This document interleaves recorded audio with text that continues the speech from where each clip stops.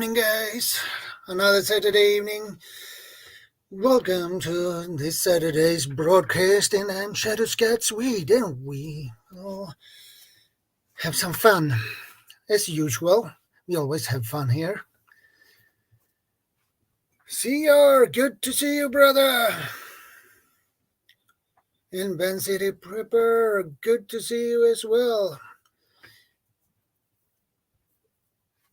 Okay, one in the house. Well, 0 now. Okay, guys. I hope everybody's week has been great, because mine has been wonderful, awesome, and it's good to see you, every one of you. And I have my coffee.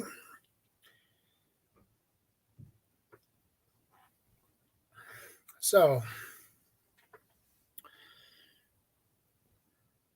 what's up for today?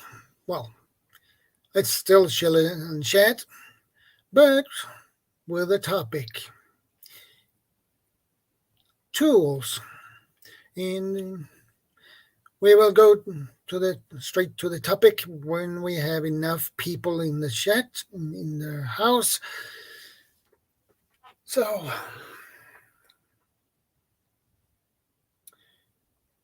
well, I guess you guys will find it interesting. And one in the house.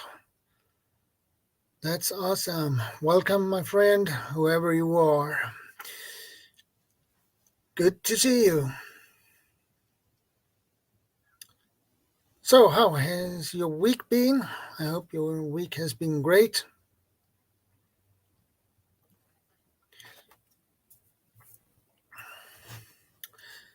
And I can tell you guys, my week has been awesome. Even if I had to go to the healthcare center for some further tests and check my blood pressure. I changed the medication, so the new medication will obviously need to be raised up in the dosage. CR. How are you doing, buddy? And Van City Prepper, good to see you. I hope your week has been great and wonderful.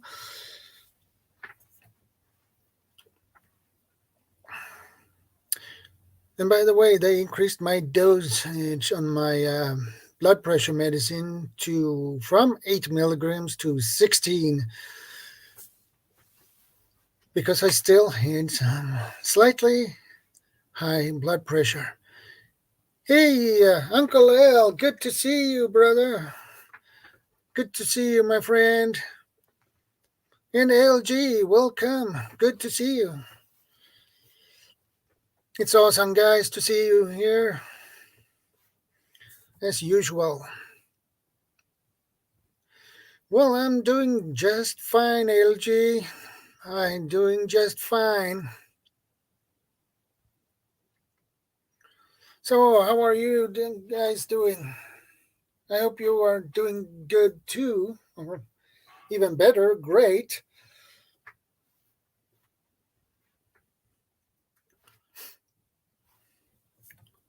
So, Uncle Al, do you want to join me up here? I know you want to.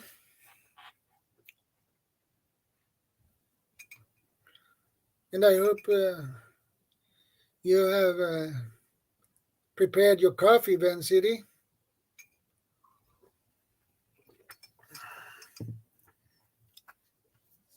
You always need a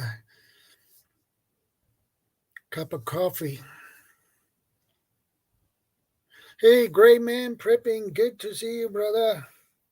How are you doing? How are you doing this Saturday evening? Okay, Uncle Al, no problem.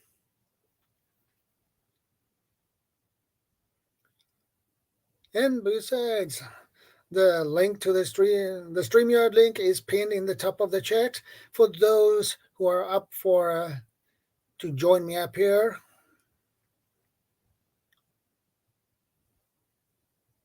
That is good, LG.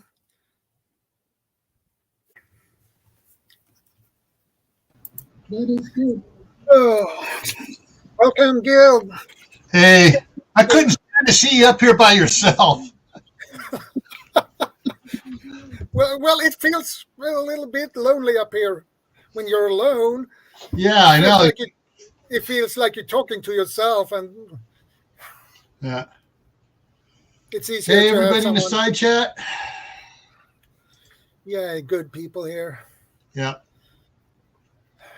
So, how has your week been? Exciting. Started out with the concrete pour on Monday. Got everything all cleaned up here. We're getting rain on and off, since then.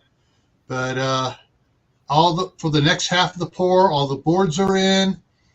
And I just finished prepping the header board for as they pour the concrete. They'll be in between the forms, and they'll pour as they back out. We got to drop that header board in, and so I just finished getting that made, and now I'm just waiting.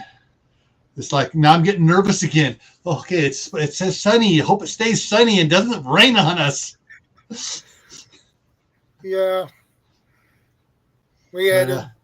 Well, we had some rain yesterday, and it's just pouring down. I was totally soaking wet, basically. Yeah, let's see. Hang on, I got to refresh my weather thing here. Okay, so we're saying right here, it's saying chance of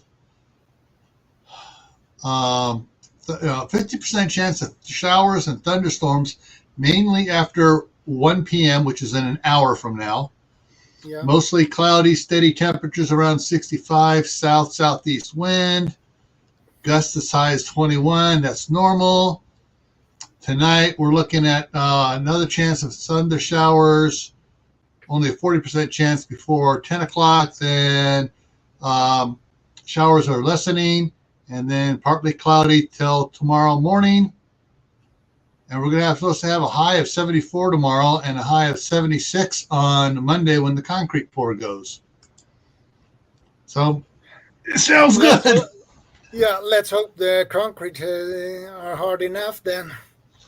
Well, generally in California, where I did a lot of my work stuff, the driveways and sidewalks are done with what's called a 5-sack mix. 5 sacks of Portland cement per yard of concrete when they mix it up.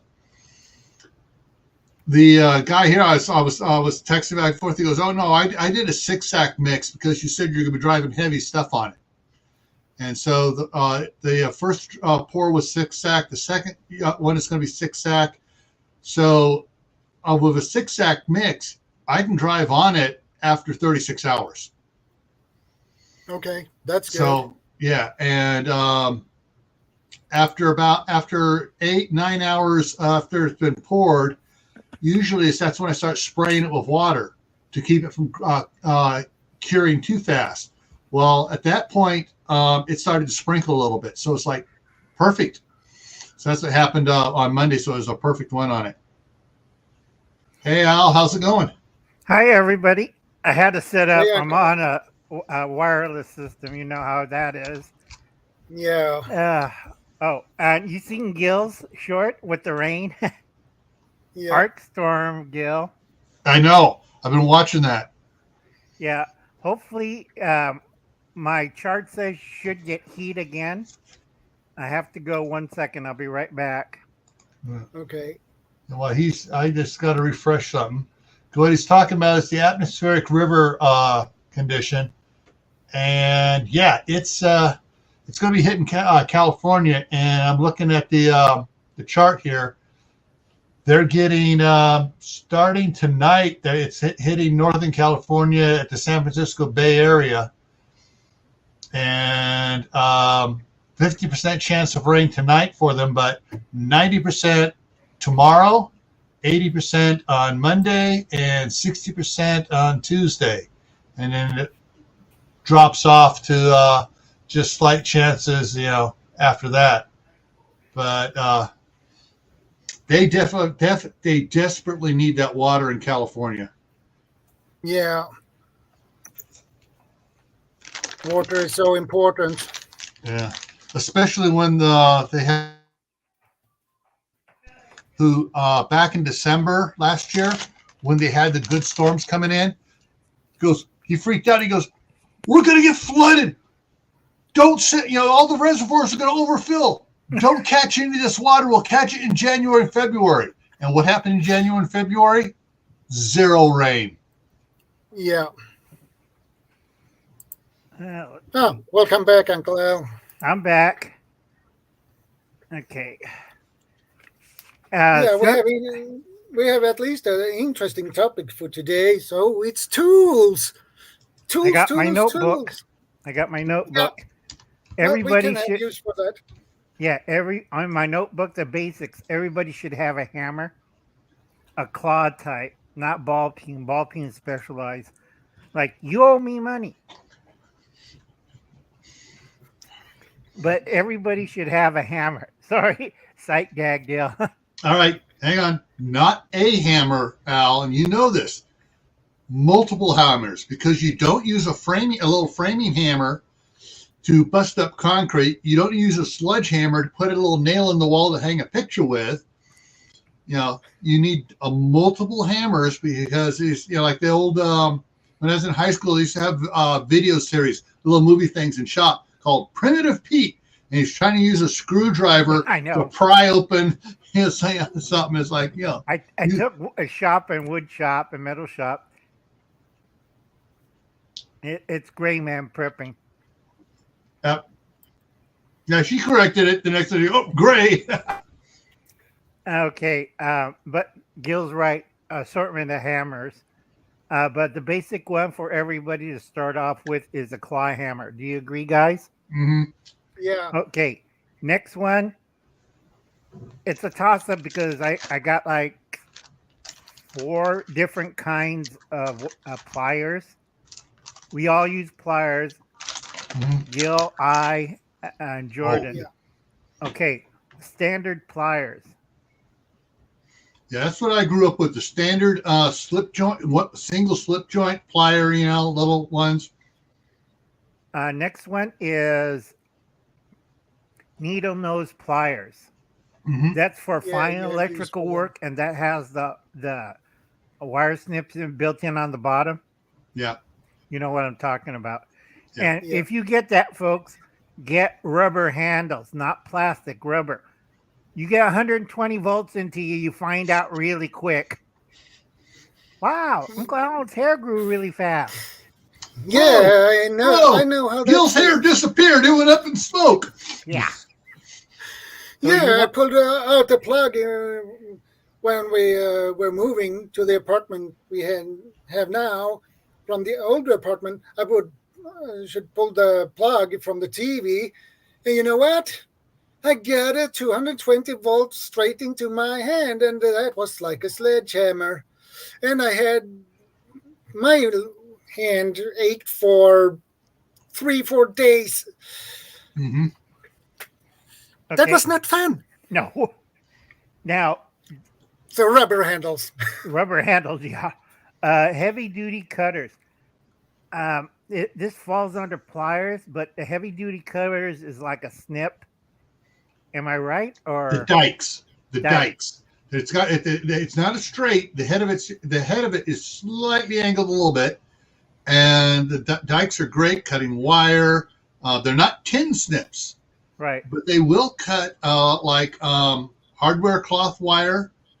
And it'll cut up, depending on the size of your dikes, they'll cut up to certain thicknesses of cables and stuff too. Right. And also falls in that category is metal shears. We know what that is. Or metal snips. Also known as tin snips. Right. But you got to separate the 3 because everybody confuses those. And I have to watch on beginners ones. And the final one is wire cutters.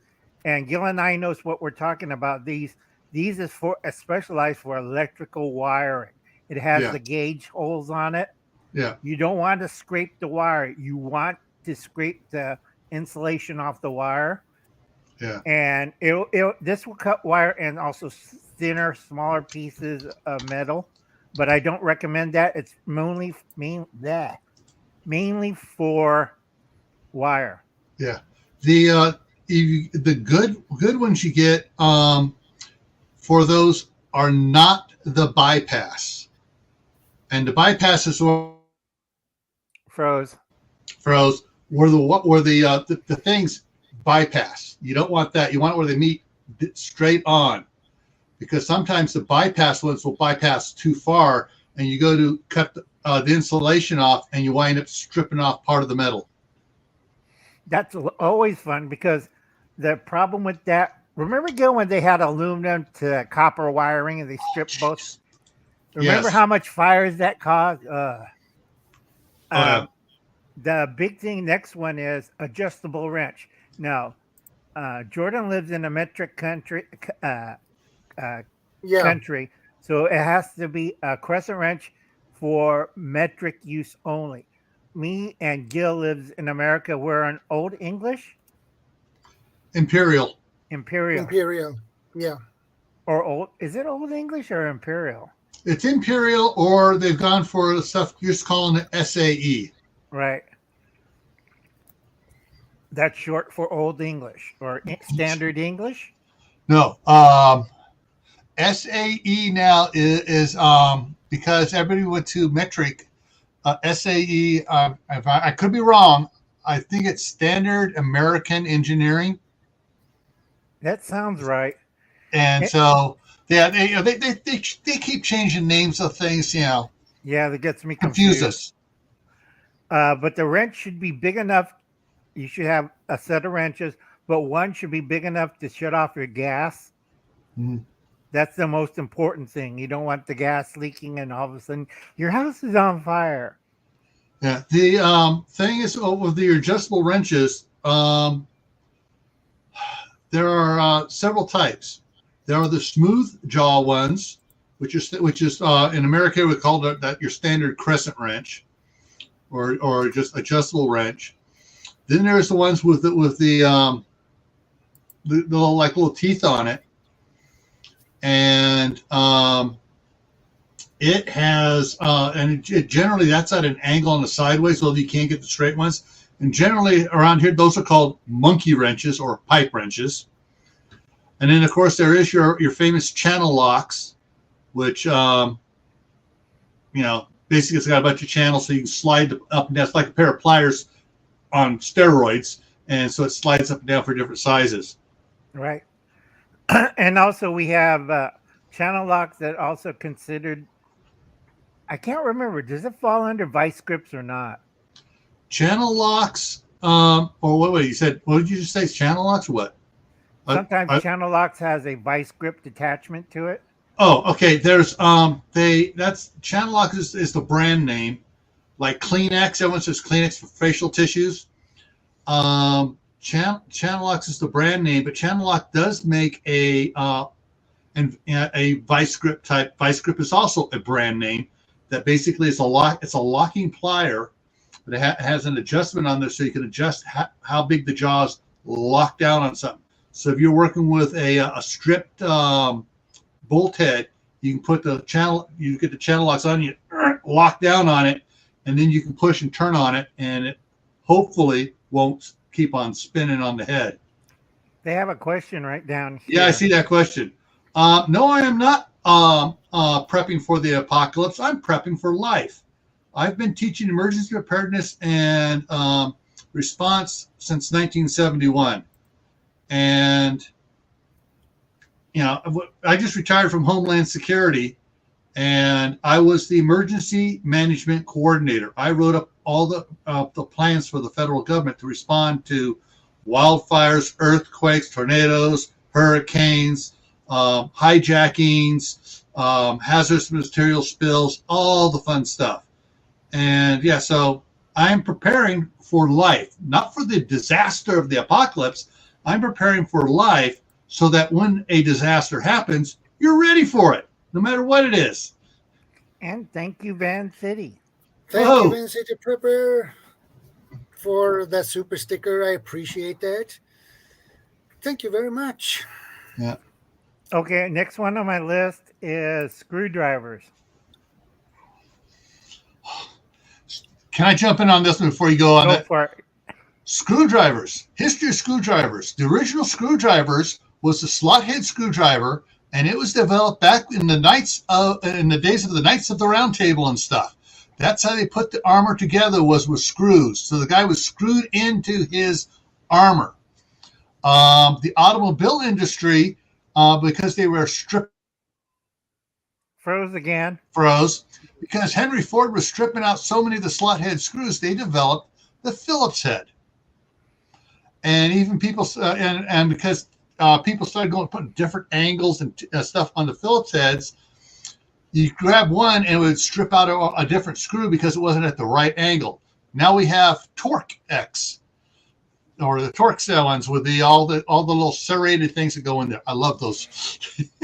Right. And again, metric for Jordan, and then SAE for us. Right. Now, now the electricians have the square head ones now, which for all the electrical stuff. So when you're talking screwdrivers, depending on what you're doing, you can have a lot of screwdrivers. And I probably have about 40 or 50 screwdrivers around here in sets of different ones, the square head ones, the Torques, the Phillips, slot heads, because they all have their purposes.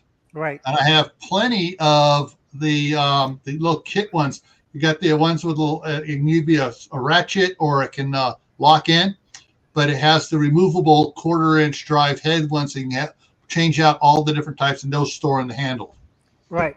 Gil, we showed it one time, the whatchamacallit?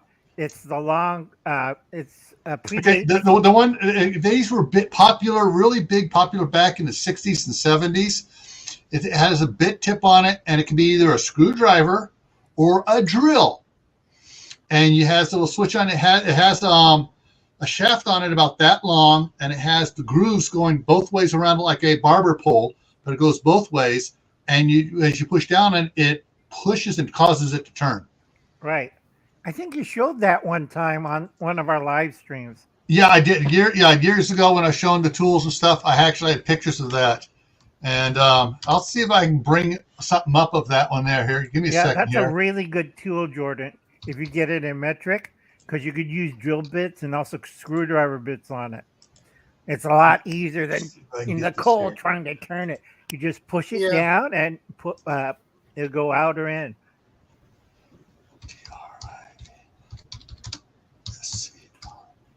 And let's say hello to all the new people here.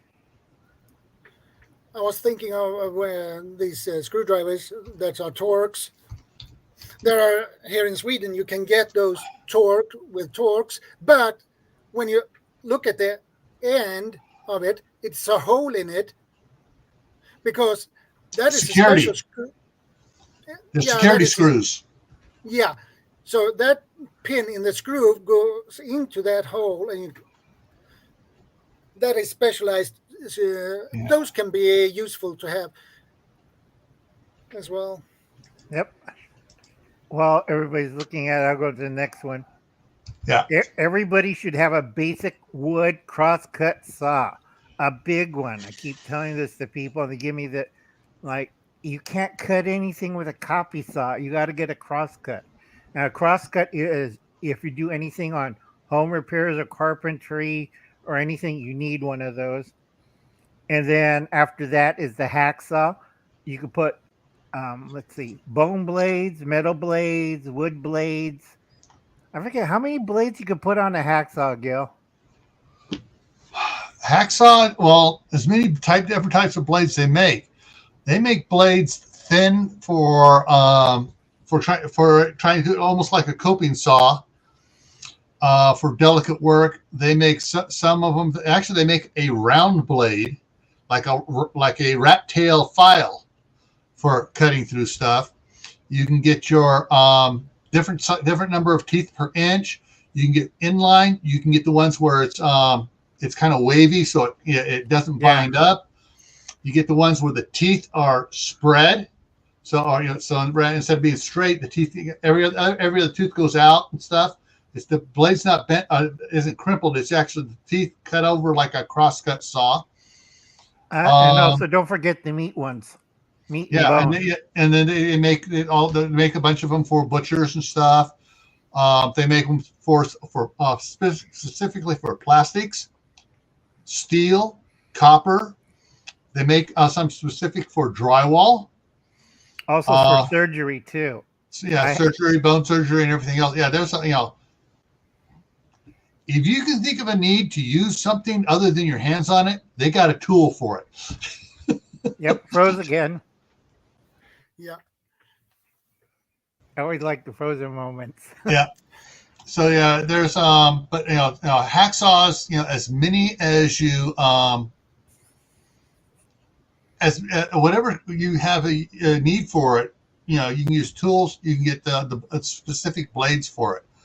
Generally, for most stuff I do, which include everything around the homestead here, I usually use the 18 to the 24 inch multi-purpose blades. Right, that's in your what was that I wrote down? Close quarter or C-shaped kind of hacksaw you used one time on the pipe.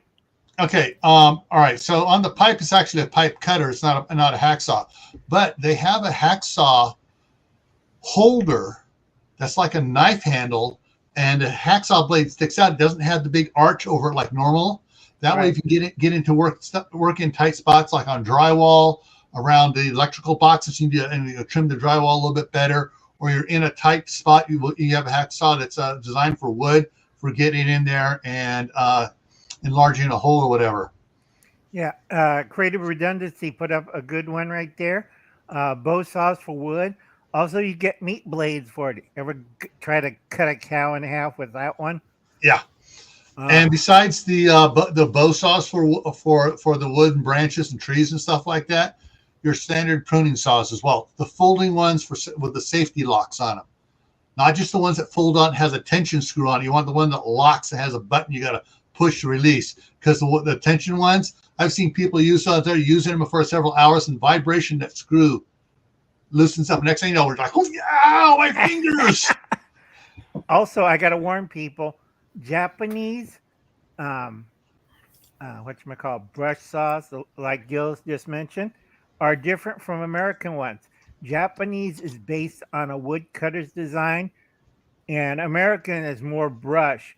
So the American's coarser, Japanese finer. That's why you cut so fast with the Japanese versions. Yeah. Remember the whole bit we used to go 2 years ago on that? Yeah. That drove everybody crazy. I'm trying to explain it.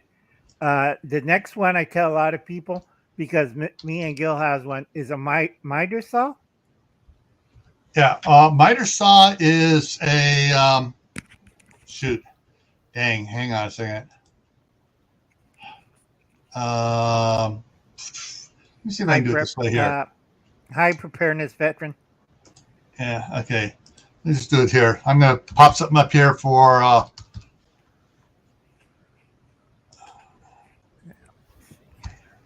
Got too many notes. Okay. Now, miter saws, when people say miter saws, let me bring this up here. And okay, here we go. Share. I'm sharing my other screen here. If you want to bring it up, please. Yeah. And it should be there right now. Okay, miter saws. When I grew up, we did not have these power ones. Didn't have these power ones. The ones we had were, let's see if I can find one that's not a sale ad went on it. All right, let me do it this way. H-A-N-D, hand miter saw. Boom. There we go. That's the type I grew up with. Yeah, that's the type I grew up with too. Except it was wood and not plastic. Right. Yeah. Wood. Those are really good. Yes. Yeah. Expensive too. It has preset, like 45-degree angle, 30-degree angle, and 90-degree angle. and with that you cut most of your major angles and stuff. Then my dad got one of these, so you could, if you had something like a 22.5 degree angle, you could cut it for and that would work on like corner molding and stuff.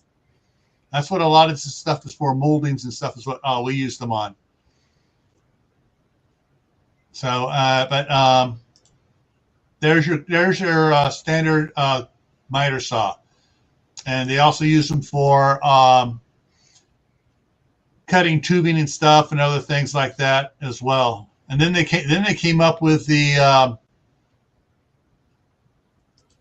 me pop this off. Go back here to the other one here. Then they came up with this type here, which I got two different ones. I got the big I got a big one with a 10-inch blade, and I got one with the 7.5-inch blade. But this one here is just an angles froze. It angles side to side and goes down. But then there's another one here which does the same thing, except that it slides. So after you come down, you can pull it forward. And this one here works. So there's another one like that. This is an offshoot of the radial arm saw, which was what we had back in the day in the early 70s. But yep. So there's your miter saws and stuff. I still can't find the picture of that other one, Al. That fancy that drill, torsion the little hand drill screwdriver. Yeah. Okay, that's the number 8, cordless electric drill. We all need that because me and Gil grew up with the corded generation. Do you know those things are horrible?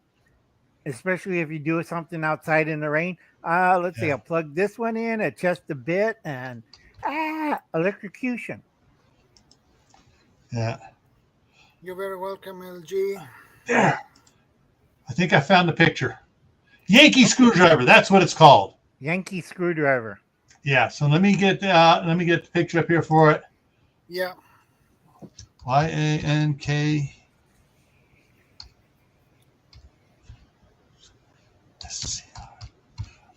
I still have one that is old. Here we go, and share screen. Boom. So Yankee screwdriver, and they come with all the different bits and stuff on them you can get for them for either driving or drilling. Some of these are older. I mean, you can't see the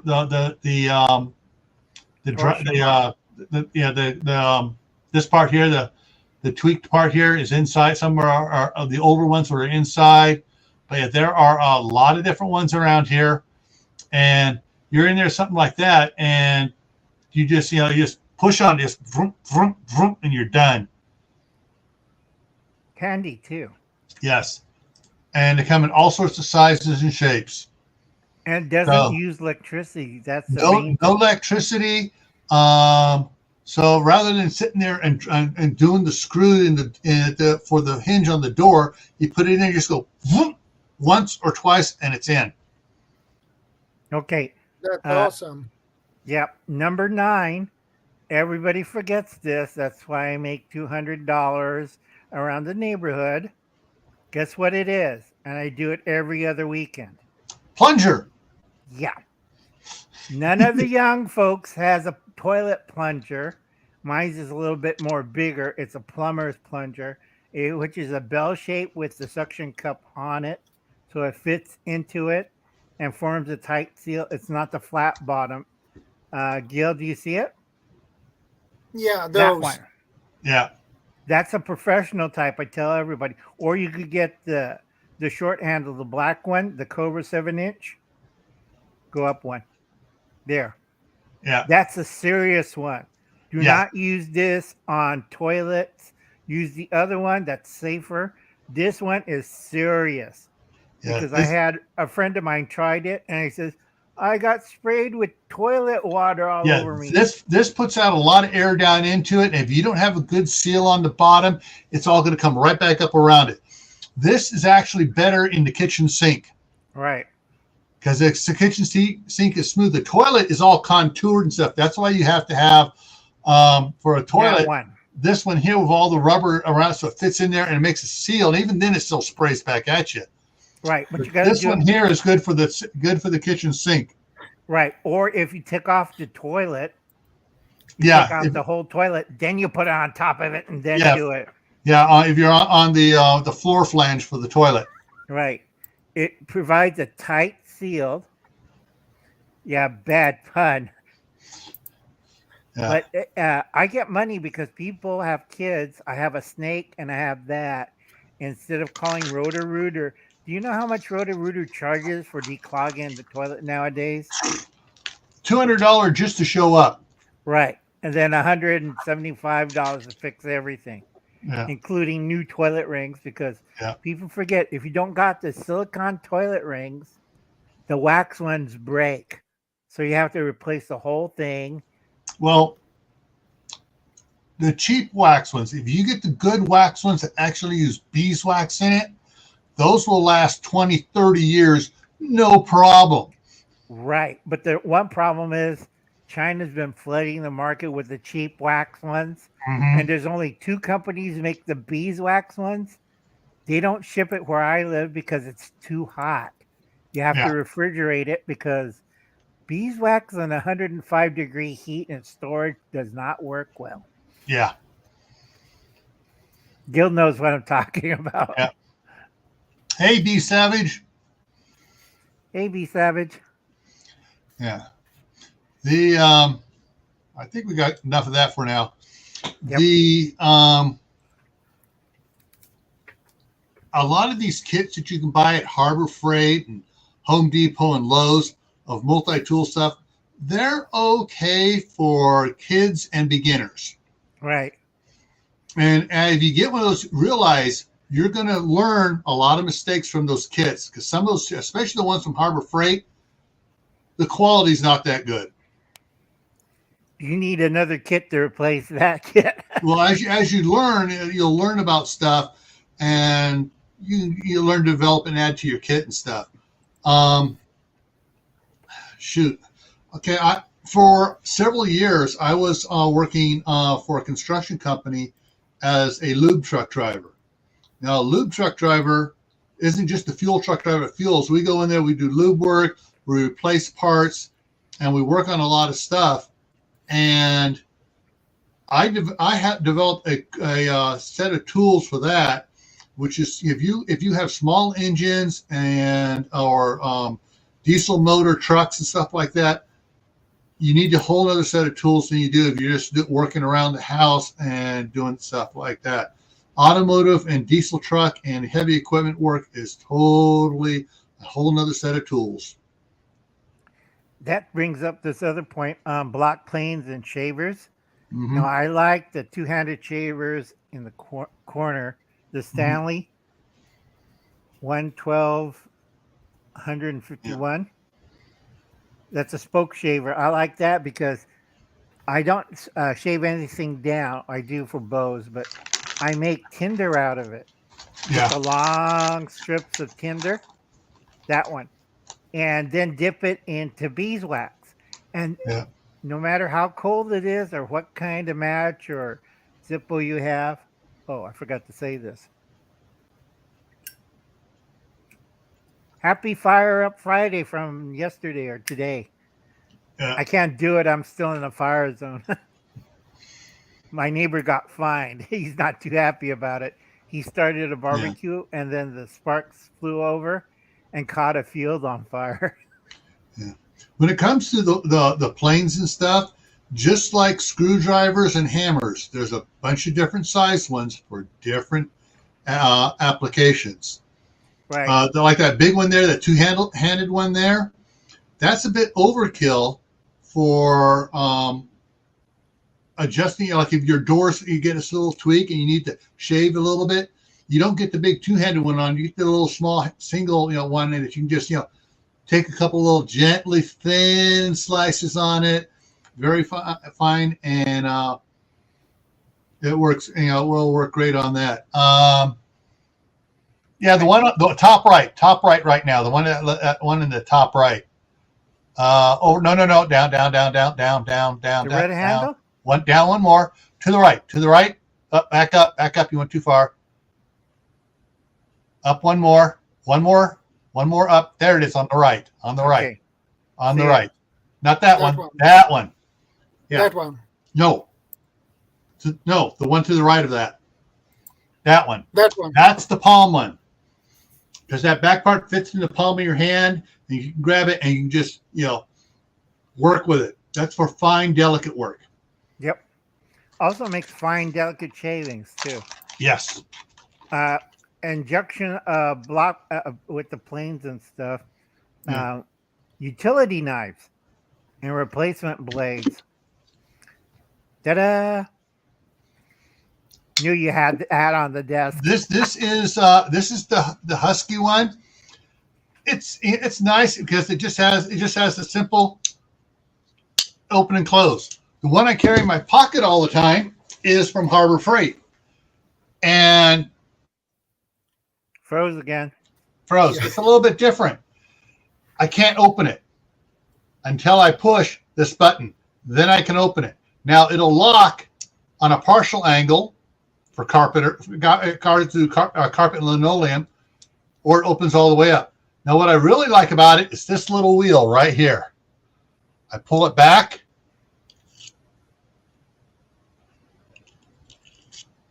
Simple. That quick you can change the blade on it. Like the Husky here, it's a pain in the butt. You got to push this thing. You got to open it up. You got to push this thing in here and hold it hard, and maybe it'll come out. Without slicing your thumb. Without slicing your thumbs and fingers, yeah.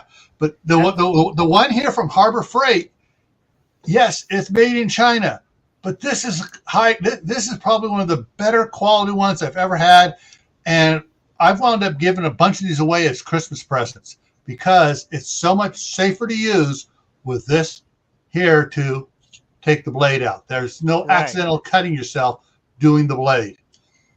And your thumb on the button, you pushes it, and it just folds right in. Now there's there's two other types. In Japan, we have the pencil one. Yes. Yeah, that you break the blade off if it gets too dull. And then we have the one by Gerber that everybody has on their keychain. Mm-hmm. Gil, you still have yours, or you got rid of it? The little one on the keychain, I don't have a keychain anymore. Yeah, I got two keys on a single ring, the house key and the truck key. I got rid of all. I don't have all the other keys around that I used to do. Yeah, but you used to have that Gerber folding one with the utility blade on it. Yeah. And that was only with a set screw in it. That was it, right? Yeah. There's but when you talk about utility knives, again, you get into an area where what is classified as a utility knife. There are the simple box cutter ones. Hang on a second, I'll show you the box cutters. And it goes into a bunch of others here. Box cutter. Okay, here we go. Here we go. Go ahead for Gil's first. There you go. All the different ones. This is the pencil one he was talking about with the snap blade on it. Yeah. This one here is the one I grew up with, the old Stanley. You unscrew it and you replace the blade on it. It takes the exact same blade as these others I was showing. This one here is this Uniline one here. That's the type that the hijackers used on 9/11. Right, but that is a different utility blade because it uses it uses the quote safety razor blade. Right. And I'll see if I can find one down here on it. Here we go. So there we go. So basically that's the safety razor blade, just drops in when you slide it in. And Yeah, so that's what happened on 9/11 with the hijacking of the planes. They used that one there. But there's a whole bunch of different ones around. These are all the snap blade ones. This new one here, which helps keeps your hands safe while you're cutting stuff, and it's set so it can only go so deep. It's perfect for opening up boxes and stuff. This is the new safe box cutter one. There's ones like this that are used that has a hook on it for specific jobs for the bundles of PVC pipe. How they got that strap around it. Hoses that have that plastic strap around it. You use that without damaging the hoses, the pipes, or extension cords that have these things on it. These are another one that it's a safety cutter. It's really cool. And what's great about this one here, you keep it in your car. Yep. At quick access, because if you get in an accident, your seatbelt jams on you, cuts the seatbelt nicely. Yep. Yeah. Oh, say hello to Bob. Hey, Bob. It's Bob, another guy that makes crazy things and cool stuff, and he's a machinist, and I love his machine shop he has in his garage. Yeah, me too. I would like to have his tools. Mm-hmm. And so, so this blade here, on that right there, that's the blade that goes in the other box. Goes in that one. These box cutters. Yeah. So, you can buy your different ones. This one here, this is set up for multiple use. You got the blade out here. You got the blade in here, which you use this for stripping wire and stuff. And then when it's closed, you have this back here, that safety one that you can hook on your to cut your seat belt and strappings and stuff like that. Or you can have one of really these nice too. one. Yeah. Now that the Cobalt one's good. Now a lot of places will sell this little package of blades. I'm sorry, I use the big economy pack because I use my knife a lot. Right. This is the third one I've been through in 10 years or so. Because I use my knife blade a lot, and the second the blade gets dull, I change it, because a dull blade on one of these is very dangerous to the user. Yeah. Everybody remember one of these, right? Oh yeah, that takes that same razor blade and use it for scraping windows after you paint them and stuff around it, clean it. Yeah, remember that one too. Mm-hmm. Little Devil, ice scraper, gum scraper, and its replaceable blade. The exact same blade in that other box cutter. Yep. The razor safety blade. That would be that blade right there again. Right, but I don't think they make these anymore, do they? Yes, they do. The Little Devil? Yes, they do. I know they have. Husky makes it for Harbor Freight.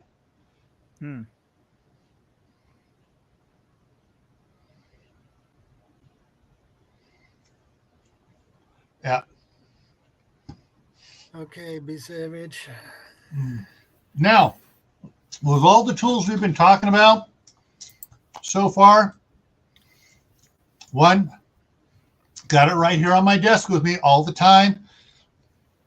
My Gerber multi-tool.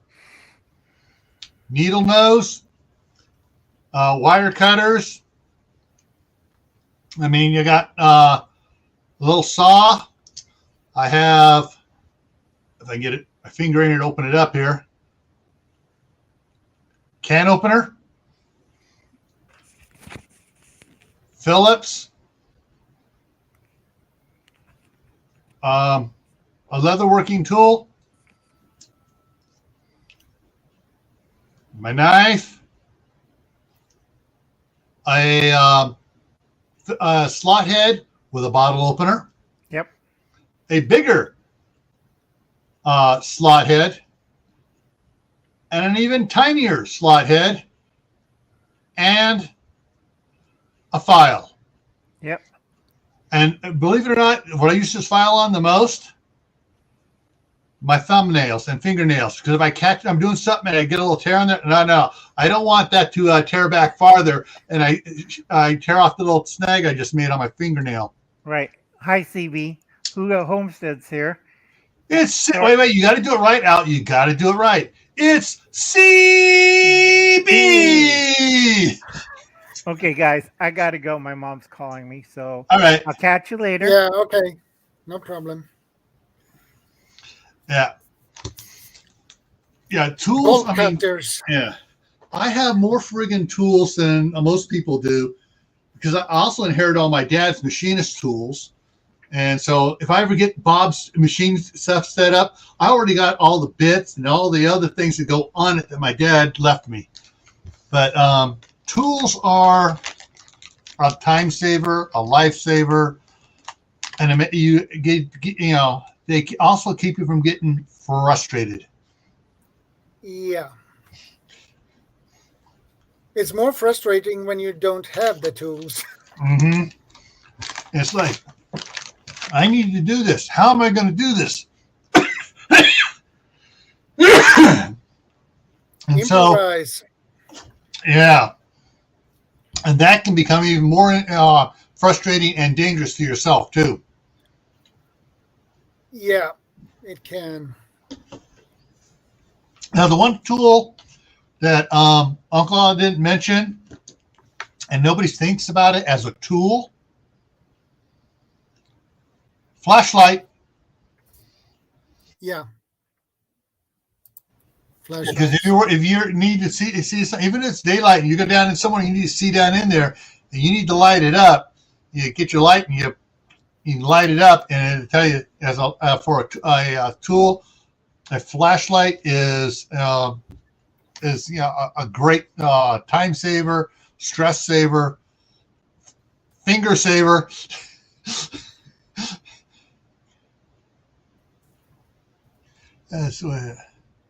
Hex wrenches, yes, hex wrenches, also called Allen wrenches.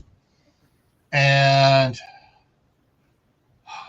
we just had a situation where a product made overseas, I'm not going to say the country, but they supposedly have dragons over there. Yeah. And anyways, they said, "Oh, you use the included Allen wrench or a number 5 millimeter socket wrench." Not socket wrench, but basically it's the Allen wrenches or hex wrenches that are in like a socket that you can put a ratchet on. They weren't. Part of the set was metric. The other part of the nuts and bolts and stuff were SAE, and they said, "Oh, this works on both."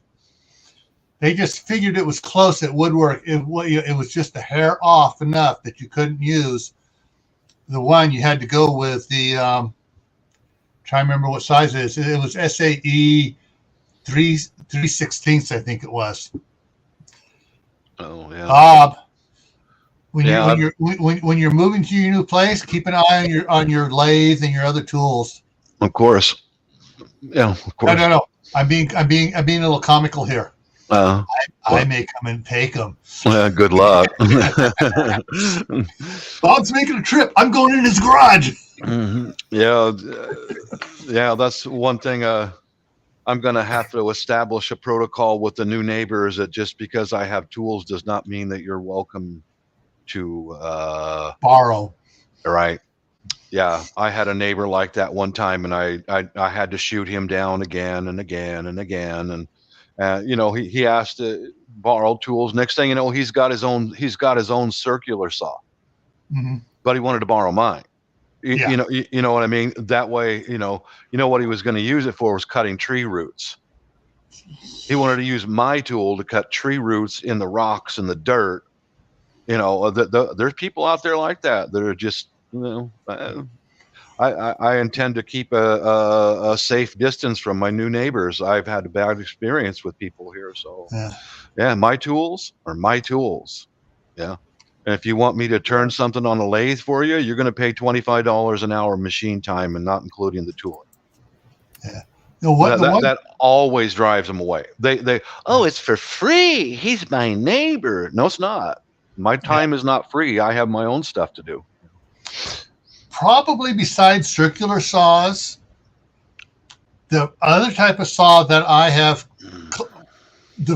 wound up with a collection of different types on CR is this one here. I'm sharing it right now.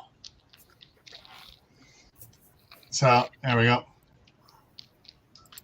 I started out with first a Porter cable, and then the Milwaukee Sawzall, and now I have the Craftsman, and I also have, believe it or not, I have a Harbor Freight, the Harbor Freight Central Electric. There it is, right there. Yeah. And what I really like about this one here is the Harbor Freight one. You push this little black button right up here, and you can turn the handle up 180 degrees from what the blade is. Mm-hmm. Mm-hmm. So if you're getting in there and I need to cut, you can't do it this way or whatever. You turn the top front of it, and then you cut sideways and use it almost like a scroll saw. But yeah. And the cordless ones are absolutely phenomenal, especially like if I have to walk across to the far side of the 5-acre field and trim the tree that is leaning against the fence. I can take that out there, put the special blade in there for that, and I'm done with it. And I don't have to run 350 feet of extension cord out there. Yeah, I hear that. I've got a rechargeable. It's a Ryobi drill. That thing has just saved my bacon a billion times. And when I'm mending the fences in the new place, I'm going to really put that thing through a workout, Yeah. Cordless tools have come such a long way and have expanded so much. The first cordless thing I ever saw was a cordless screwdriver. Yeah. They really were gimmicky back in the early days, but since they've come up with better batteries and building materials, man, the stuff is ironclad now. It's really, really, really worth buying now. Yeah, I have most of my cordless tools are the Craftsman 9.2 volt C3 interchangeable ones. Mm-hmm. And I just love them to death. But since Sears sold Craftsman off to DeWalt, they changed it to 20 volt and everything.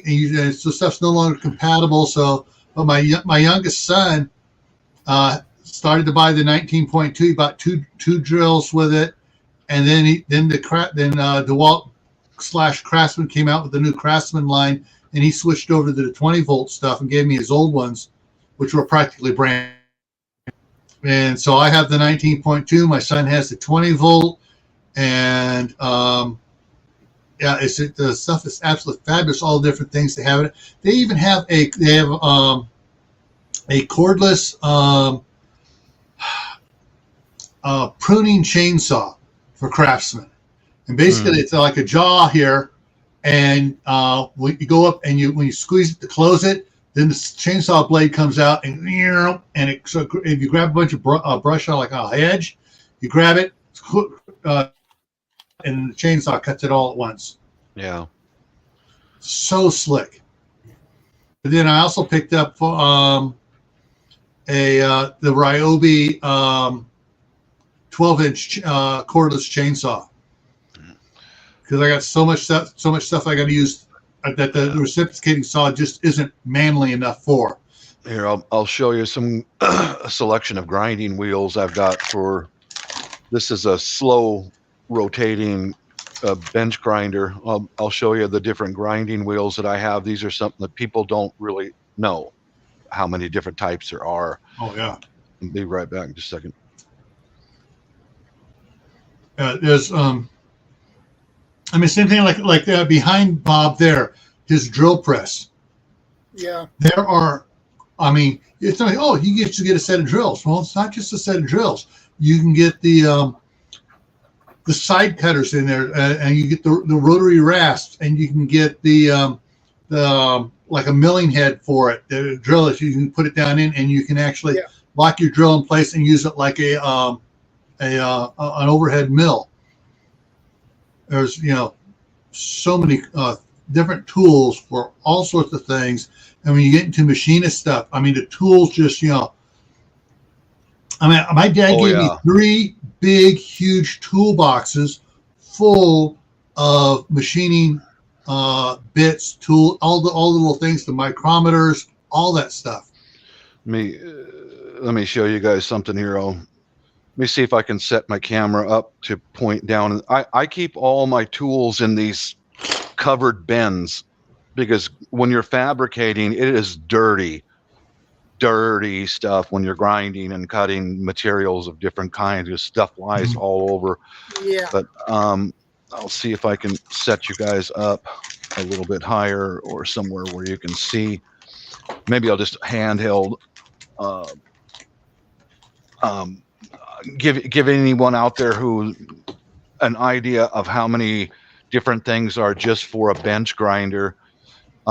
This is, of course, is a buffing wheel, and I use muslin only material. I haven't used this one yet, but I've got a very high speed for buffing. It's a very high speed grinding. Now this one, these are white wheels. That's 150 grit. I write it right on the wheel. The white wheels are made for your exotic metals like stainless and very, very hard steel, but they're dusty. Oh boy, are they dusty. That's an adapter in the center that you can go from 5/8 arbor to whatever diameter your arbor is. This is another white wheel for exotic metals that's a 60 grit. That one will remove a lot of material very quickly. I use the wheels like I do sandpaper, rough, then go to a finer grit to get a better finish. Here, and this one is just your common.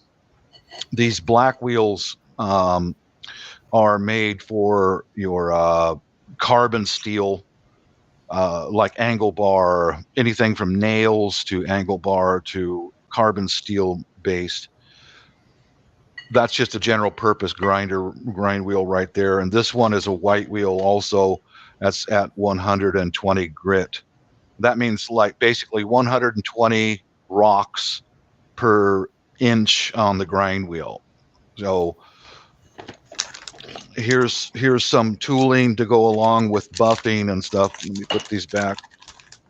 I've got a lot of these different sizes of these go on the side of the wheel like that to provide tension. I've got quite a number of those, large ones and small ones, depending upon pressure that's required to put on the part.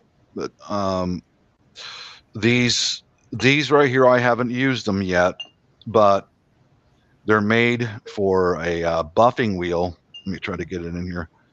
You use these set screws on the arbor of the grinder, and you can slip almost any size of buffing wheel, in like this, more or less, and right. The speed and the tension will hold it on the arbor as you turn it.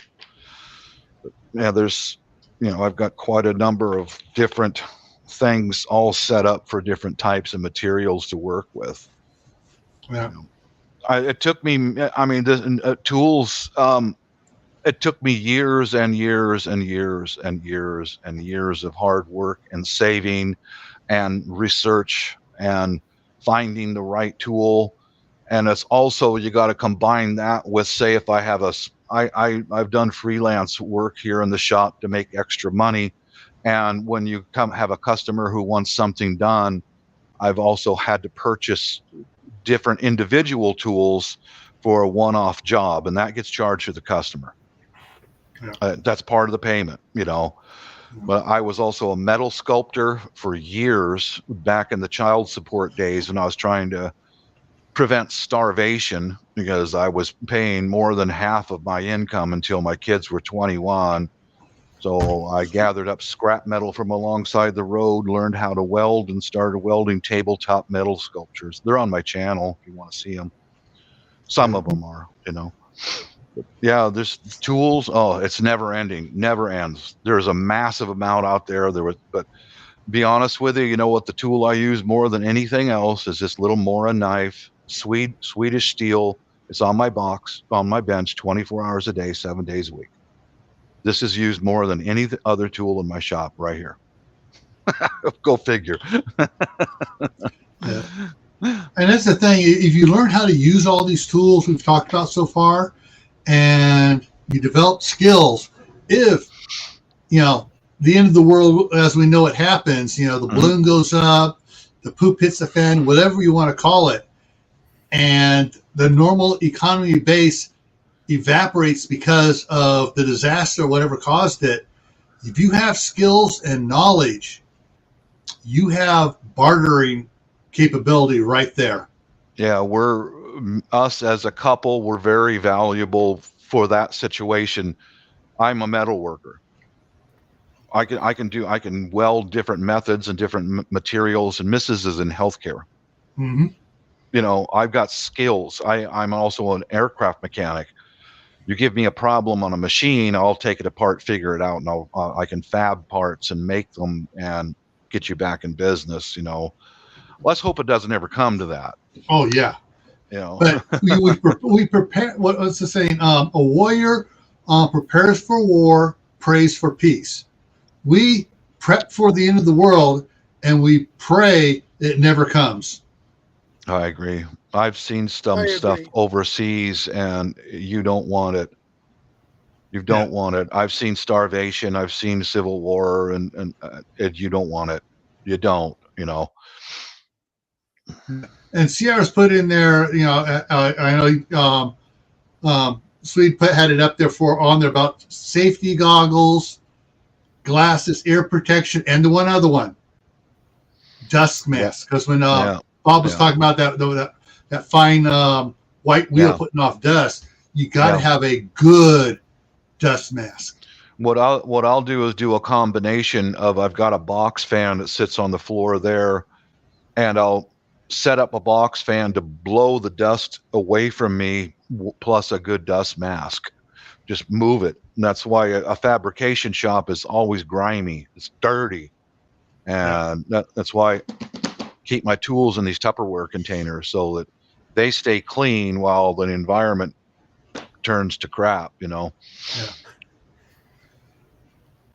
I mean, and it's anything besides metal. A wood shop is the same way.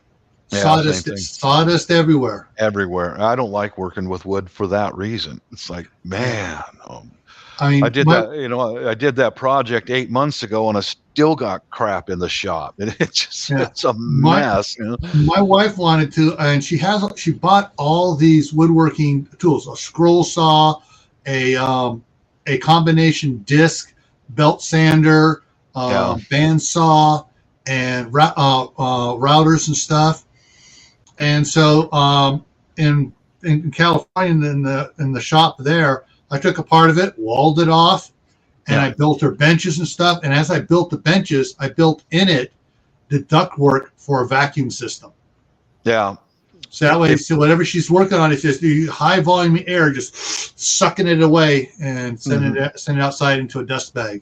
I've also seen some guys with the mega shops. They have a separate room for varnish, stain, painting. It's a dust-free room. You know. It's a clean room. That's the guys who've got the ka-ching. Usually they do that for a business. Yeah. Oh yeah. Tools. Oh Lord. Yeah. And if you have the tools, learn to use them well. Mm-hmm. I mean, because even now you could do stuff for as side hustle, whatever type of tools. Like Bob, welding stuff, making things.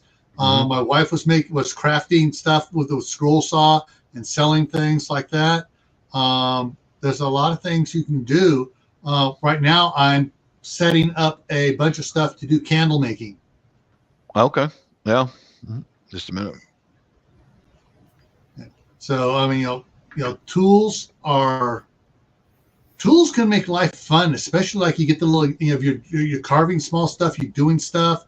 My mom used to, she had a kiln, and she'd make all these ceramic beads and stuff for the macrame, which was big back in the 60s and 70s. And then she had all her paint sets and stuff. So her degree was an art major in college, and so she was putting all her art skills to work, painting stuff and doing all the fun stuff like that. And if you can find something you can do as a side hustle and have fun at it and enjoy it, ooh, that's a triple win right there. Yeah. Painting. These are some of my drumsticks. I got a bunch of these over in the Philippines, and I put these on the lathe and rotate it, and that's how I paint the stripes on these. And then I add a bunch of fabric and beads and shit like that, just some hippie shit, But yeah, well, even I don't know how many vices I have, but this is the nearest one to me right now. This is the drill press vice. I use it. I'm using this currently on different projects. I'm tending to do moving during the day, and then I'm shredding fabric for more of this kind of decoration stuff for my drums, with that little vise.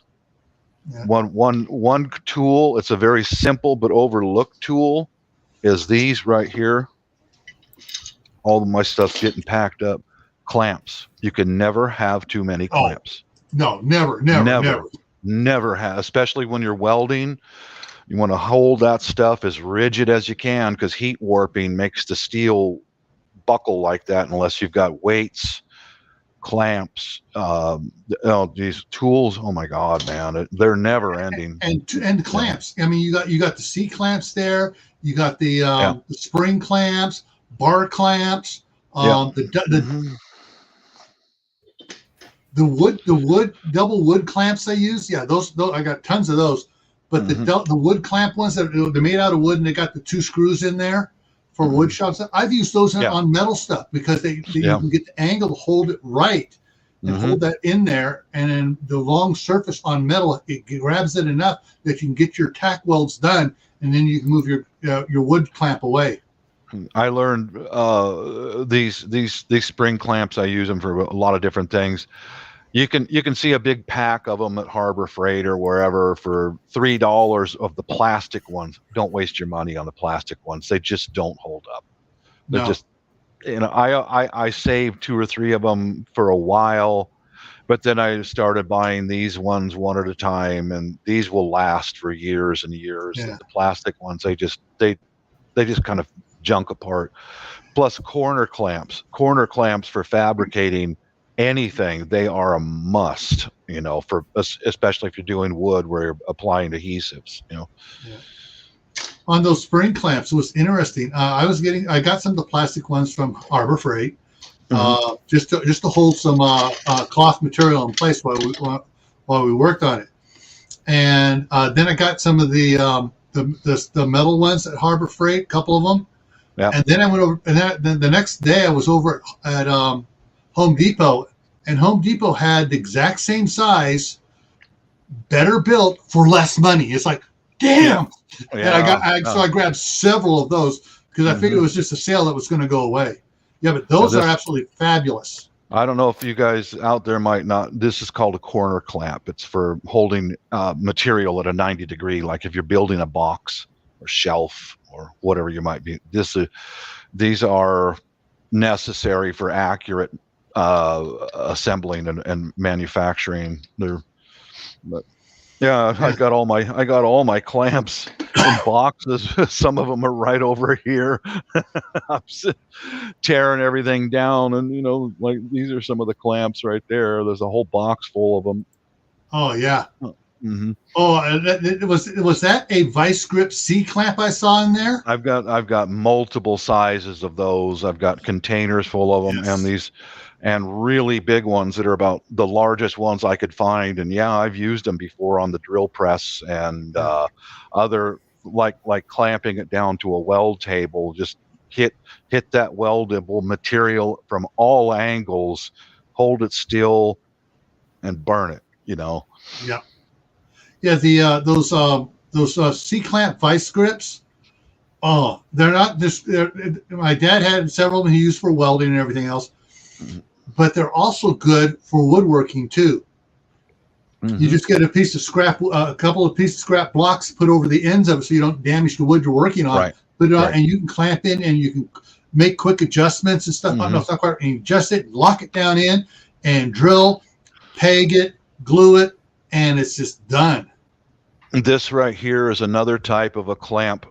It's called a 3-jaw chuck for holding the round material. Yeah. I love those. And what you can do with any kind of a clamp is use I've seen some machinists, I don't have any made right now, but any kind of a clamp, you can make a soft jaw out of aluminum. And it's softer than the steel that you're putting tension on the wood or whatever, Yeah. Hello, Silver. Nice to meet you today. But yeah, these have come in handy. I mean, I don't know how many times. Yeah. Holding doweling, holding any round stock. Yeah. My dad took using one of those.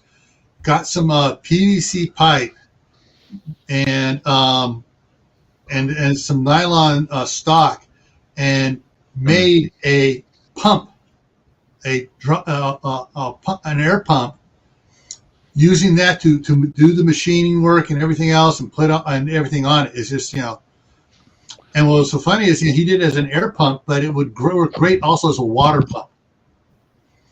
So you can make an emergency water pump. Guardian Prepping, hey, how's it going? Yeah.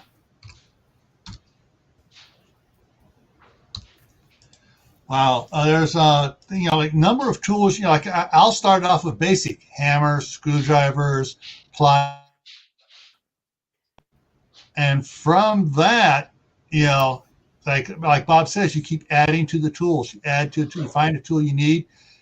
Get a good quality tool, at first. Yeah, I said you can get, the cheap kits at Harbor Freight, but if you're going to be serious about getting the right tools, spend the money. One of the pair of pliers, I want to jump back to what Al said about pliers.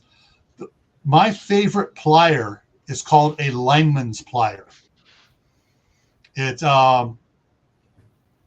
It's really great. When Bob's pulling that up, I'm gonna run in the other room and grab a lineman's plier, and I'll bring the lineman's plier back. So I'll be right back. Yeah. These are some other tools that I have handy, that's a much larger 3-jaw chuck for doing. This belongs on a milling machine. It's on a rotary table, so you can drill concentric holes, but this stuff's expensive. And here is a very handy tool. You notice I got up on I salvaged this old typewriter table out of a back alley. Somebody was throwing it away, and I picked it up and salvaged it. And this is a type of a clamp for. It rotates in all directions at all angles, and it also has increments of degrees in all directions. So if you're trying to drill through, like you want to insert a piece of wooden doweling in a board, you can angle this, up and down and left and right, and so these are available. They're not cheap, but they're also not terribly expensive. Tools, my God, it just never ends. No, it never ends. And Never, different. never. You should have different bolt cutters, different size on bolt cutters. Oh They yeah. have- Yeah, I hear. And like that tool back there, it's an air compressor. If you're going to buy an air compressor, get the largest one you can find. Because Yeah. if you get a little pancake one, that might be okay for tiny projects and it will get you through. But really, if you want an air compressor, get the biggest one you can find. Yeah. Yeah, I got my bolt cutters are right there. These are Japanese. I spent some money on them, but Yeah. they've been working good for me for 10 Yeah. years or more. Yeah. Bolt They cutters, sell I got those in everything. different sizes. I got everything but 12-inch, 18, 24, 36, and 48-inch bolt cutters. And I've used when I was driving the fuel truck, I used to have the bolt cutters on there because sure as you can count, the padlocks we put on the fuel tanks on the equipment, it always shoot them, give me a WD-40 all the time, but it never failed. One of them, somebody would miss it or whatever, or something happened to it, and it would all of a sudden the key would not open up, and we had to cut the bolts off, cut the padlocks off. Yeah. This is the lineman pliers I was talking about. This is a lineman's plier, square nose. Mm-hmm. This is my favorite plier. I use this thing all the time, and you notice how I hold it? Yep. Open and close, open and close. Yeah, I can make almost anything. Yeah. There's been one thing holding me back in this current residence. This is a rental house. I cannot upgrade the electrical system in here, but I'm going to get that going in my new house. And this milling machine, you can see how big and healthy the electric motor is in the back. Yeah. You see how that's an enormous electric motor, and on the circuits that are in this building, I can only run that at very low speed.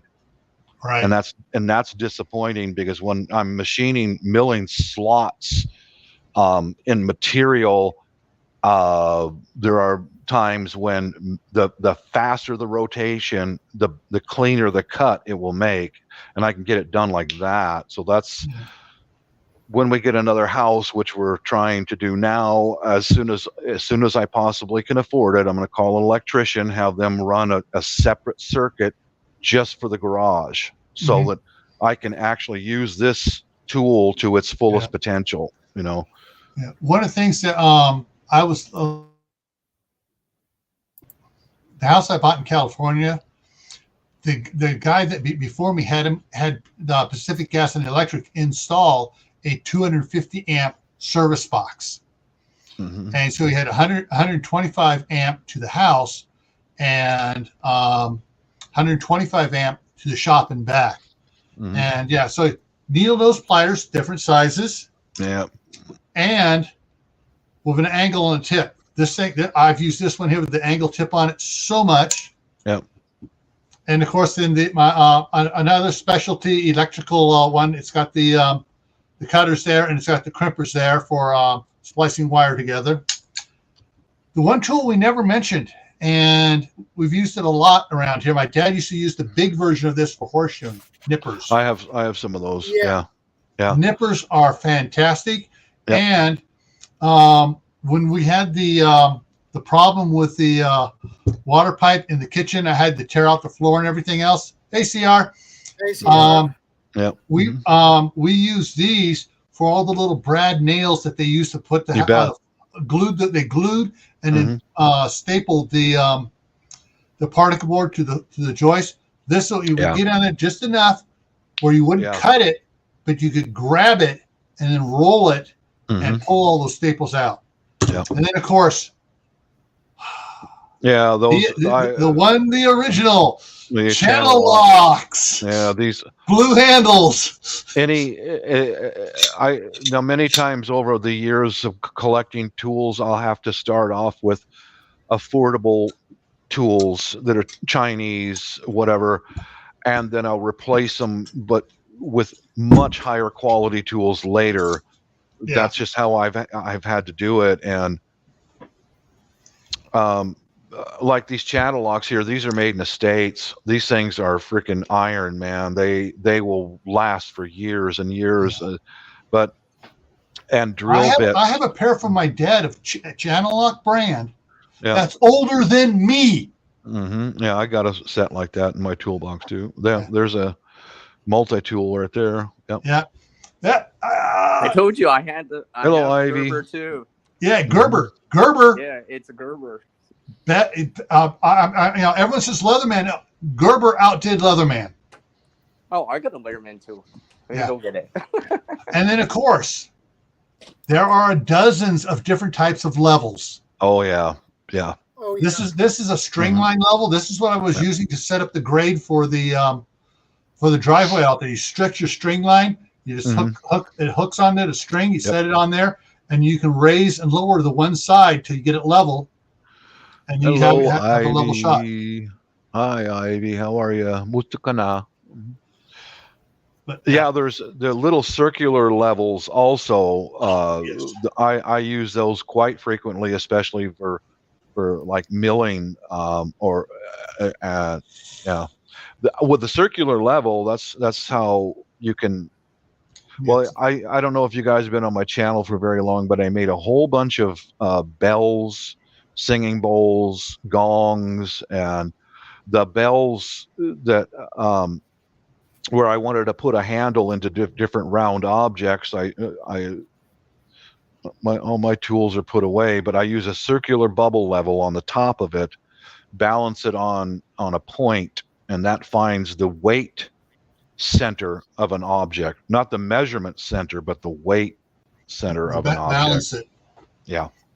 The circular levels sometimes are sold as bullseye levels. Oh, that's what they call them. Okay. Yeah. Bullseye. Yeah.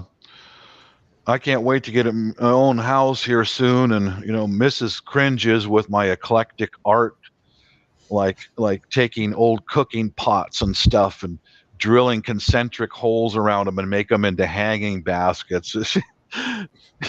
She kind of like, ooh, well, I'll put it in the backyard then. All right. Yeah. When your artwork suddenly becomes famous and you start selling a lot of it, then she'll be going, ooh, nice. I sold a lot of stuff at Boeing because I would put videos together of my my sculptures and hanging baskets and different things like that, and watch it during lunch, and people would pass by and stop and go, "What's that?" Well, I made that. Really? You make that? Yeah. Can I custom order something? Of course you can. Yeah. I got more coin just get bang, bang, bang, just like that, on accident. I didn't even try to sell the stuff. It just happened. And I made a few sculptures to some of my really reliable, decent people I worked with, and just gave them stuff as a gift. Man, word spreads like you wouldn't believe. This guy can custom make anything. Work started rolling in. Yeah. I made a mistake here, Shadow. I forgot to bring up my other channel. That way I could increase your watch hours. Oh, you weren't prepared? Yeah. Oh no, I wasn't prepared. I just forgot to engage. Yeah, Shadow, I'll tell you what, I'll make you a deal, my friend. I'll share your channel out right now if you can get Miss Verna Cardone up here on the panel. Here we go. Gil, have you seen her? Have you laid your eyes on her? Is that Ivy Styles you're talking about? No, Verna. Verna Cardone. Just wait.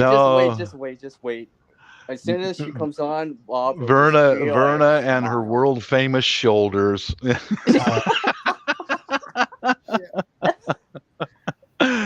Okay, Bob. I was thinking angle hook is another useful tool. An angle hook? What's that? I can find it for you. Let's see. I'll share out your show here, my friend. No, I just like Verna because she's a very sweet lady, very nice. You know, like most of the Filipinas that I know are really very sweet, very nice.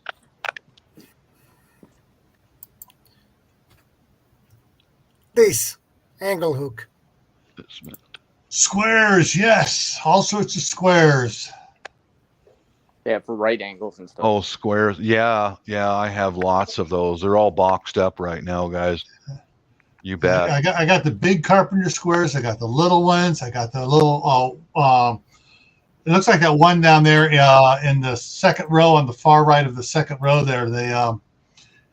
Okay, there's one similar to that, but it has an edge on the side of it, so you slide it up against the wood, and then it squares it automatically to the wood, and then you can mark your straight line, or you can start marking off inches to do your angles and stuff. There it is.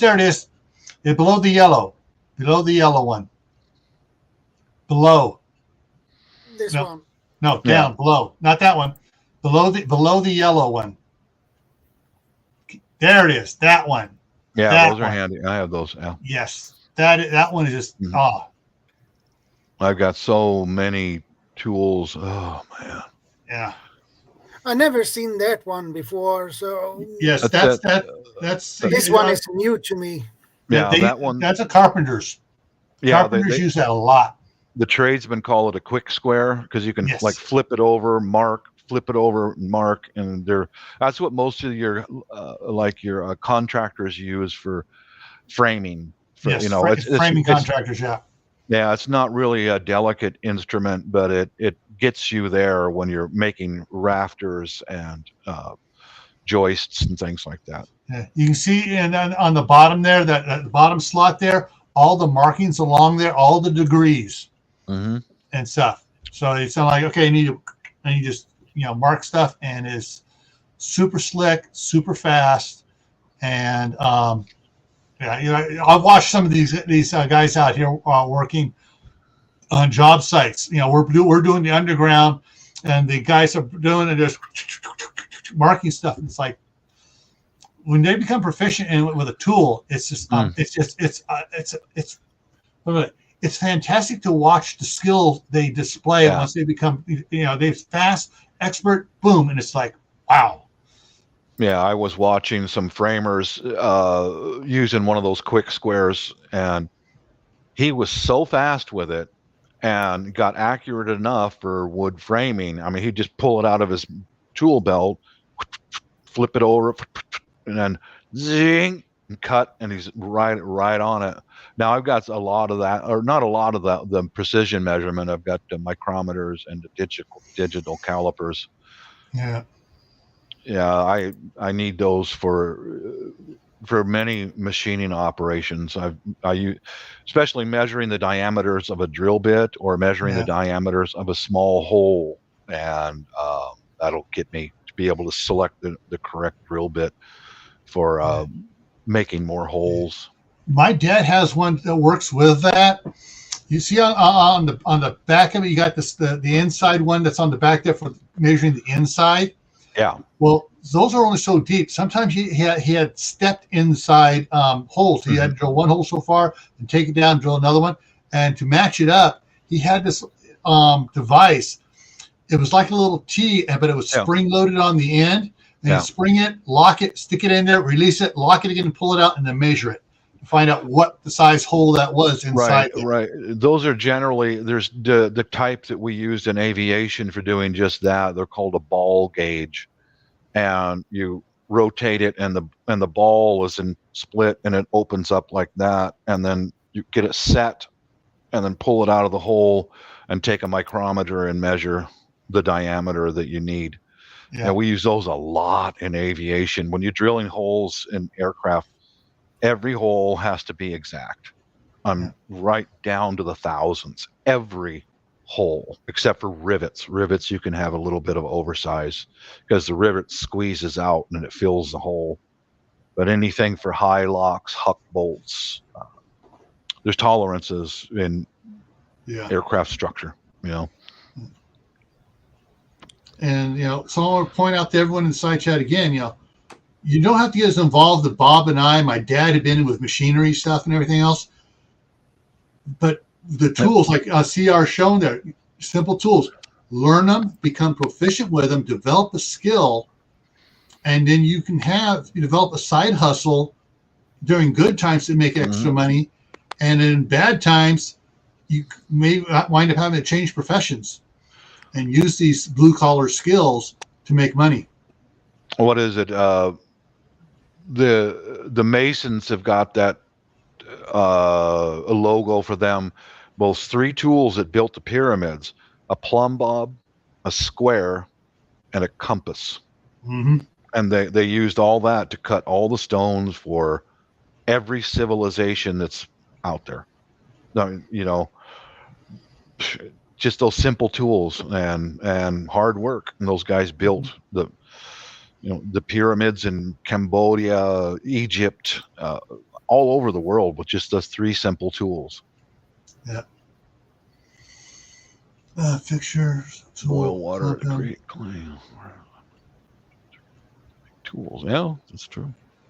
I've never heard of a fixture and tool compound jet basic. I've never heard of that. That's something new to me.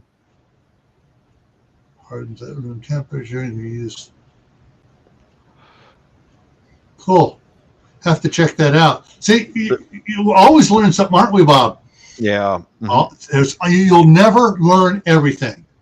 Yeah. There's like the way of now with plastics and materials, those 3D printers. Oh yeah. And I mean, understand this, guys. I'm from I grew up in the 70s. In my day, plastic was garbage. It was crap. People just didn't want it because it broke easily. But now with all the materials that you can funnel into a 3D printer and set it up and just turn it on, and it will manufacture so many different things. There's millions of videos out there on YouTube of 3D printers. And things, it's not just plastics. They have 3D printers for printing metal. Mm-hmm. Yep. And don't laugh. Adam Savage from Mythbusters on his new show that he kicked off. The first thing they built a titanium Iron Man suit. Mm-hmm. And the company from the 3D printers, every place they sold them to, they got about like 100 different companies involved in donating the time to print a part for the Iron Man suit. Mm-hmm. Titanium, ka-ching. Yeah, wow. and it was bulletproof too. Wow. They took them and just shot the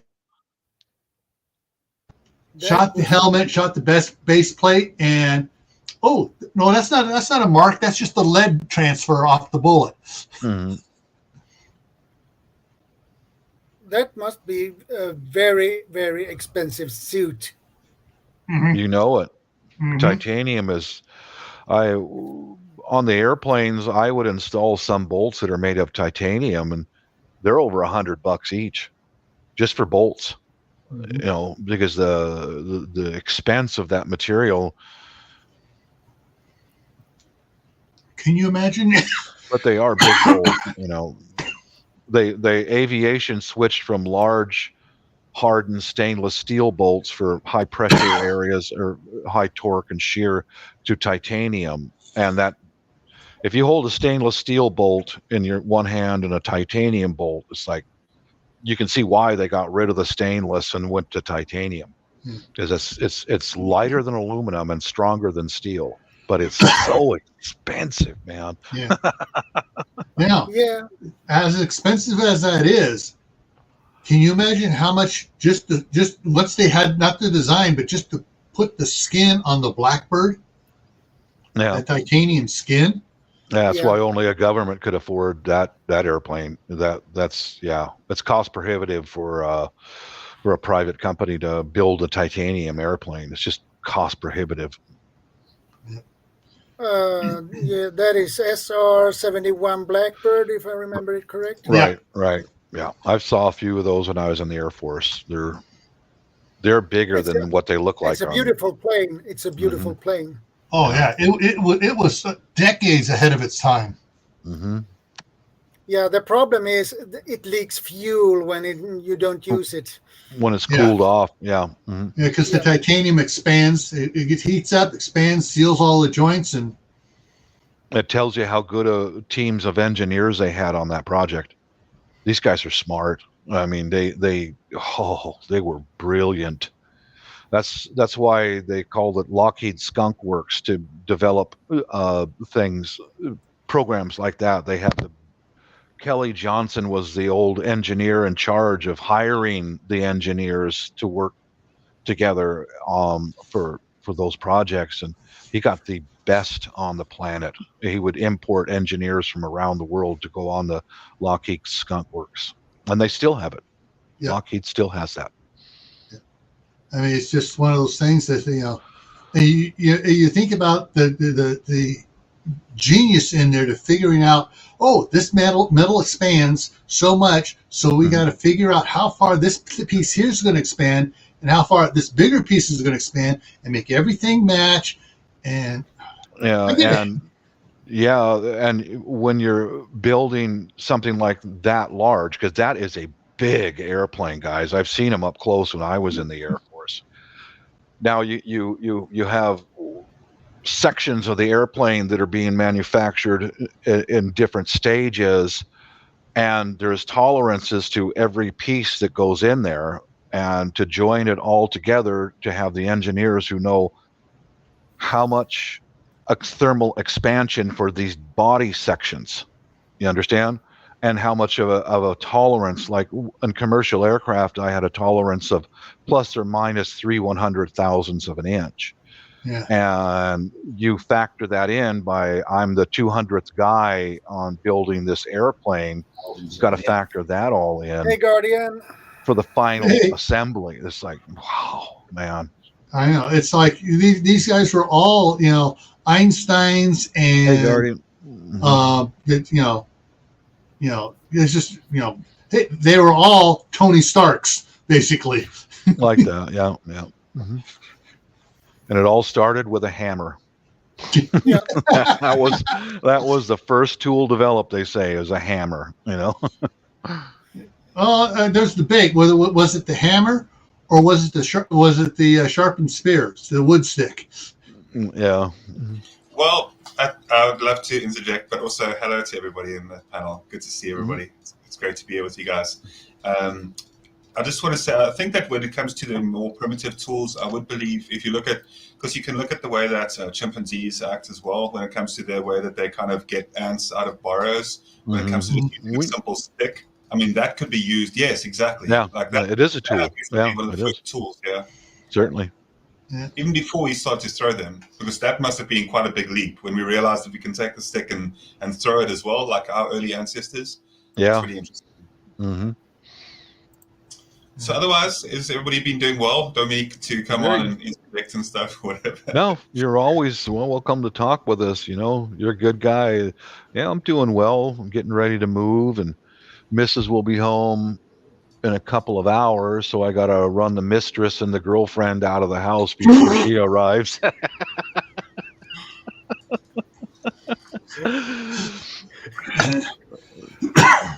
Here's how the missus works. She sends me a text. Do you want to dine out tonight, or should I pick up? As the first thing she says is dine out. Like, oh, of course we'll dine out. Subtle. Yeah, no. It's definitely one of the best parts of life, though, is sharing it with somebody. Having somebody to have a bit of laugh with, and just kind of, somebody to chat to when things get a bit rough as well. Yeah, it is. It's that's why finding that right partner completes the puzzle. Mm-hmm. Oh yeah, it's I lucked out. I lucked out. First one out of the gate. actually the first person I actually, I dated a little bit, but the first one I was serious about dating was the one I married 34 years ago. Can I ask you? No, go for it, Bob. I apologize. No, I was a virgin until our wedding night. You can't keep a straight face, Bob. You can't keep a straight face on that one. No. I'll just throw that in there. Okay, I'm done. Mm-hmm. No. I was going to ask a pretty, preparedness-related question as well, and just find out when it does come to prepping. I think I find myself quite fortunate that I have somebody that supports my interest in it, but also having a bit of interest as well. I think that's an important thing if you're going to have that type of relationship as well, where your partner has obviously an impact on the way that you view preparedness and the way that you approach it. Because if you have somebody that's hesitant and you're also being, you've got to understand that just where the other person's coming from as well, and it's so much more deeper than just like getting along with one another when it does come to this topic. But it's important having somebody, in my case as well, having somebody that understands it fully and realizes that yes, if history has anything to go by, then we definitely it is prepared, right?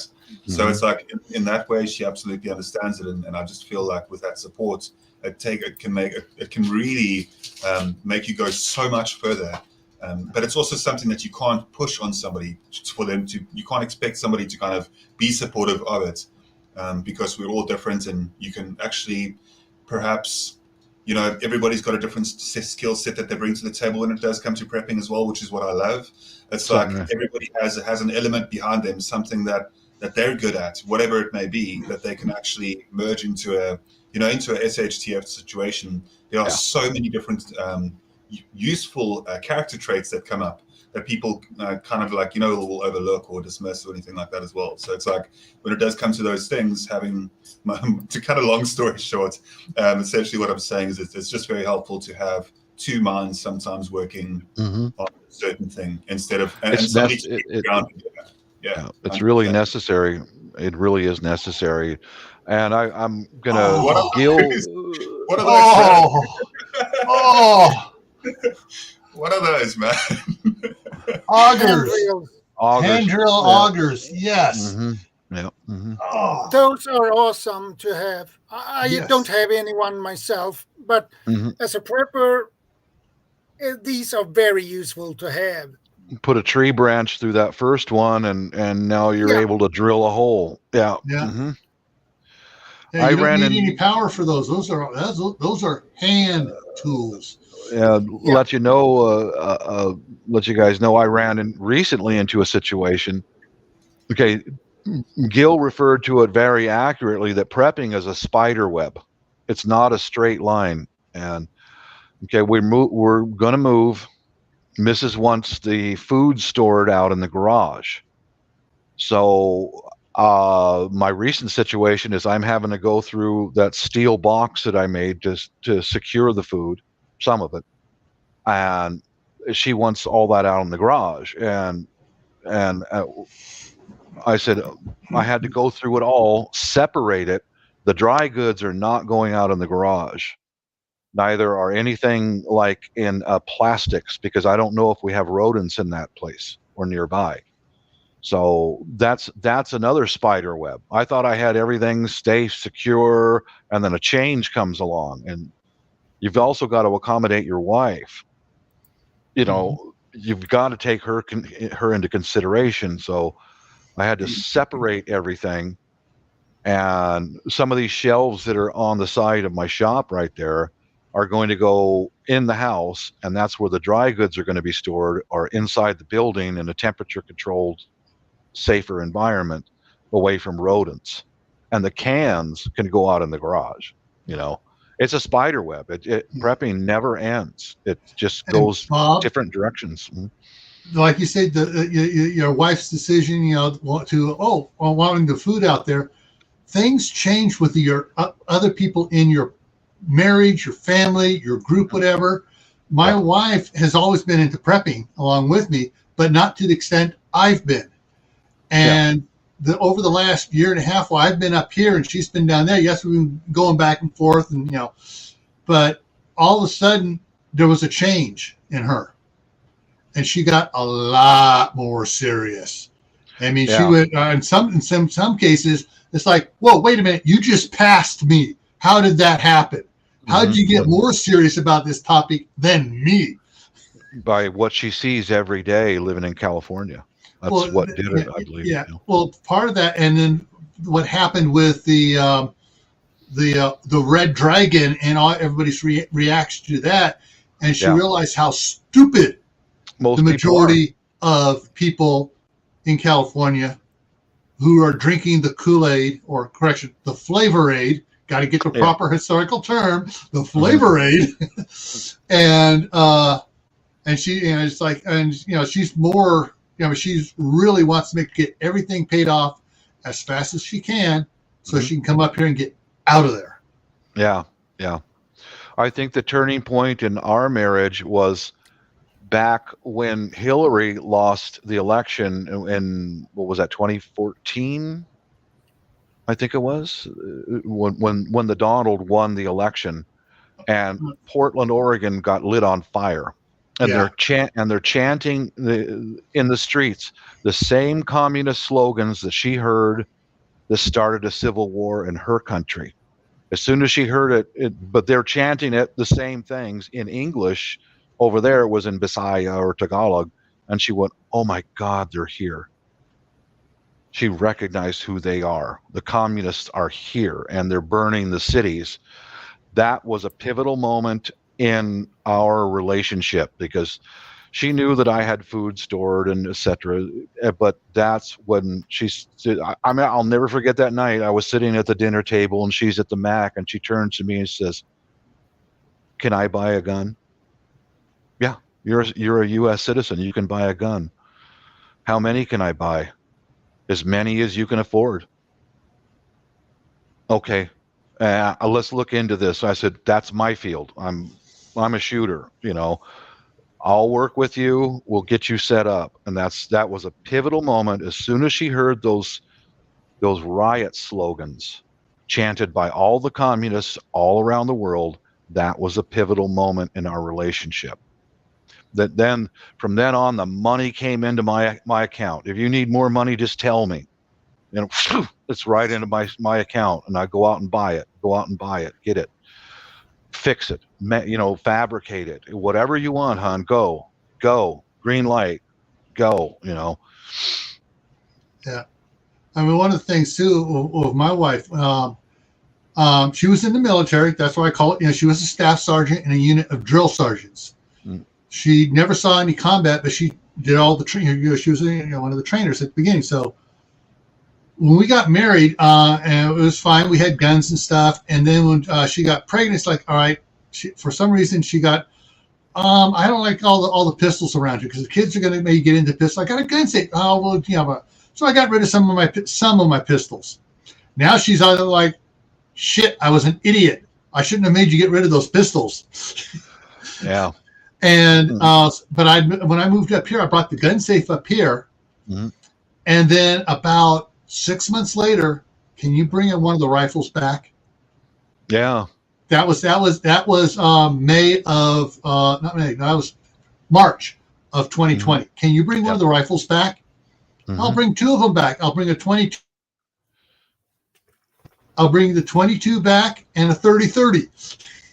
Yeah. And then my son goes, heck, with the 30-30, I'm buying a 45-70. Yeah. Yeah, that was a pivotal moment in our relationship and in the way we conduct business in our house, was that when she recognized the same communists that started a civil war in her home country are here now. That was like, uh-oh. When she sat up straight, they're here. Well. Yeah. Vanessa Kitty, thank you for your service. And Bob, once again, thank you for your service. Yeah, I was in the Air Force also. You guys already know that. Yeah.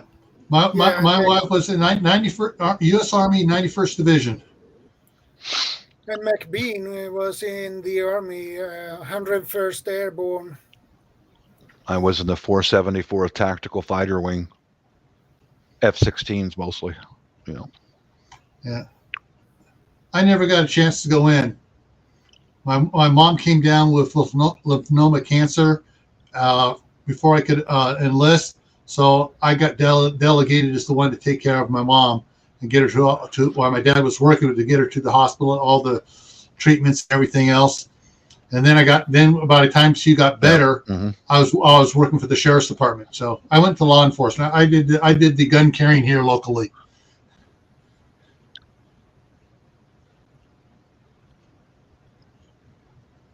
Yeah, I'm going to Mac being the say paratrooper. Okay.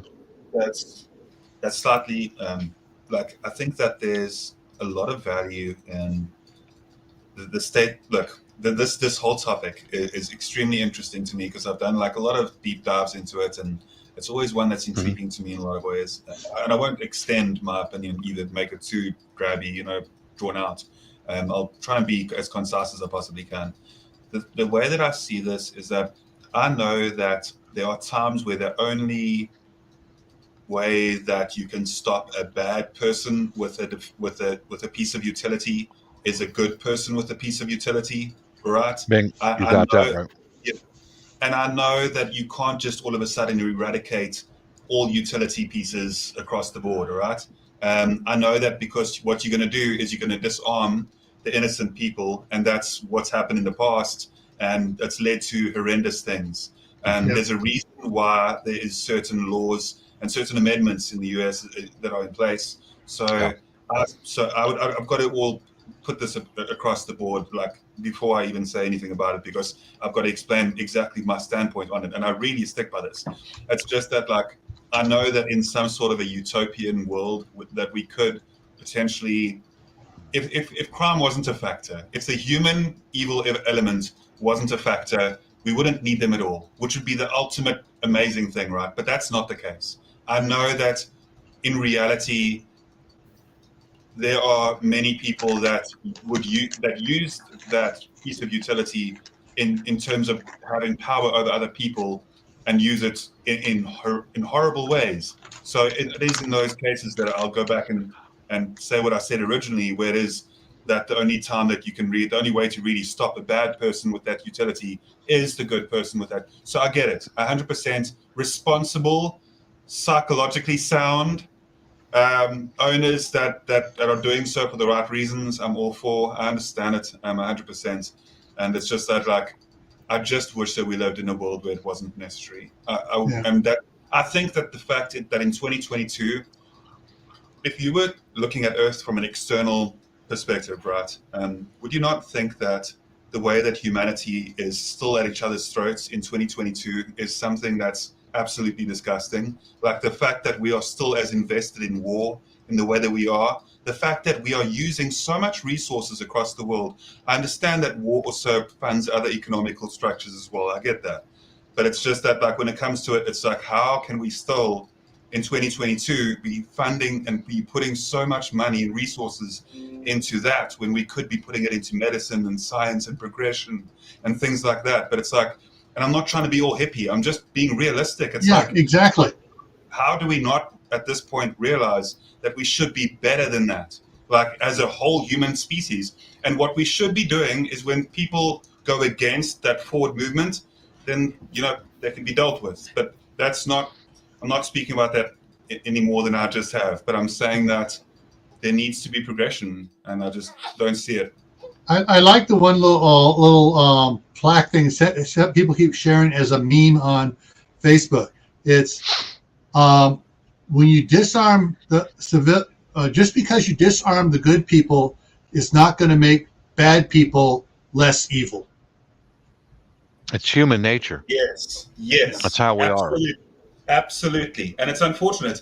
Take law and the system of law away from people, and watch the way that they act towards one another. Like, oh no, you don't want that. Yep, I know 100% that it's. I saw that in Seattle 2 years ago. I saw that, and I saw the aftermath in Seattle and Tacoma. No, No, if once you lose the rule of law, people become Yeah. freaking savages. Yes, overnight. It's Mhm. instant. You It think that is people are going to be instant. nice to each other, and even if you have the best intentions in the world, and even if you're the kindest person out there with the most compassion and the friendliest and the most generous, you come across the wrong person, they're not going to give two damns about you or your family or anything. It's going to be all about them. Mm-hmm. Yeah. I I base my, well, give you an example.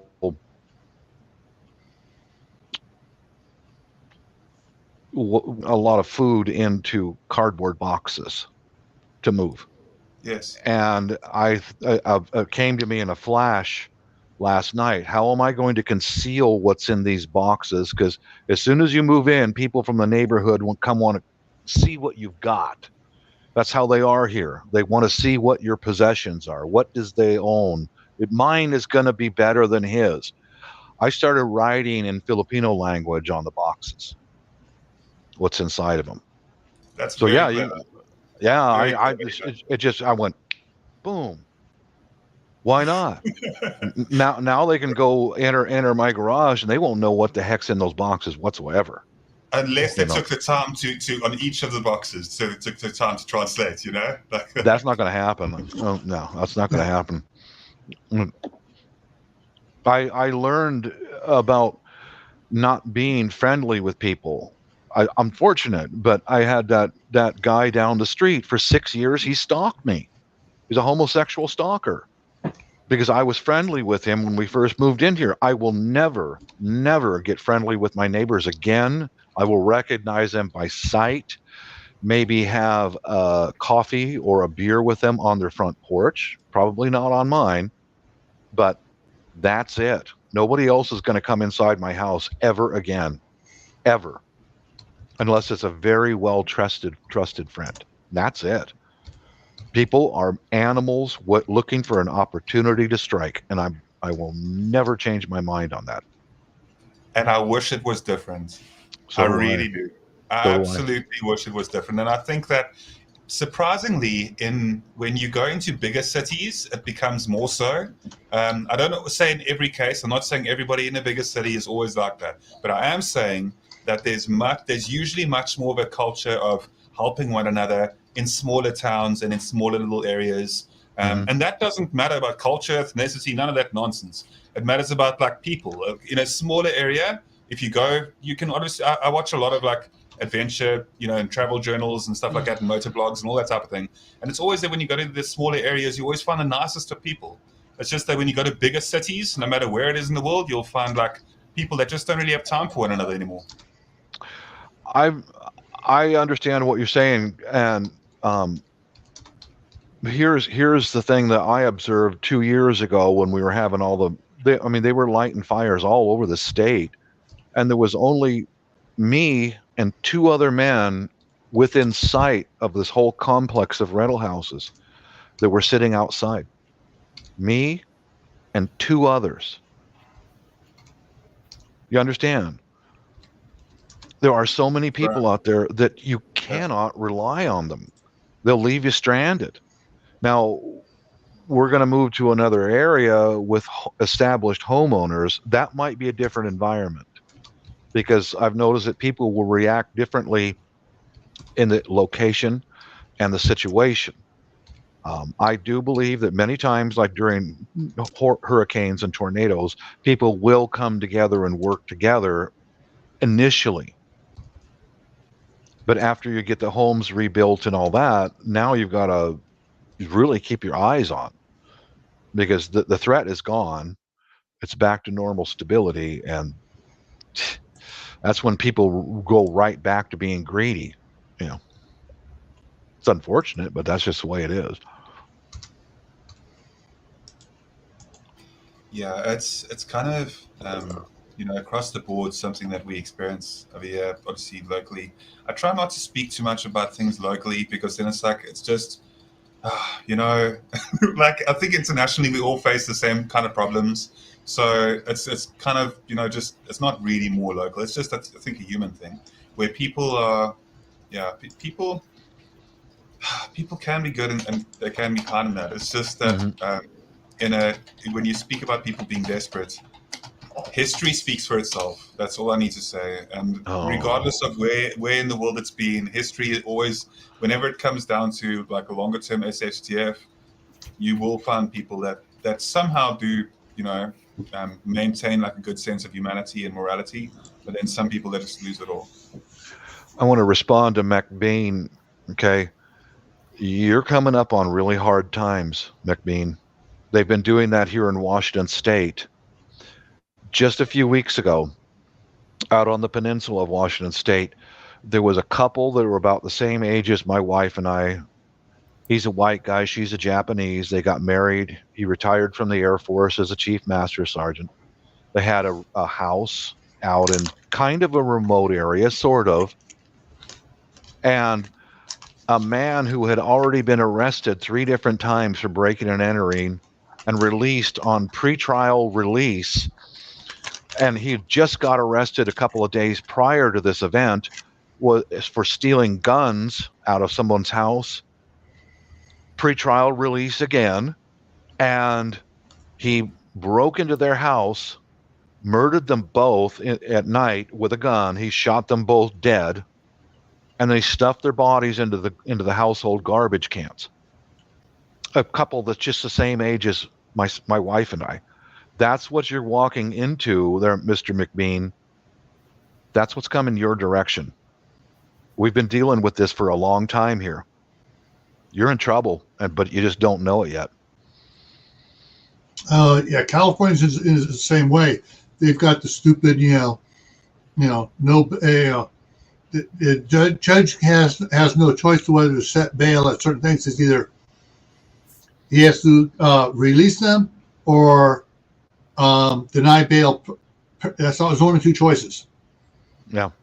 And it's like, it costs too much money. These poor people that are being incarcerated because society has made them what they are. They're victims. Yeah. And that They're situation, victims of their own device. And that situation right there with that couple out on the peninsula is a perfect example of it. They're not going to arrest and detain this guy until he commits murder, and then they'll detain him. That's what these courts are doing to us right now. They're promoting us to have to take up our own arms and take the law into our own hands. I hate to use that term because I'm certainly not going to do that, but I will do anything I can to protect me and mine. Yeah. But that's what the courts are gearing towards. They want us to react with violence to give them an excuse to seize firearms. Mm-hmm. That's what this is all gearing towards. Yep.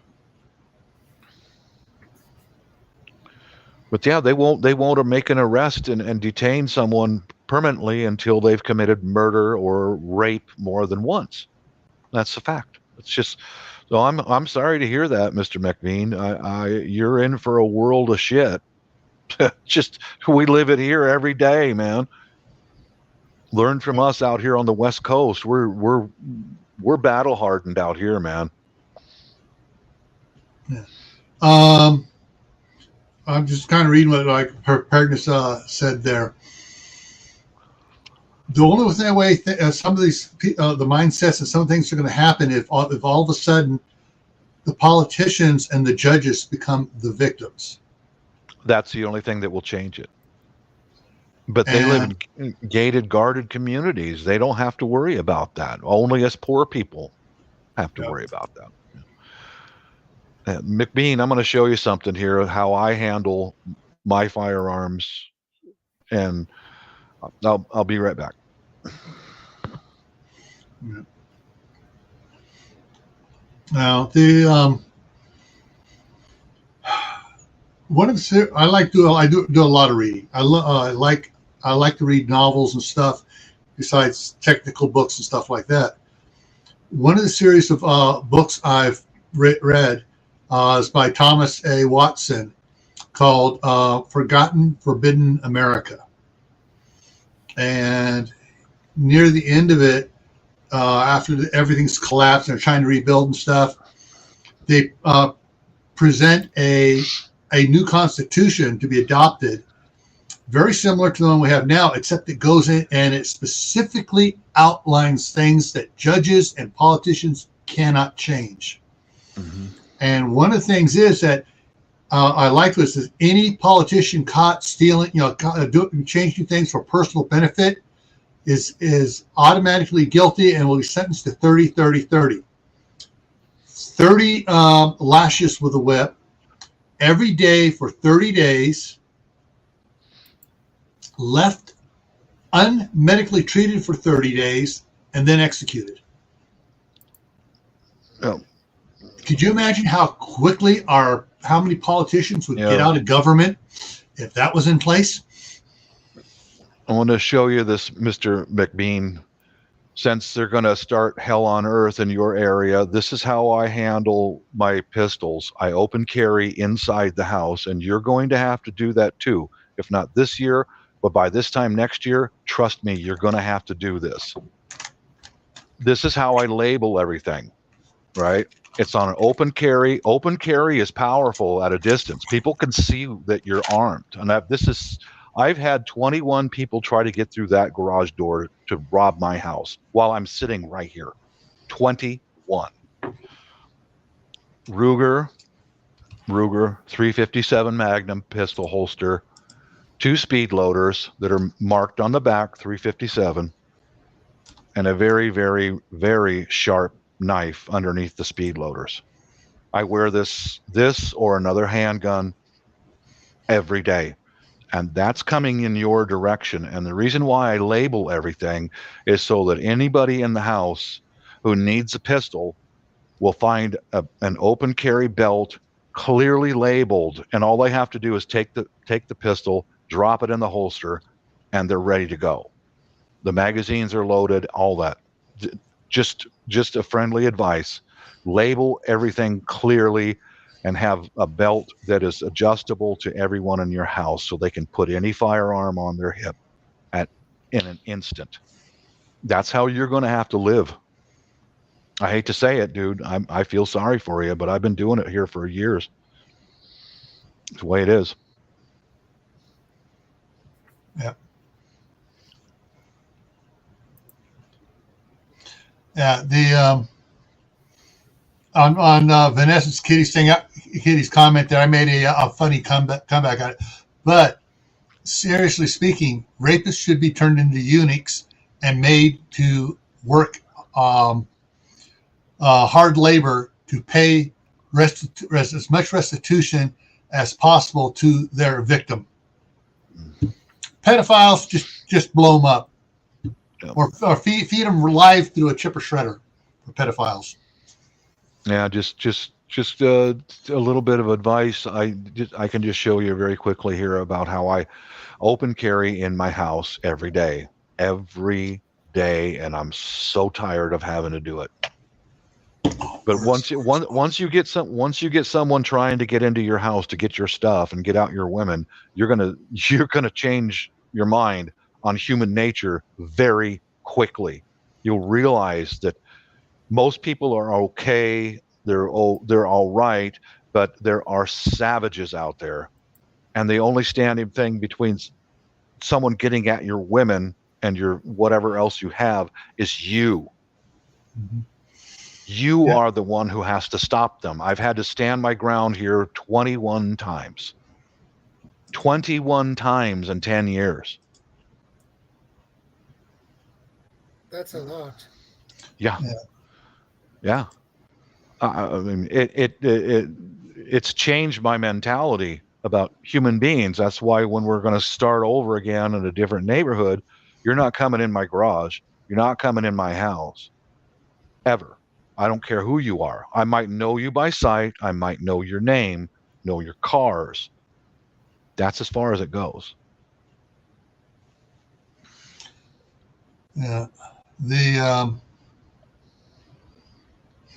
How do I put it? I posted on Facebook, I guess it's been about 2 years now. That when the last time the big pedophile thing was going around in California. Oh, we can't make them criminals. That's not their fault. It's like, yes, it is their fault. Yeah, it is. I posted a thing about my grandkids, and it said, as a warning to pedophiles. And basically, I showed the Lete 25 millimeter anti-material sniper rifle that shoots 3.2 miles accurately on 10. I said, mess with my kids. I'm coming at you after you with this. Yeah, good, McBean. Do you have an open carry holster for your handguns? You're gonna need it, because once they stop putting these people in county lockup, and sounds like they're going to do that there in Illinois, you're going to need an open carry holster. And get a concealed weapons permit as well. Mm-hmm. Yeah. Everybody in my house carries. Everybody, and because we have to, we don't have a choice. Just that example I gave to you of that couple out on the peninsula. This guy had been arrested 3 times within a few months for breaking and entering and violence. And he finally hit the big one when he murdered that couple, and then he stuffed their bodies in their home garbage cans. And then they took him under arrest, and now he's not getting back out. But it takes that to be able to. As soon as they stop, well, I don't know. I'm battle hardened, man. I don't really think about revenge or things like that. I'm to the point now where I have to deal with whatever's coming at me. And then I deal with it. I don't live in a world where what ifs and maybe and should be. I don't live in that world. I live in the reality of what comes through that door. It might be I might open this door in 5 minutes from now and have somebody come walking right in, which has happened again and again and again. That's the world I live in. It's because the laws and all that, they're way out of my hands. I can't do anything about it, but I can sure as hell guard the women in my house. Yeah. It's here. All right, where I'm at now, I'm out of California. I'm at our retirement home in Idaho, and the city I'm in is 1/4 mile square. That's a city. It's a city. It's been a city since 1906. 1/4 mile square. Mm-hmm. A lot of people here open carry. A lot of people here concealed carry. Yeah, same here.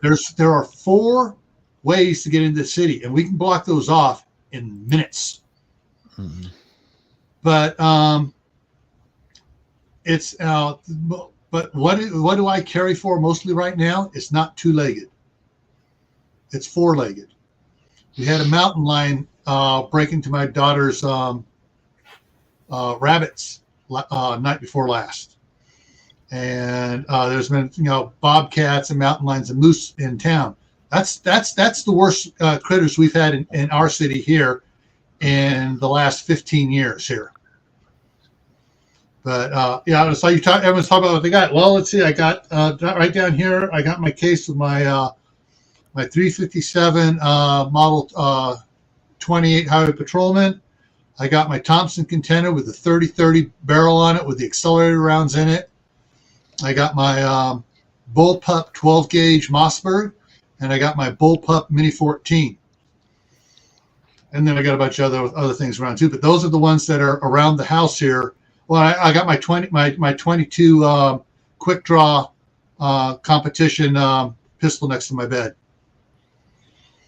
But yeah, it's like Do you open carry around your place, Gil? Because where I'm at, they got to go by everybody else first. And I carry so much in law enforcement. It's just like I needed a break. I've decided I'm going to go down and get my concealed weapons permit here for Idaho.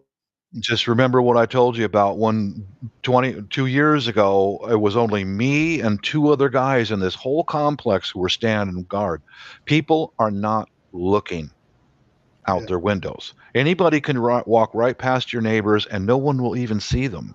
Not here. It's a different flavor here. I don't agree with that. I see people. You know, someone walking by, and people come out of doors. Hey, hi, what are you doing? Mm-hmm. You know, but they know, everybody knows. But if somebody that nobody knows comes walking around, like when my wife goes, when she comes and visits, and she takes the grandkids out walking, she says people are always coming out to see who she is and what she's doing with my daughter's kids. Mm-hmm. And it's like, you know, so everyone does. They look out. They look around here. This town is amazing.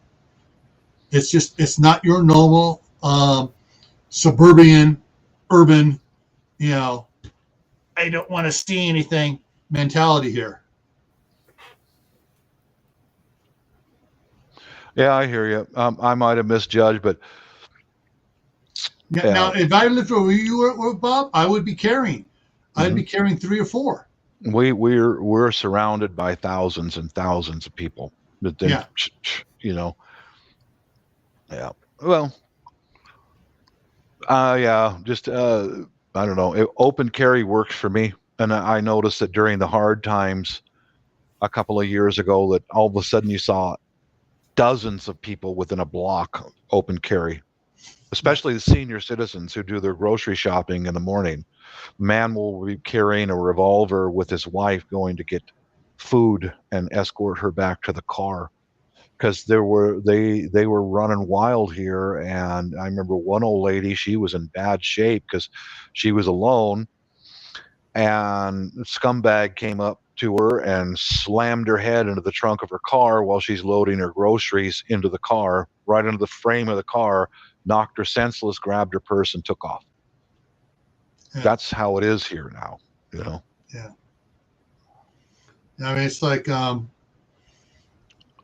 know, Oakland, California, San Francisco. I mean, I haven't been into San Francisco other than when I had to for work purposes. I hadn't gone in there for like almost 20 years. It's just, you know, it just makes my, you know, I used to love going over to San Francisco as a kid. It used to be safe back in the 60s. Yeah, it ain't anymore, is it?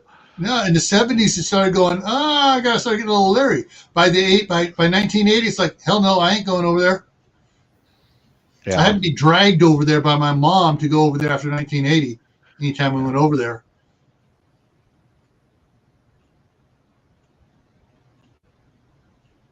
Yeah. I don't know. I don't want to be too gloom and doom, but that's just the fact of where I live and how I have to live now. It's just a fact. Yeah. I'm always very honest and very open with the situation here. And I'm hoping now that we're going to be moving to an area that's all actual homeowners, not renters, that maybe things will change. But I'm going to start off, I'm going to have to be a prick. You know, don't come in my house. You know. Yeah. All right. No, I'm going to have to bounce, guys. Yeah, I'm very aware of what goes on. We're going to have an alarm system installed before we move in, and I'm going to install my own systems. You know, I can make any bracketry or anything I want to. Yeah. Mm-hmm. All right. Peace out, guys. I got to get going. Yeah. Peace out. Later. All right. Take care, Bob. Later. Bye for now, Bob. Keep well, if you can still hear me. I hope that you have a lovely weekend further. Bye-bye. Yeah, it's some areas of this country have gone down the toilet and into the cesspool. And, you know, that's one of the reasons when back in 2014, realizing that my wife and I realizing that you know, I was going to be retiring in 10 years or so, or less than 10 years, we started looking for where we wanted to retire to, because California, California was getting so bad on retirees and screwing retirees over, jacking up the taxes on their pensions and everything else. And it was, you know, my wife's an accountant. It's like, no, we're not going to retire here. We can't afford to retire in California. And especially what was going on her mom and dad, what was happening, they were barely making ends meet, and they had buku money to begin with. And so we started looking, and we looked at started looking at a lot of states. We started, Oregon, Washington, Nevada, Arizona, and she's kept, oh, how about this state? And finally, we sat down one night. And I said, all right, here's all the positive and negatives that I know about the states. And I laid a lot of stuff out. She goes, crap, you eliminated 40 of the 50 states, just like that. And we were looking around, and Idaho, Montana, North Dakota, South Dakota were looking better for a lot of political reasons. And then when my daughter was going to the university up here in Idaho, and she got married and was wanting to stay here in Idaho, it cinched it. Idaho was ahead of the game anyways, because my grandmother was born here in Idaho. So Idaho became the place we wanted to go to. And we just happened to luck into the first house we bought here across the street here was 5 acres for $132,000. Well, a 4-bedroom house on it. And then we picked up this one here not this January, but last January, when Brandon moved right across the street. And it's like, cool, the kids can have that one. We're going to have this one, and we can walk across the street to see the grandkids. So, that's awesome. And the mindset around here is, constitutional, pioneering, guns are tools, not weapons, mindset. Tips for resources for those in wheelchairs, limited mobility. I just wanted to add over here as well for LG that there's a prepper out there on YouTube called Disabled in Prepping. He actually is a very good prepper, and he has a lot of advice and very useful advice.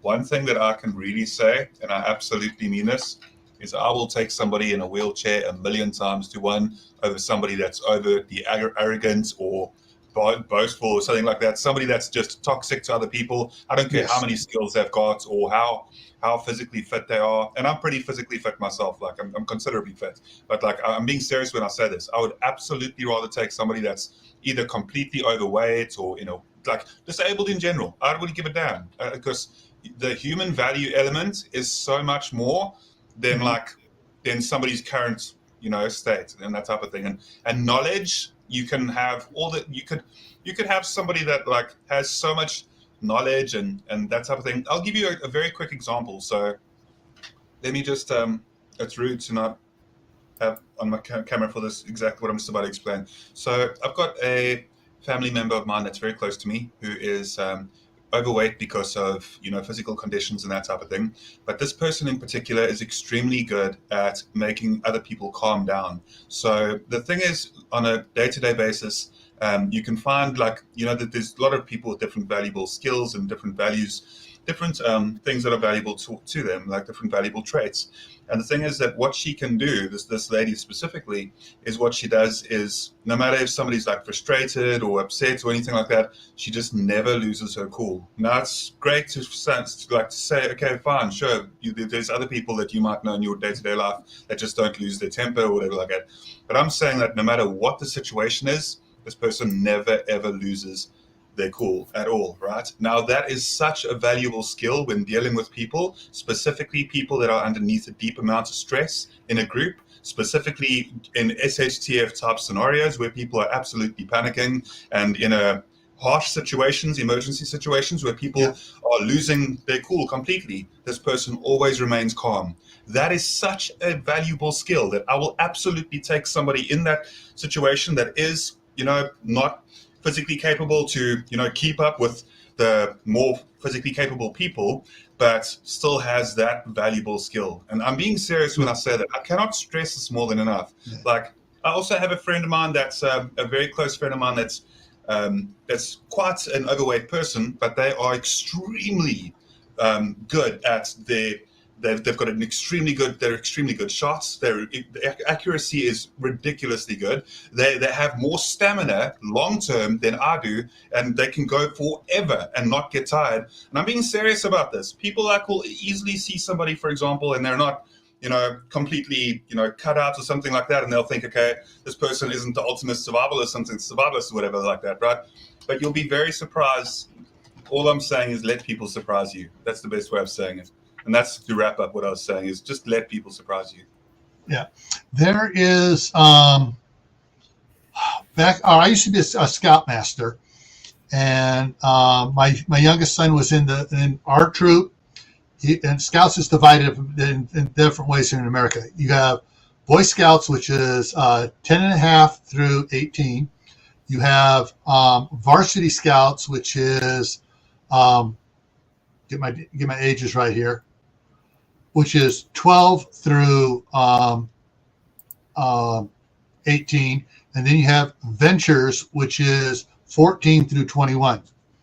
And so my youngest was in the scout troop. He was on a varsity team, and he was in a venture crew. When he was in the venture crew, they were dealing with other venture crews. And Ventures, by the way, is co-ed.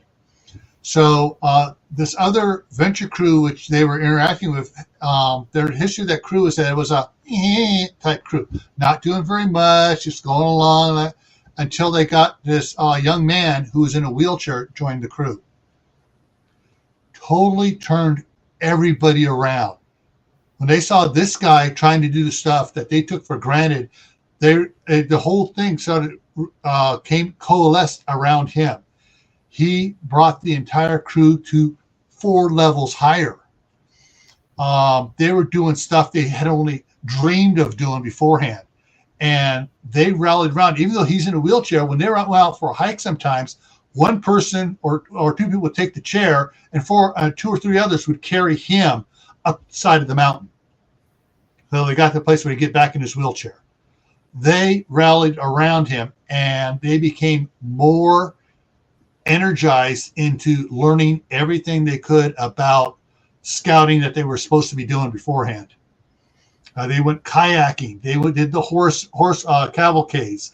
They did whitewater rafting, and everything that they thought, well, can so and so do it? And he'd get, what do you mean? Can I do it?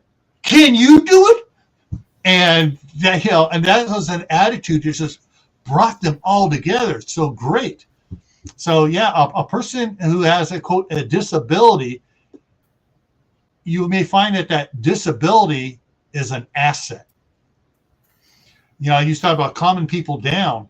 I've seen places where people are screaming, and it's the person in the wheelchair says, "People, shut up, be calm. Do you see me freaking out?" And everybody kind of stops and looks at the person in the wheelchair who should be the one freaking out, going, okay, it's bad. No, it's not that bad. Calm down. Let's look at the situation properly. They are great at calming people down.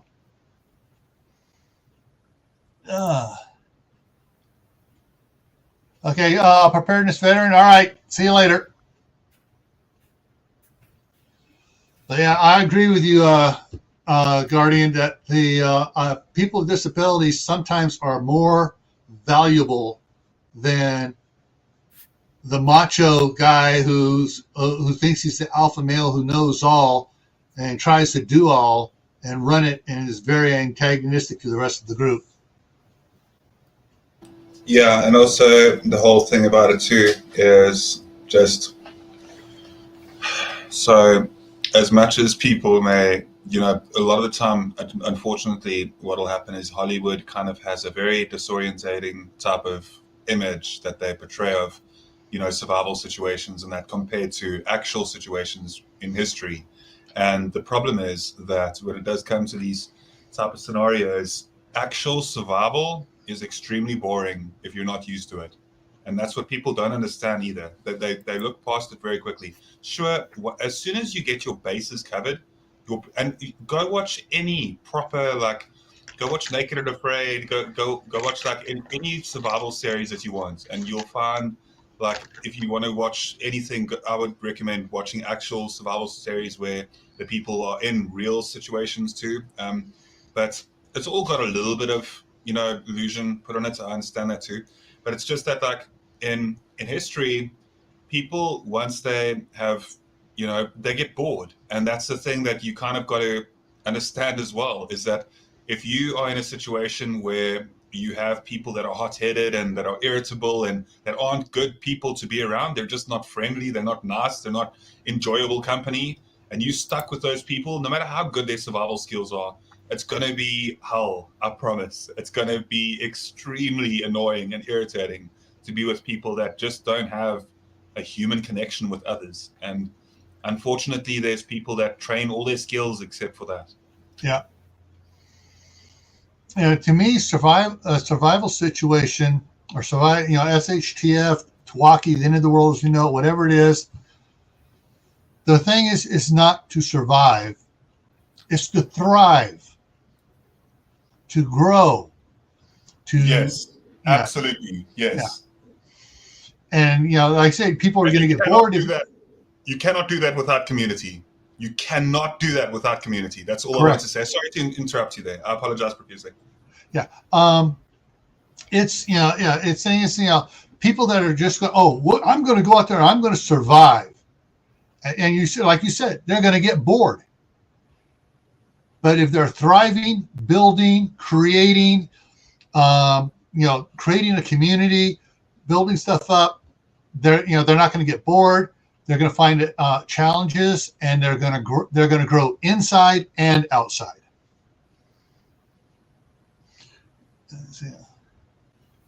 There besides there are a couple other prepping channels, and there's even a couple homesteading channels where people are in wheelchairs. And I'm friends with one on Facebook.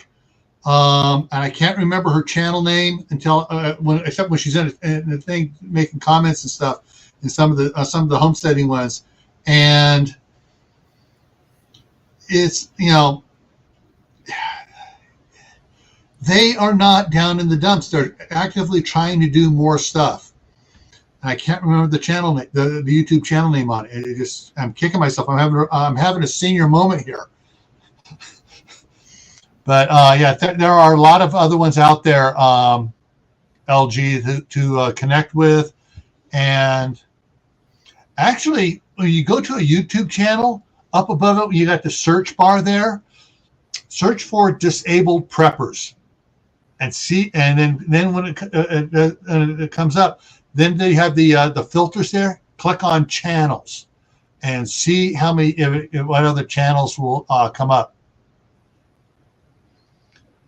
Has anyone here actually lived in remote locations?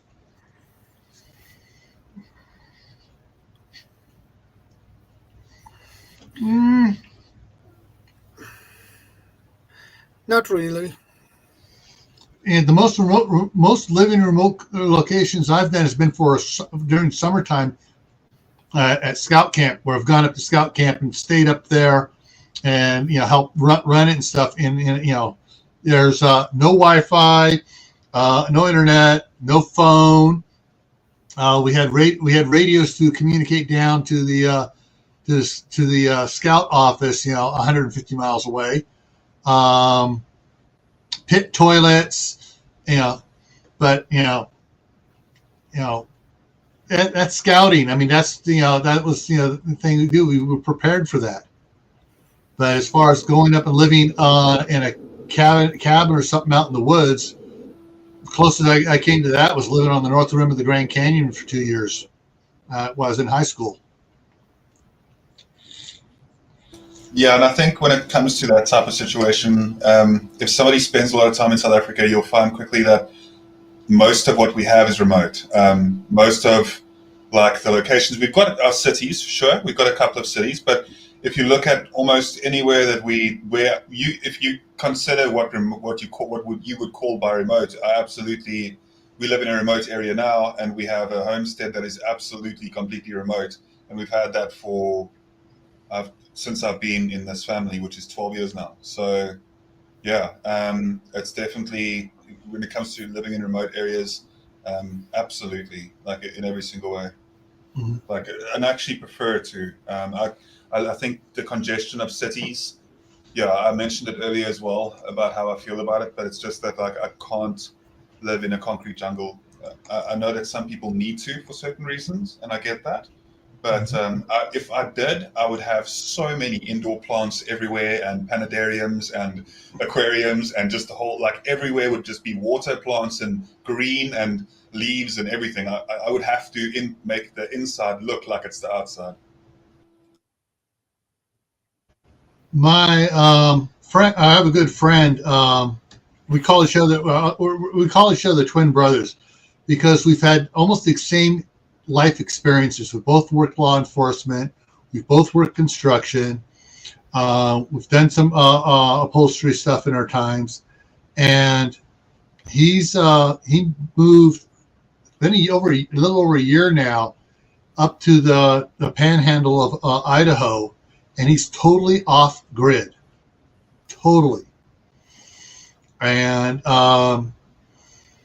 his channel is Hidden Valley Homestead, and Scott and Olivia up there, they finally got Elon Musk's Starlink, so they finally have internet now again. He had internet when he was down in LA. Up there, he didn't. He'd have to drive into, half hour into town to upload his videos at the Denny's restaurant. So he's totally remote up there, and they got snowed in, but he thought ahead, and he had a little bulldozer, and he cleared the road for everybody that lived up there. And so that's you want to see some stuff on living remotely, that Hidden Valley Homestead is up there, and the other one is what's Jeremy's channel? Just lost it here. Oh shoot, Jeremy's up there as well. Not Good Simple Living. Imagine Acre Woods moved from up there to Kansas. Shoot, I can't remember Jeremy's channel. I'm subscribed. I get his videos all the time, but it's one of those things, you see it all the time, you forget it. And I forget Jeremy's channel name right now. Okay, so our Denny's closed 2 days ago. It's the one I got banned from. Why did you get banned from that? I was thinking the same thing. How'd you get banned from Denny's? And did you report them to corporate, and that's why they're closed?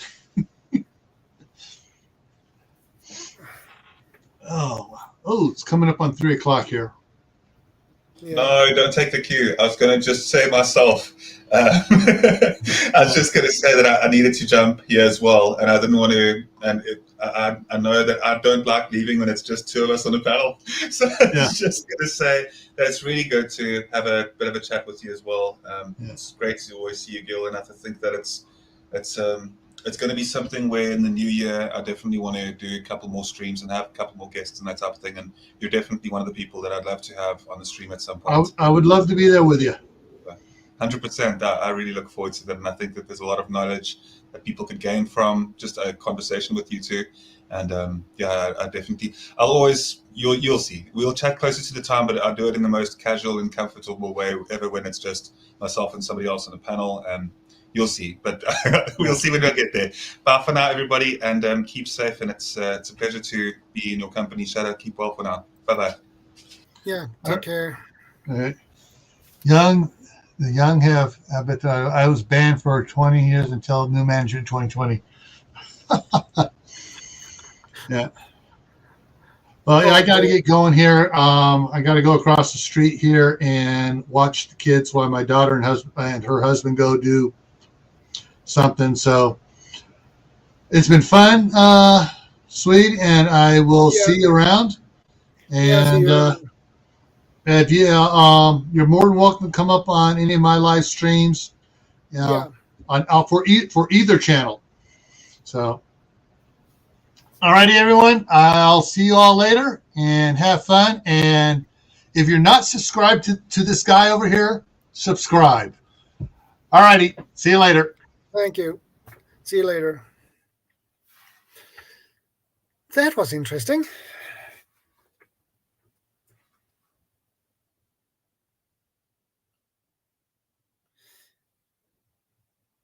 Yeah, Vanessa. Well, if you have to do some mopping, you have to do it. It doesn't do it by itself.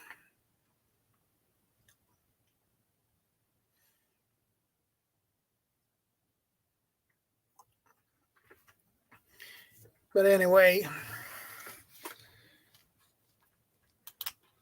if there is anybody else who are up for it to join me up here, it would be nice.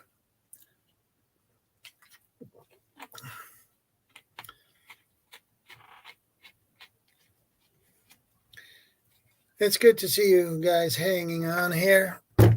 I appreciate that, and I appreciate the thumbs up. And how many do I have? 29. I appreciate that.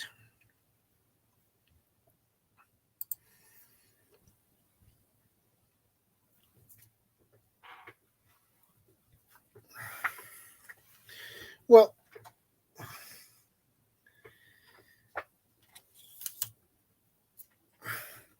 the back is itchy again.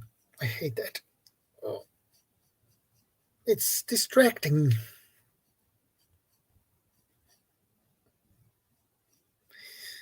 Take care, Guardian.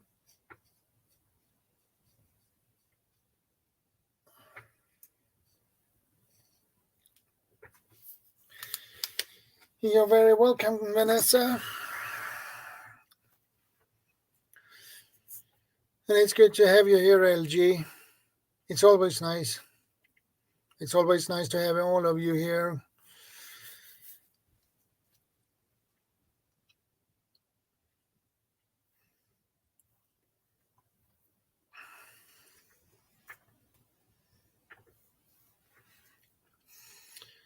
So I think we can go over to more chill and chat. It's always nice.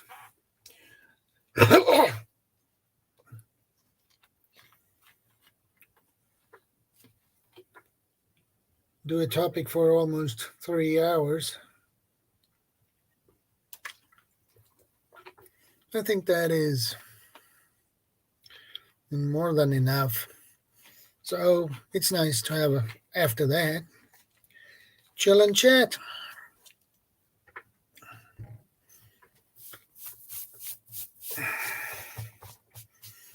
So anything else that are new around your side of the world?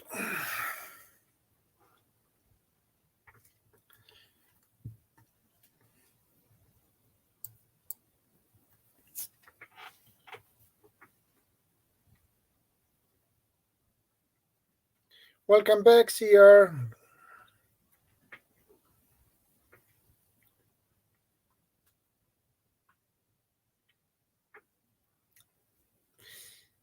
Do you want to join me up here at CR? Or does your audio messing with you?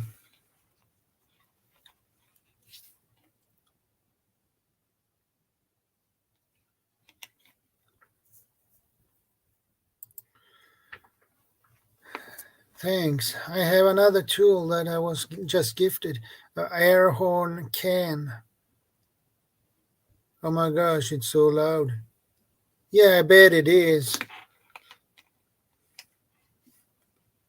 Is it 100 decibel on that one?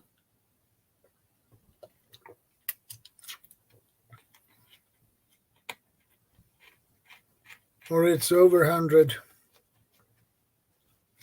Yes, CR. You can try.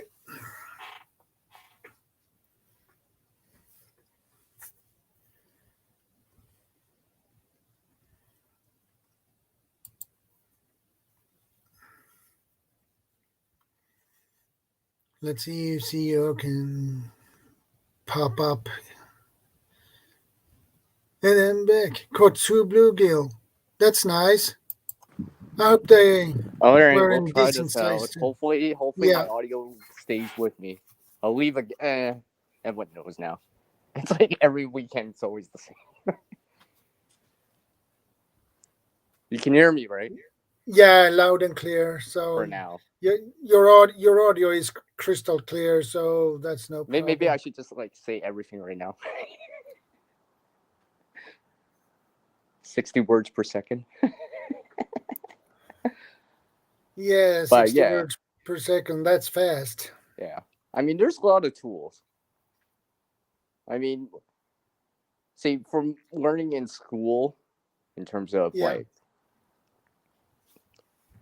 something you may learn in, I don't know, middle school science class, right? You'll learn about those things that have coexisted with us for a while. I mean, for a long time. And these, because when I learned it, it was like the 6 simple machines, and they all exist everywhere, all around us. It makes all the tools that every other tool we have, kind of, to a certain degree. Yeah. You know, wheels, pulleys. Like I know Vanessa Kitty was mentioning about the blocking to tackle. That's just a bunch of pulleys side by side. You know, all those wheels that we have for those vehicles, those bicycles, those skateboards, right? That we use to get around, right?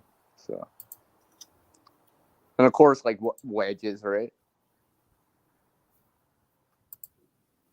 It's just like when you're trying to shimmy something. Yeah. To make a level, you use a wedge. Yeah. Technically, it's a wedge. You know, and of course, the screws and stuff like that. So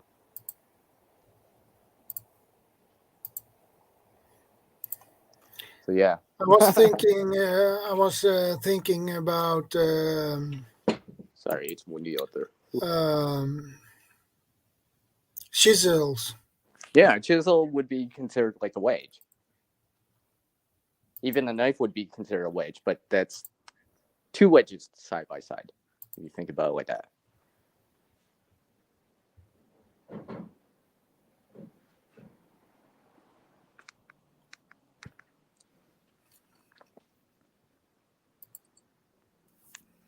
I guess I probably should bring up the chat.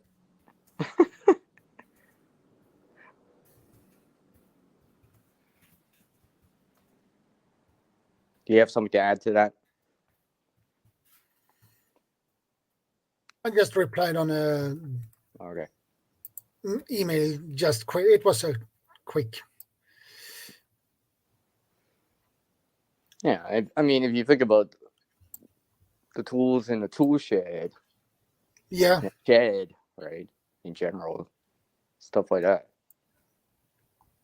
Because I mean, something even like a dolly. I see a dolly in front of me right now. I mean, you could consider that as a tool because it helps you move things a little bit easier and quicker. Or if you're alone, right? One person can do a lot more because you have that mechanical advantage or force multiplier, terms that are tossed out there. So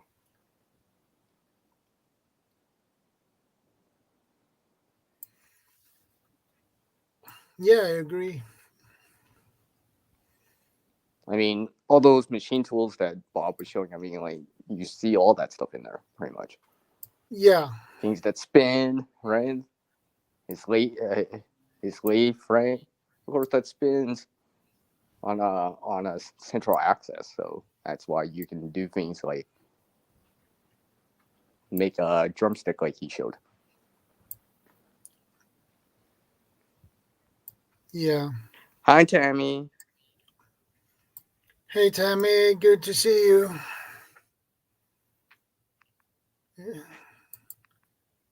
120 decibels. Ooh, that's a good kick in that one.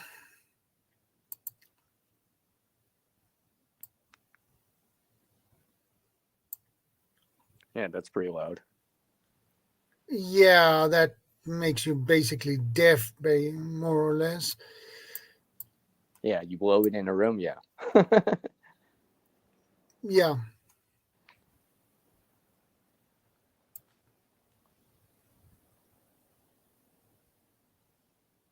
That reminds me of this time yesterday when I was out walking. I could hear people so far away. I was just like, I could barely even see them, but I know I hear them.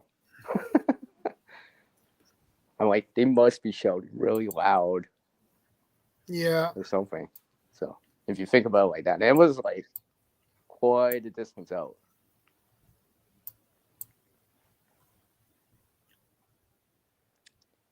Let's just say you would need a lot of length of paracord to reach that distance.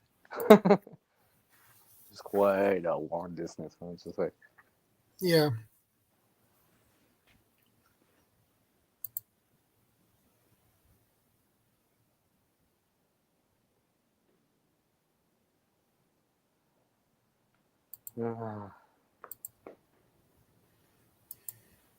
I was also thinking of something else here Okay.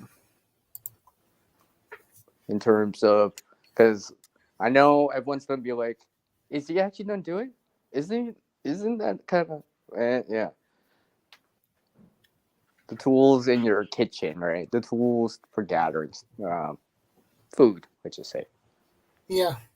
stuff like that. I mean, that fishing rod.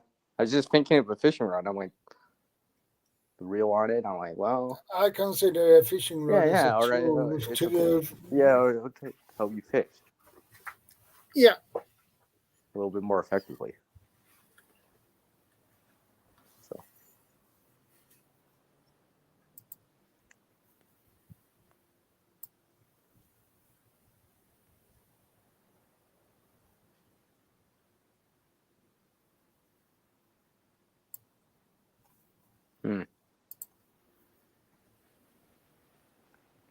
Let's see what else. What are there? So.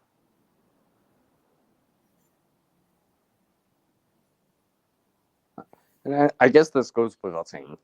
You have not just so different types of tools, but tools that, let's just say, don't use power, right?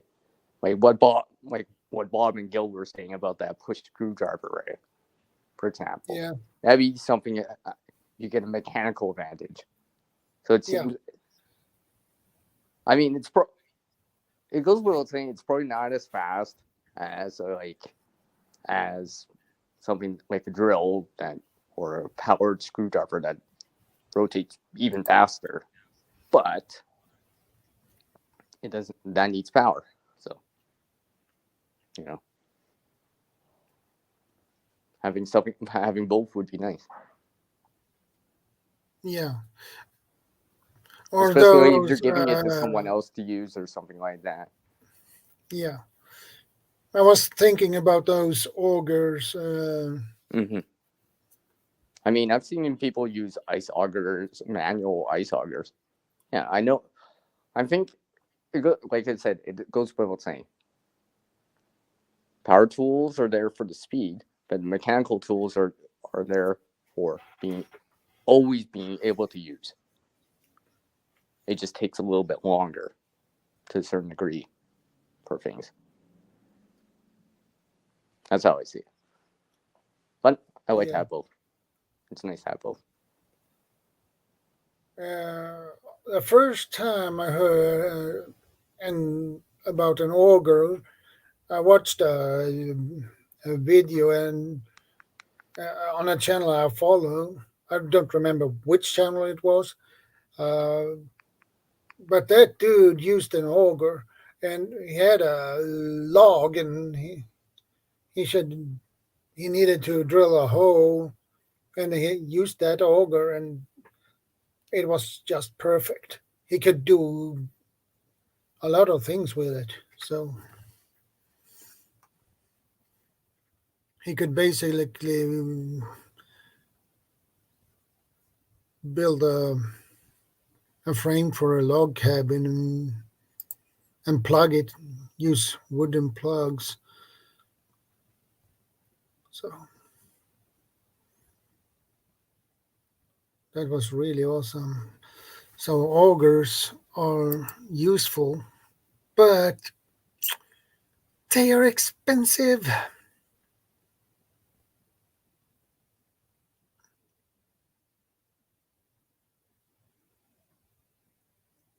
The most expensive one cost around $100.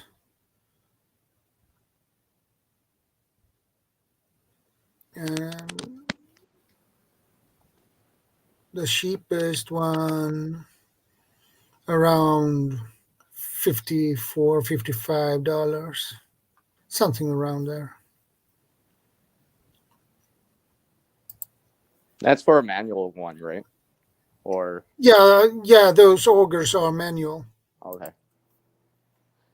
You just carve yourself a wooden stick and put it through the hole, and you just twist. Yeah, you probably want something green still and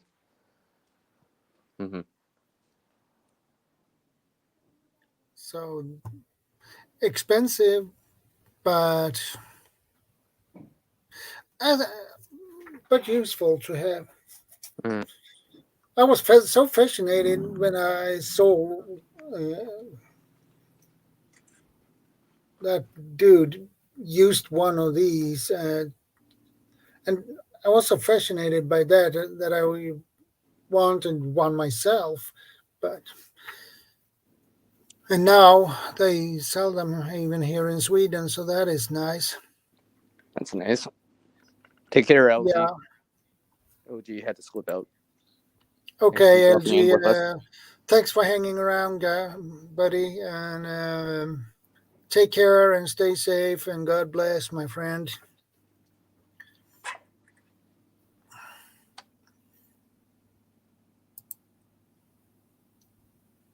Yeah, I'm just outside. I'm just like thinking to myself, maybe I should reorganize some tools while I'm doing this, and be, multitasking. Yeah. Hey, I know some people are like that. They're, if they don't want to do something, they'll watch something, and while they're listening or whatever, they're actually doing the work. So it feels like you're doing it together kind of deal. So let's see.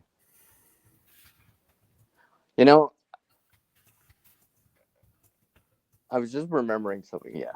And guess what? It has a CR in it. Now, we haven't mentioned much about scissors.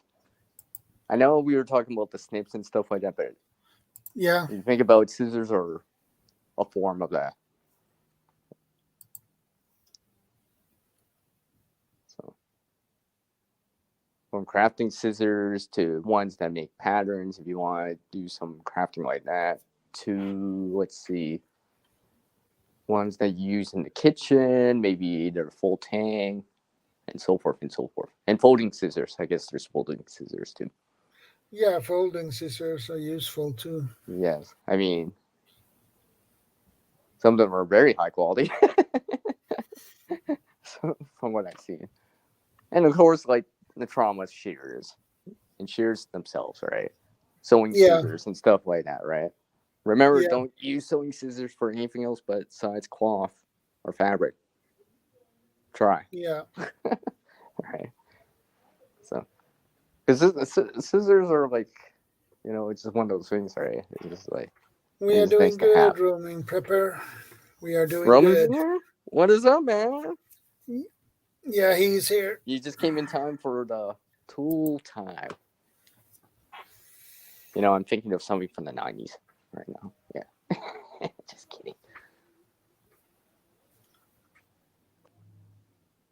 So, yeah, I'm just taking a look. Well, I can show you, Tammy. I can show you.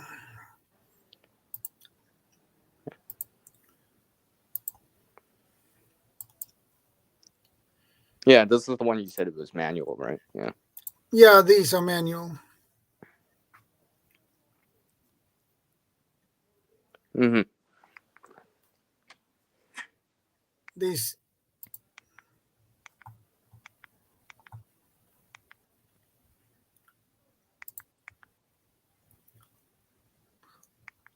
you just use them like that. Mm-hmm. Yeah, something like that. I think you would be making something like a wooden, per se, like a wooden dowel, but and put that in and join things together. Yeah. So You know, and I'm thinking of the first thing I thought of was tongue and groove. Right. That's the first thing I thought of. Tongue and groove, yeah.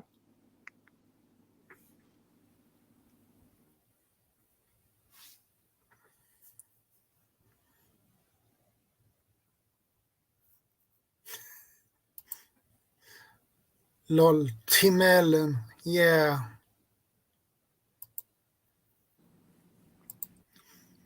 No, these are not for ice fishing.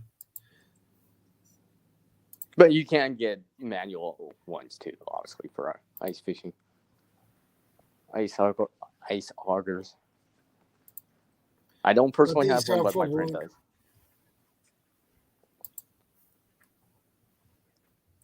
Yeah, these are for wood. Yeah. I'm gonna buy one of these.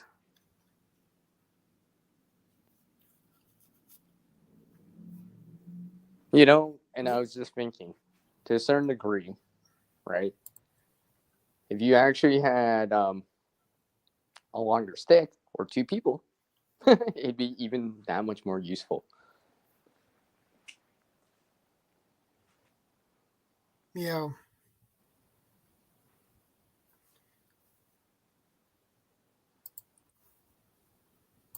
And these comes in different lengths. Oh, someone remember a reference I made?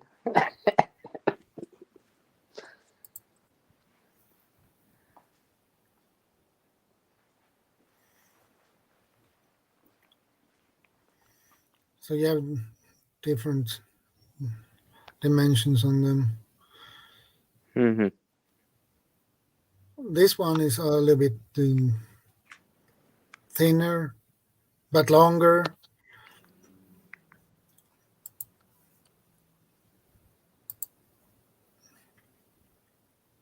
And this one is short and more bulkier.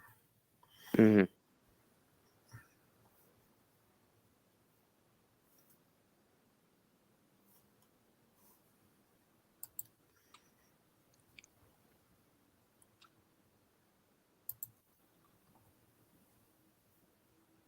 And this version too.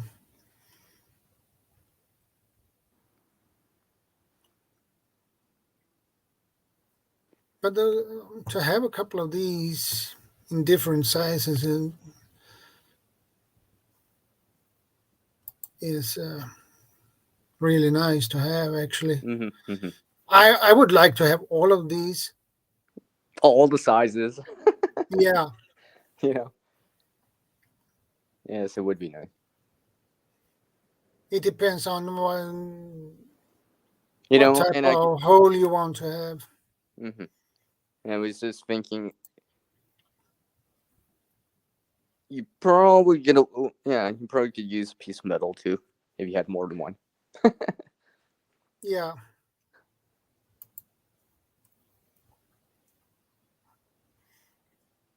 You know, I was just also thinking here in terms of like in the grand scheme of everything here. Yeah. You know, tools are things that we developed since like ever for the longest amount of time. How we kind of, you know, from things like fire, right? In terms of like, if you think about it, like hand drill, right, and stuff like that. Yeah. It was just, if you think about it, back then, everyone would have considered that as if as a tool to use to do something with, in this case, fire. And obviously we've advanced a long way since. But we had to create these because it helped with our survival rate. In terms of, like, for example, what fire has done for us and all that stuff. So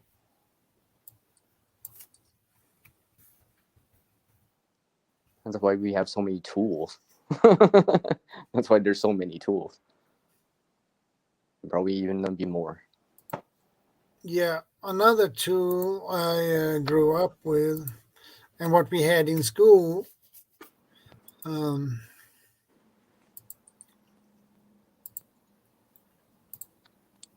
was this type. This is a nice drill. Yeah, I don't have one of those. I have an 8-beat drill type. So what do you call what is the English word for this type of drill? I don't remember the term right now. Maybe someone can pop in the chat for us. I'm trying to remember the term now. I would like one of these. It'd be nice. I have one in my toolbox. These are really useful, actually. And the best thing is you can use different sizes of the drills too. So I use these in school.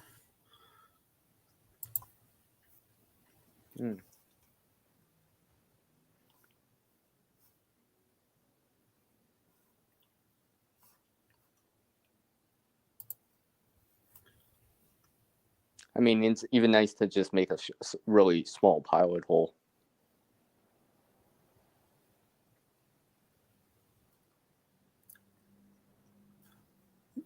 This you put your hand on and lean over, and you just. Mm-hmm.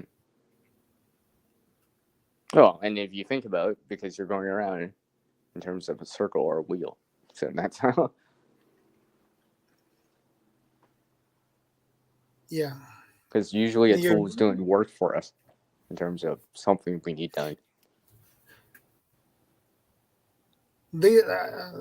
I noticed that these are very easy to use. So. Oh yeah, because it's that. If you think about it, that handle that you have on the side with your one arm and go around, that's basically a wheel and axle because it rotates around that axle of the center right there. That's why it's pretty easy to do, per se. Versus if you were trying to do it like just turning or turning your hand. So, yeah. So I'm happy to have one. Yeah, I would like one. That'd be nice.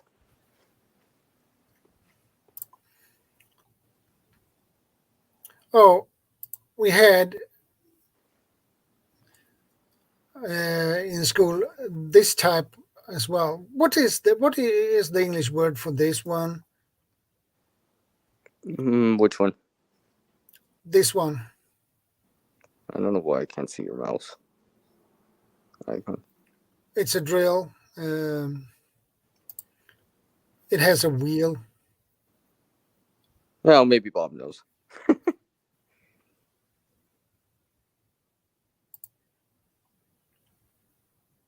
These are really nice. It's like an egg beater. Yeah, I have one of those. I actually kind of like using it, actually.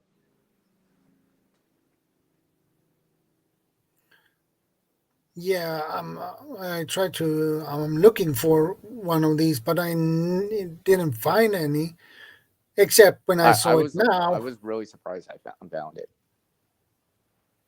Well, I shouldn't say found it, but I had to buy it.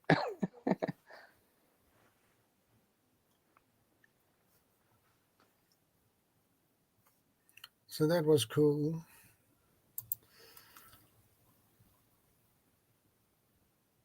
And this one is cheap, $20 for that one. So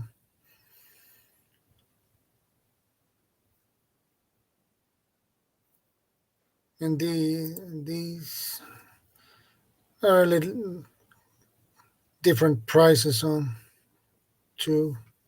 This one is I don't know. Bob about, said auger drill. I think he said something like that. No, it just always reminds me of an egg beater.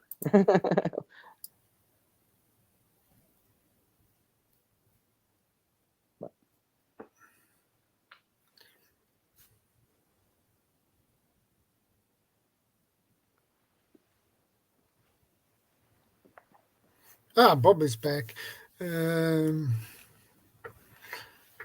Lots of those drills here. Great to have when there is no power. Auger drill, I think. Okay. Mm. You can hear me, right? Yeah, I can hear you loud and clear. Because I'm like, maybe he didn't hear me. I thought I said these things. It's okay.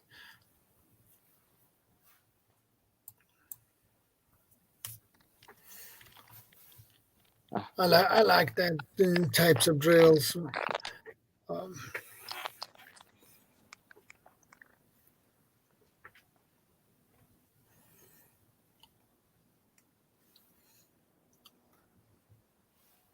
That's why I want those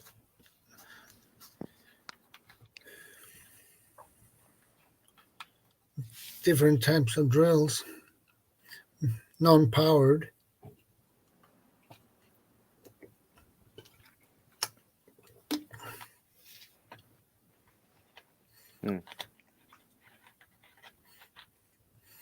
Yeah, I bet many of those types of drills are used for sale in US.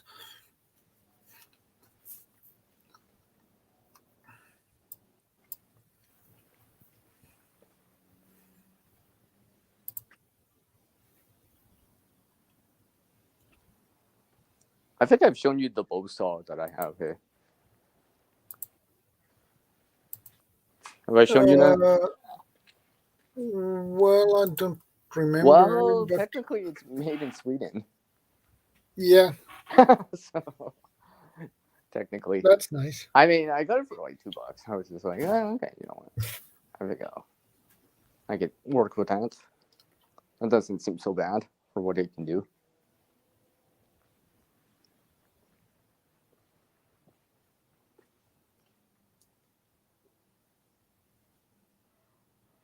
You know, maybe help with some pruning or something like that. Yeah. You know, and I was just thinking to myself, speak of pruning, like pruning shears and stuff along the lines of that too. You know, those are the tools that gardeners like to use, right? Pruning shears, right? I know Bob's probably seen those ratchet shears that you can have, and it's like my buddy has one. It's just like it's even faster than sawing. It's even faster than sawing for the most part, for the size that you're doing. This is like maybe 3-4 inches wide. You can do, give or take. So, pretty good for that.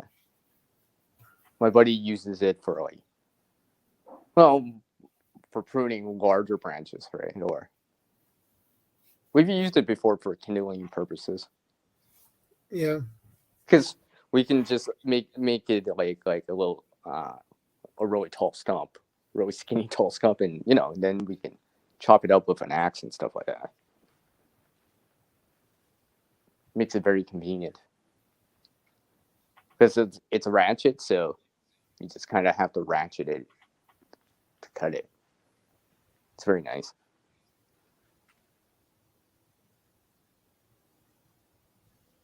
Like you could put it on the ground and just go down with your whole body weight. So yeah, it's very fast for what it can do. But my buddy told me it's also expensive, but for obvious reasons, because it works so well. And Yeah. to do all the stuff.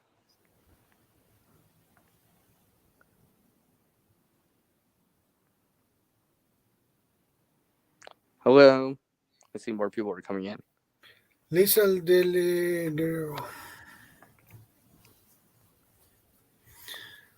Good to see you, Lisa. How are you doing? Hello. Thank you, Lisa. I appreciate that. So, did you notice anyone that I actually put the channel name back in full on my little banner thing again? Just so people know.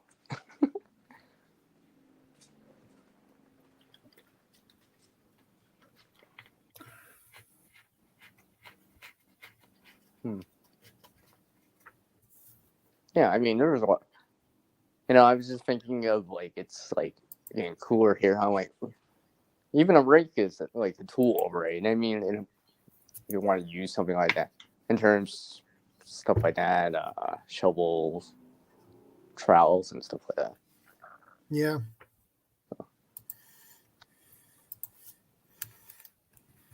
Because if you think about it, a trowel, a shovel, it's just a modified type of wedge. Yeah, it is. Or if you think about it, and then you got a handle as a lever, so you can do stuff.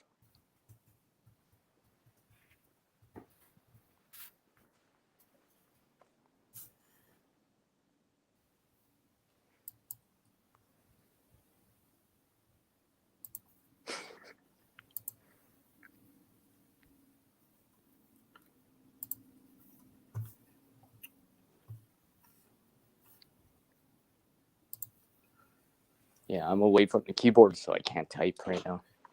Yeah. I do see the chat, though.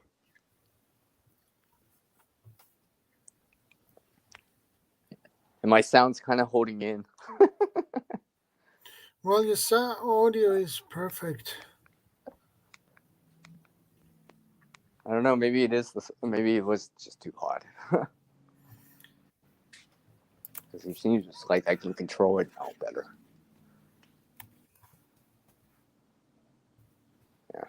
Yeah, I'm just looking at some things I have.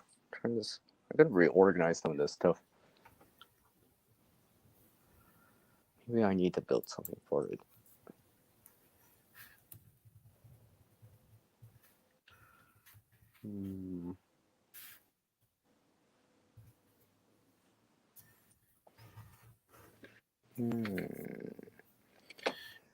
And there is another thing that I find useful to have as well.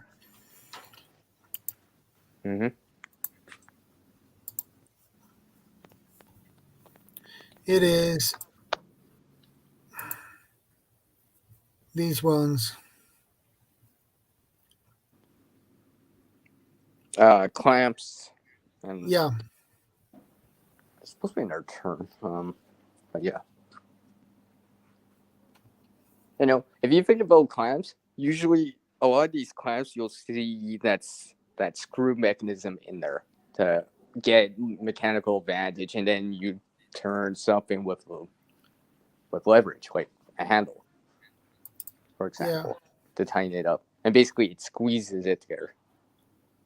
Because, I mean, Bob would agree with me. I mean, like those ones that you would put on your workbench, yeah, it's a screw and holds it together.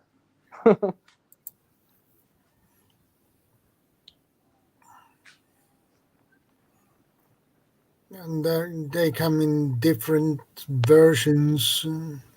Yeah, there's ones for put on a table, ones you bring to the project. Yeah. The clamps, all sorts of clamps. This type I have used most, actually. Mm-hmm. Those are really good, actually. Mm-hmm.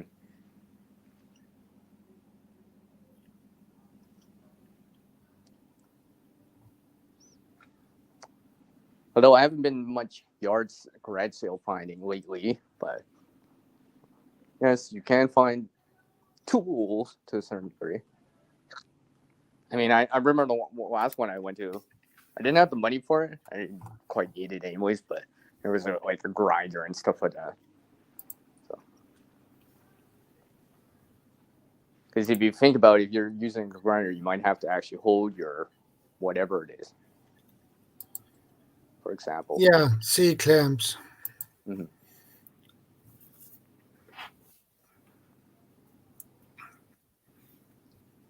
I have used them most. We had those in school.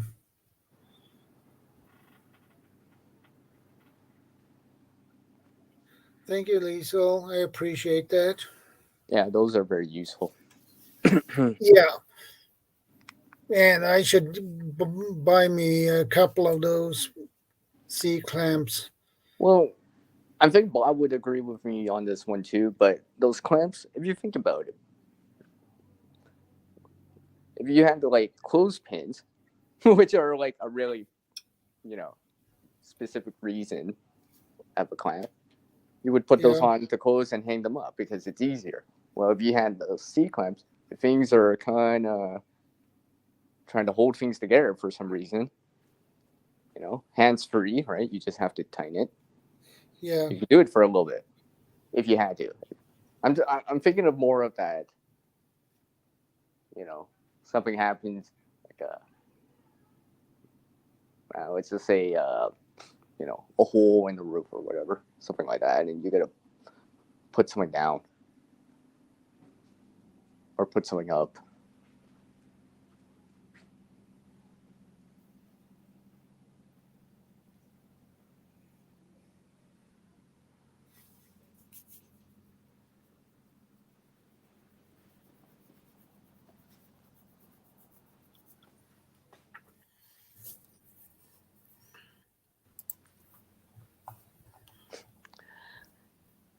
I'm just thinking about that back in time from all the times in shop class right now. Yeah. That was fun. I always did enjoy that class. It was very enjoyable. Ooh, look, bird feeder.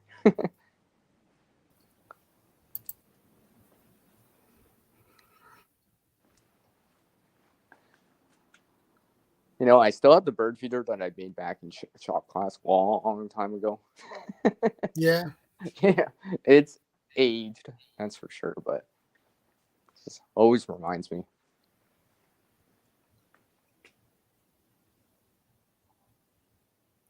Tools are the foundation for building. Get it? Yeah. Yeah. You also need a measuring tape. Oh, yeah. I was going to mention that earlier about the measuring tape because Actually, this one has both imperial and metric system on this one. So that is pretty nice, actually. Mm-hmm. Mm-hmm.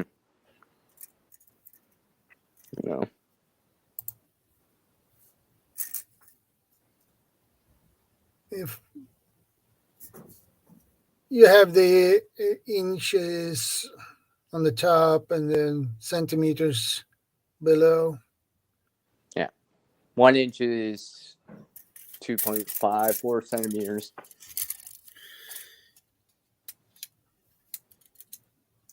So, kind of gauge it.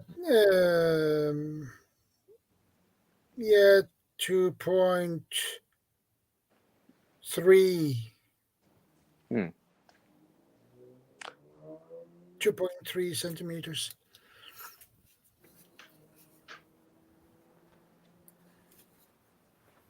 Yeah, tape measures are, I mean, I know what Bob was showing earlier with the precision measurements, but sometimes you need long measurements because it's a long distance.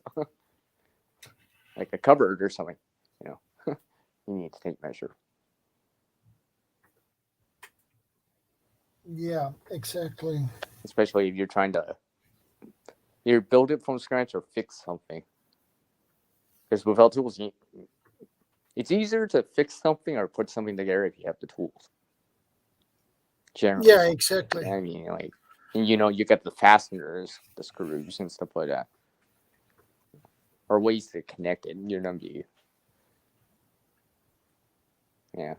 Now I know why Gil. Why was I on that chop blobs now? The possibilities. Indeed. I didn't realize I had these clamps right here. These are metal ones. Oh,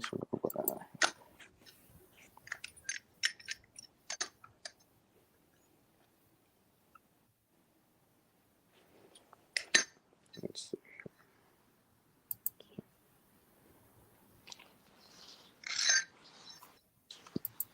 I got some right here. Yeah. You would see the screw. Obviously, this is a metal one. Yeah. Did you make them by yourself or did you bought them? No, someone gave them to me.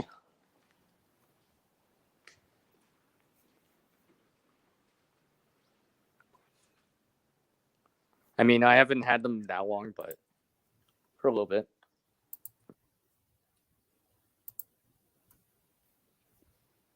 And those works good. No, it can help me out with certain things.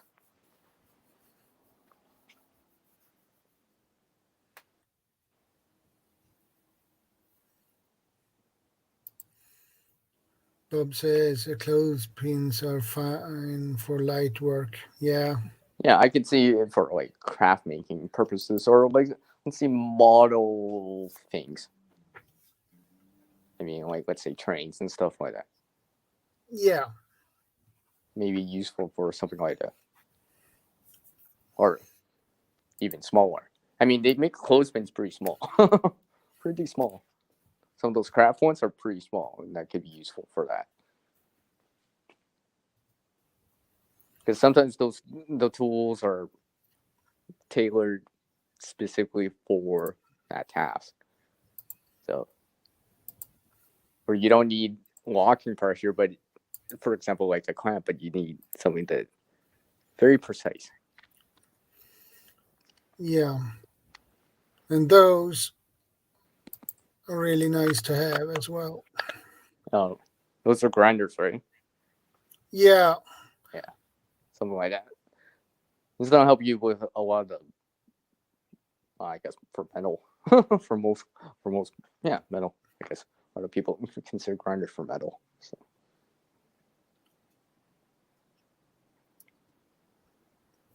Those are really awesome, actually. I have one myself, but I don't have it where I live now. I have mine in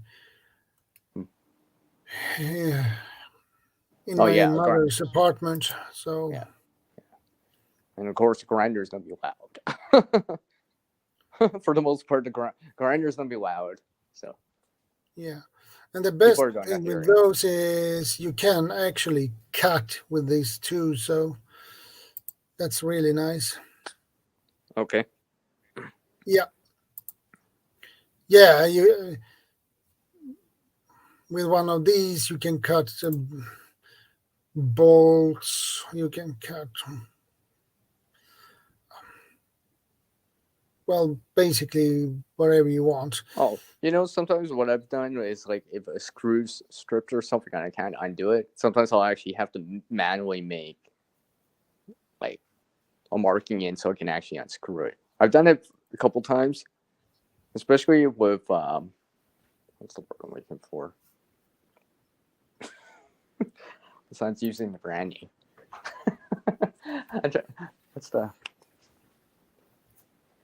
What's the technical term again? I'm trying to remember. Help me here, Bob. I'm trying to remember the term.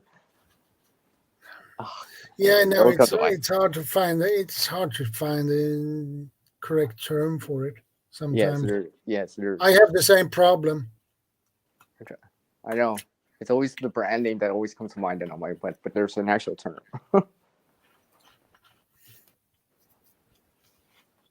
When you're searching for it, that's actually what it's called. Anyways, it'll come to mind. Oh, yes, a rotary tool. That's what I was thinking. A rotary tool. Yes. What kind of tool is that? A rotary A tool. rotary. Okay. Honestly, I think it goes without saying. The brand name of Dremel comes to mind. That's a rotary tool. Okay. So if you think about it in comparison to like a grinder, it's like smaller. The disc is usually smaller for more precision work. I mean, like I said, I've used a rotary. Okay. Yeah. Now I get it. Crafters have that too and stuff like that. It is a useful item too, because sometimes you can't use a grinder with it because you need more precision because it's really, really small or much smaller, right? You just wanted, like I said, a rotary tool like Dremel, for example. If you had something like that, if you were trying to like undo, a rotary tool, right? If you had a rotary tool like that with the right bit or whatever, let's just say you're trying to undo something and undo the screw and it's stripped and you're trying and you can't do it. Well, you can cut a line into it so you can try to turn it. Especially if you're trying to fix it or remove it. Maybe a useful tool. Because it wouldn't take that long.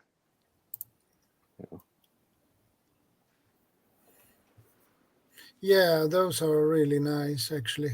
Yeah. And Dremel. Yeah, Dremel's probably the name that we all think about.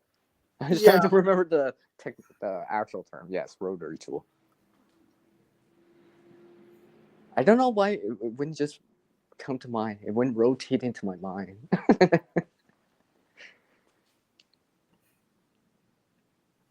I had in mind to get one of these myself. Yeah, something like this. You have adjustable. You can get, well, some of them. Well, not all of them, but you can have adjustable speed. Stuff like that. It's a very useful tool.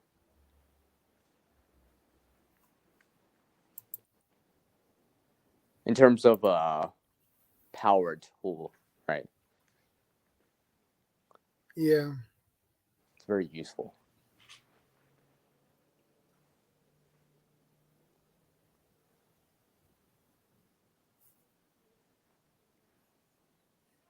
And Dremel is a popular brand too. Yeah, So. so it's probably the popular brand that most of us consider or think of first.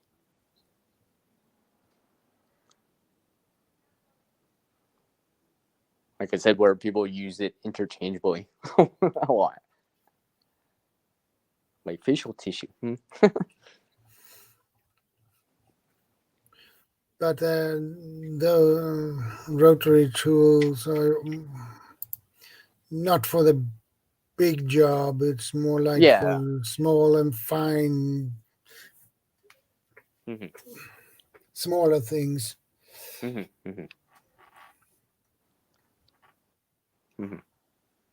Well, you might can use it for larger project as well, but you probably do the small parts for it.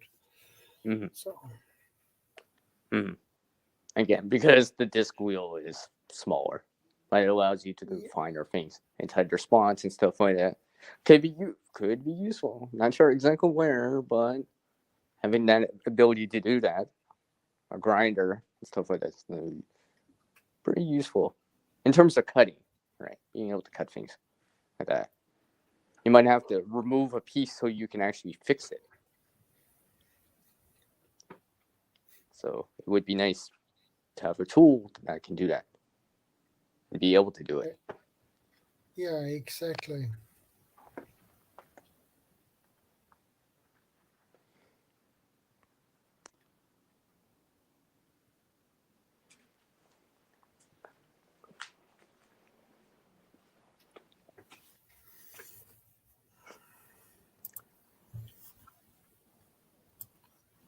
I'm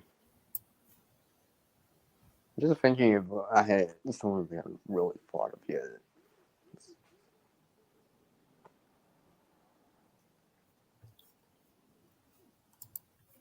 Because I know we covered like a lot of the major stuff. Yeah. When you think about it, the things that I consider, and then other people consider, and be like, yeah, I would consider those as tools too. I'm just looking at the shovels right now and just thinking, I'm like, oh, it's supposed to cool down. I'm just already thinking about it. I'm just already thinking about it because it's just like I can just see them. They're just staring at me, all these snow shovels.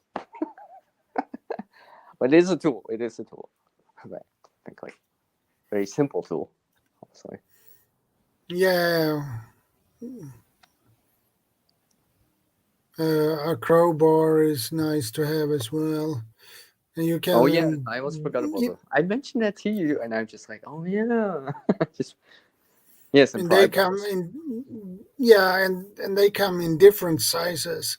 Oh yeah, from the very small keychain versions for packages or a paint can, let's just say, or whatever, to like something that like you would see the fire department use. Yeah. If you think about it, the fire department uses a lot of tools for helping them, right? Axes, right? Think about that. That's just a wedge. Thinking about it. You know, and who, you know, wants to have that curve on it for more leverage and all that stuff, and they're long. So you got that leverage advantage to, you know, for what you have to do. I have a crowbar, and that is in this size.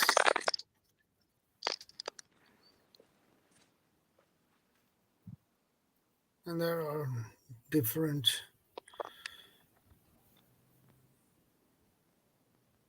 Hi, Warren.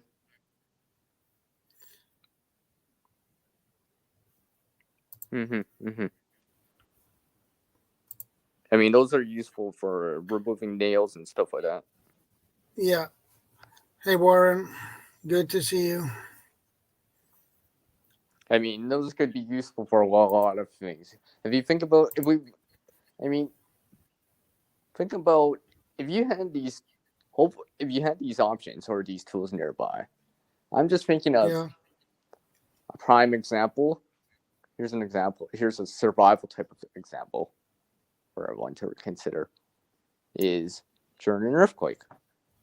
Tools like, oh, hey, I can turn off the gas. Yeah. Right? If you have gas, you need to turn it off. To get the door open so I can escape outside, for example. And hopefully they would be nearby enough and all that stuff, obviously. That goes without saying, but those would be, that would give you a lot of, you know, peace of mind. And you have a larger version of it, 80 centimeter military range size.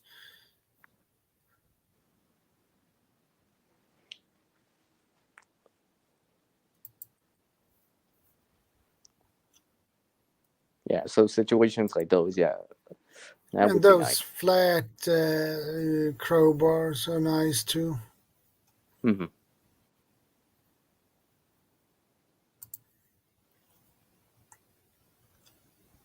Mm-hmm. I don't have many of those, but I do have a few.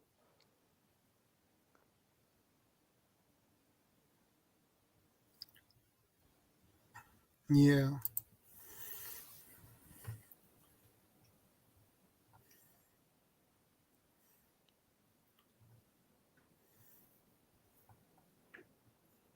I know you, at least here, you can buy some of these crowbars in basically a kit with different sizes. Mm. Yeah, that's nice actually. Oh, you know what else I was thinking? What? Just brings it all together here. You know, A crowbar, if you think about a crowbar, is basically a wedge that has a handle. We just shaped it differently, like with an S to get more leverage, right? With a piece of metal. Or maybe it's thinner so you can squeeze into the gap better and get more and try to do what you have to do. So,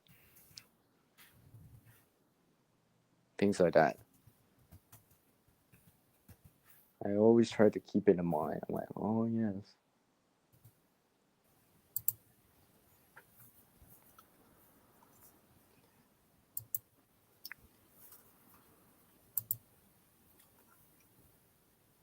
Hey, Gary. Thanks for dropping in. Appreciate it. Keeping us company. No, I'm just outside right now. Well, not really outside, but all I see is just tools. A lot of tools. A lot of things I would consider as a tool.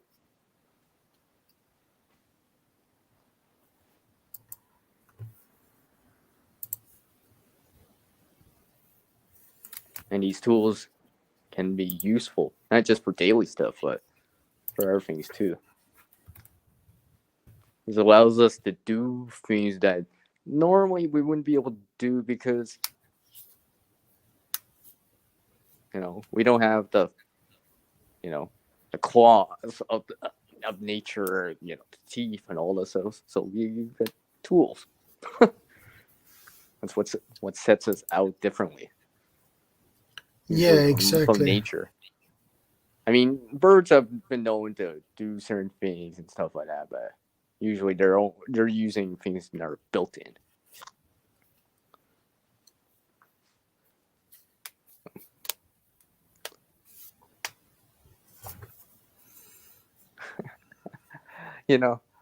That reminds me of a really old school type of tool. I was like, it got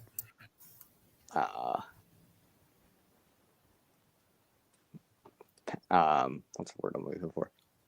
Well, it got better in time, but like with a bow and arrow. But I was just thinking of an atlatl in terms of something you may hear from the bushcrafting community and stuff like that. The spear thrower, right? Something like, because back then that was actually considered a tool, right? As in terms of how we've evolved with the technology of the tools, we start to learn all this stuff. It's just like put the stuff together, and then to the point now we have tools that can make tools. Yeah, exactly. So, tools just span almost the whole time for us. And when you have tools, you have options. Because they gave us the options to do all this stuff. In terms of, for like survival, it's just like a bow and arrow. An atlatl. I've actually tried to make one before. It was okay. Because basically it increases your leverage, like the length of your throw and stuff like that. I've tried it before. I'm like, oh yeah, let's see why this works. Wasn't accurate with it, but I could see. Because usually my dart is too short.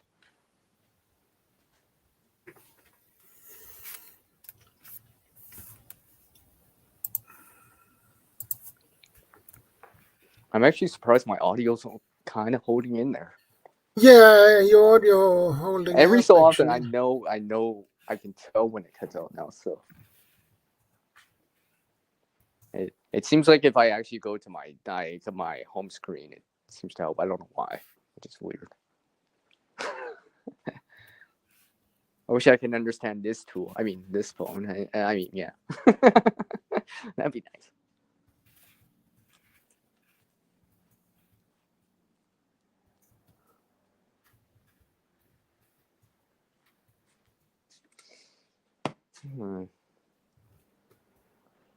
I mean, yeah. I mean, there's probably more tools I didn't even think about yet. And it's just like, oh,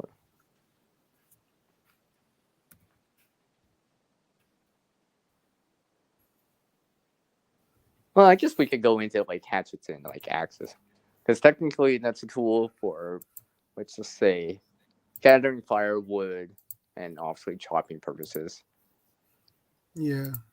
and And stuff I like was that. I was thinking about there's something that come up right now, and it is these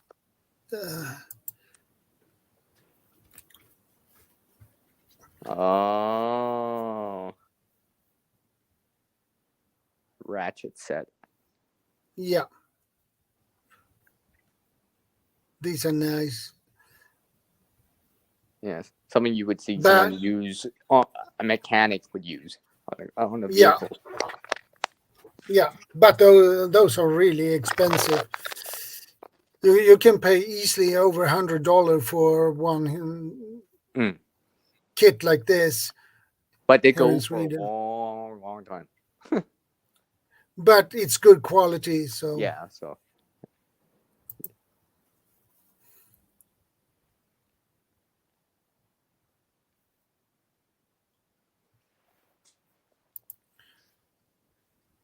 this one is another type of a wretched set. This costs around $130 if I US. So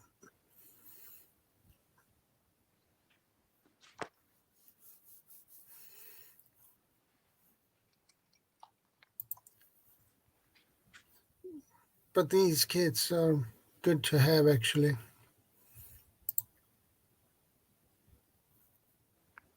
This has a lot of yeah, it would this is provide you some capability of being able to do something.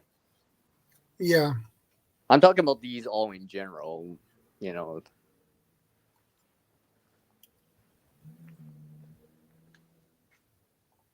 Yeah, it is general.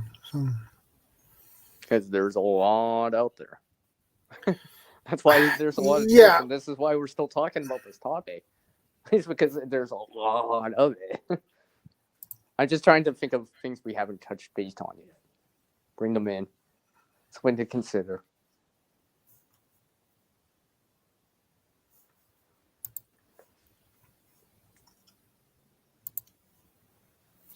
I mean, I got something right here. So that's some of the little things in there. I gotta reorganize this. Oh, that's where I put the electrical tape now.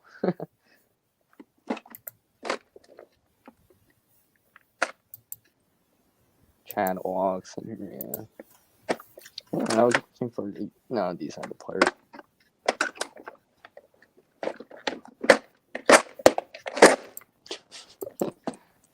Maybe I should be a little bit more quiet.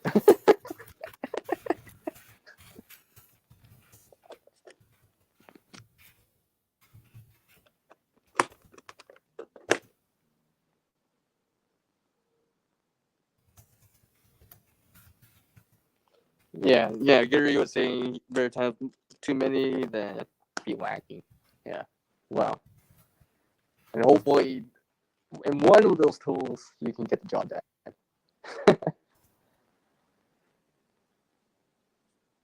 yeah.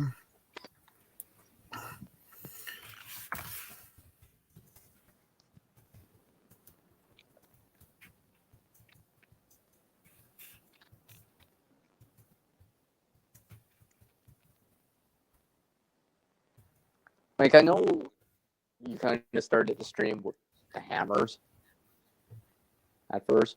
I think that was the first. Yeah. Pretty sure that was the first thing, first kind of tool mentioned in Grant.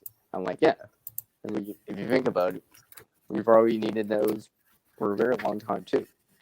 It's just modified over time what we use it for. Because if you think about it, if you were, let's see, it's like batoning when you use a stick, right? Yeah, I If you think about agree, it. Gary. A hammer. A hammer is just modified so for like nails and stuff like that. Because like even when I go camping or whatever and do stuff, I'm like I always consider these things because they help during those times too, right? Oh, look, I have to put a peg in the ground. You know, while everyone else is finding a hammer somewhere or whatever, I'm like, I'll just use the stick. It seems solid enough to put the peg in. Yeah. You know, because also if you had something like a saw with you to cut, you can size it down and you have something to baton with, or for pegs and stuff like that. It does help. Yeah, it does. So always considering things like that. Things you can still do with wood. Honestly, wood's probably not gonna be as durable as metal, but stuff like that.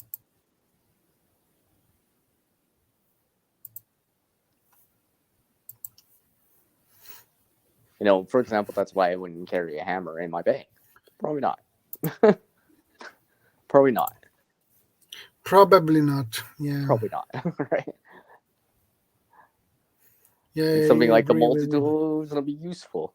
And as someone who unfortunately passed away, they used to say a multi-tool, such as what we showed earlier at Gerber, for example. There's other brands, of course.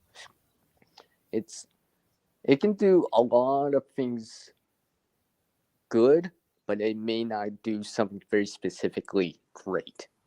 A multi-tool. And I meant the way I meant. Let me elaborate. It's like a precision screwdriver compared to on a multi-tool. Some of those channels are really deep, so you need a precision screwdriver so you can get in the hole to unscrew the screw or tighten it up or whatever. Where a multi-tool may not work always, if you think about it like that. But I like multi-tools too. Yeah. They're useful. I generally use the pliers on the multi-tool, generally. It's nice to have something.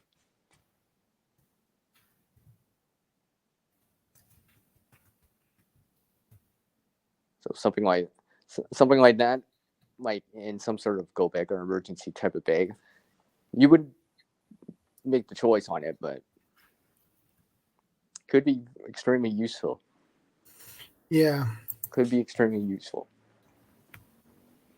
Now, certain little things, not so much, but yeah, it could be useful.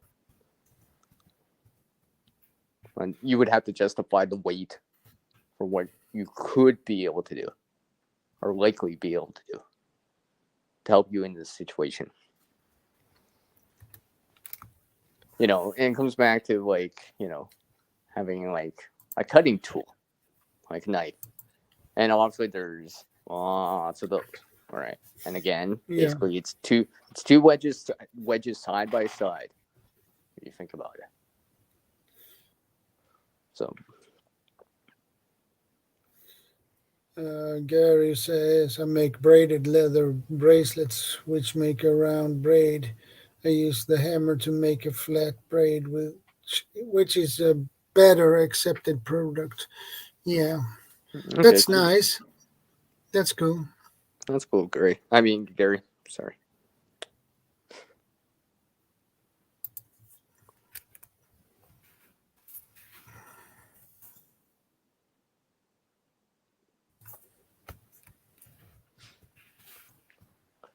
Let's see.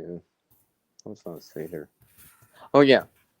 Coming back to that cutting tool. I mean, and a cutting tool, I wouldn't say it is. I mean, some of the purists out there, or some people may disagree. It's not per se the most use. most important thing out there in terms of a survival tool, but it does allow you to do things like make feather sticks and stuff like that. Especially if you had that capability of doing that. That might be a useful thing. Let's say, you're out ATV on a ATV or snowmobile or snow machine and stuff like that. Well, usually you're in more remote areas, technically, right? Somewhat off the beaten path at times, right? So like you run into issues, right? It'll give you a tool that you could use to help you in that situation. Hopefully it would help. Hopefully, right?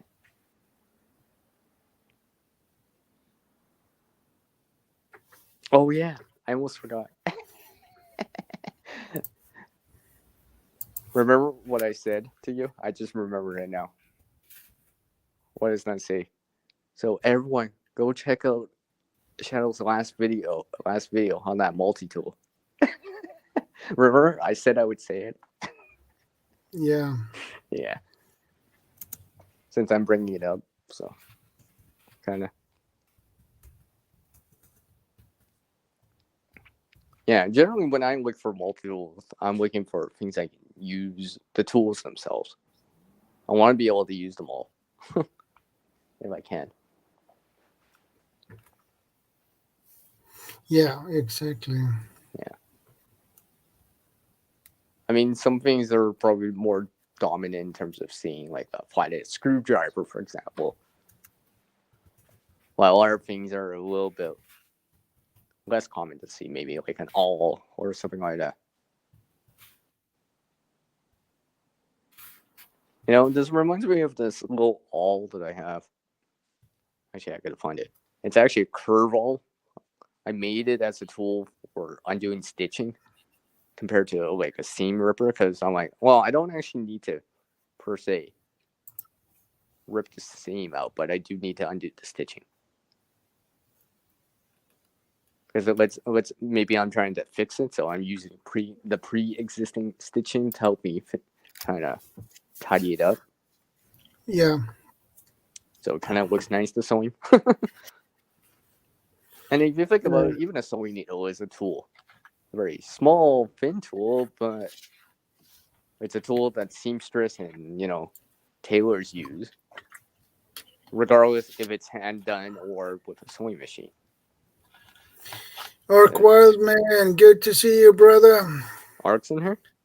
Hey, how's it going, Ark? Nice to see you. You're so in time for what I was going to say. Yeah. But, yeah, I would consider a sewing needle as a tool. It's a very specific type of tool. Hey, Dark Shadow. Good to see you. Hi. Everything is just fine here. Gary says heavy-duty pruning shears would be useful in many situations, I believe. Yeah. Because usually when it comes to tools, I guess I shouldn't say generally speaking, but a lot of the time, it's the weight that matters. It's the weight that's determined if you really bring it with you, especially if you're bringing it on foot in a bag or, for example. If you have convenience like a vehicle, bicycle, whatever, then you can afford a little bit more weight because you can handle it. Yeah, exactly. Because sometimes, like with some of the tools, it's like the reason that they get more expensive is because they're lighter in weight. They're lighter in weight too, ultralight materials and all this other stuff.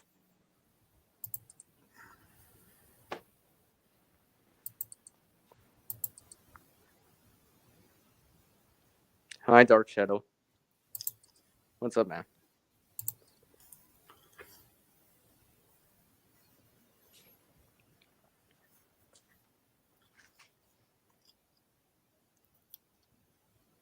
Let's see, what else was not say here? I keep getting derailed. Every time you change it, I'm just like, I'm trying to remember what I was saying. Yeah. Whatever. The tools is a broad subject. Because Yeah, like I said, it there's a is. lot of tools. There's guarding. I mean, and just to relate this into the preparedness, because it is preparedness month. And that's why the last couple topics here with Shadow have been could be relatable for preparedness. I think that was the idea, right?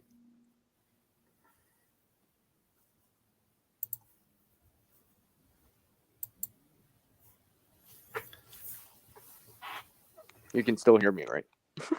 Yeah, I can still hear no. you. Loud and clear. I'm sorry to always say ask because I can't tell at times. I'm just like, I think I'm still good.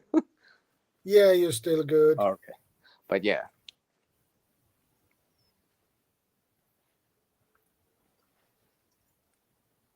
So yeah, if I actually brought up this subject for this week.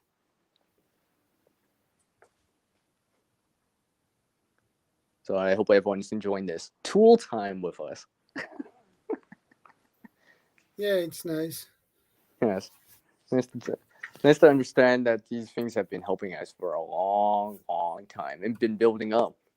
If you think about it, we had to build up the toolbox as a society, right? We had to build up the toolbox.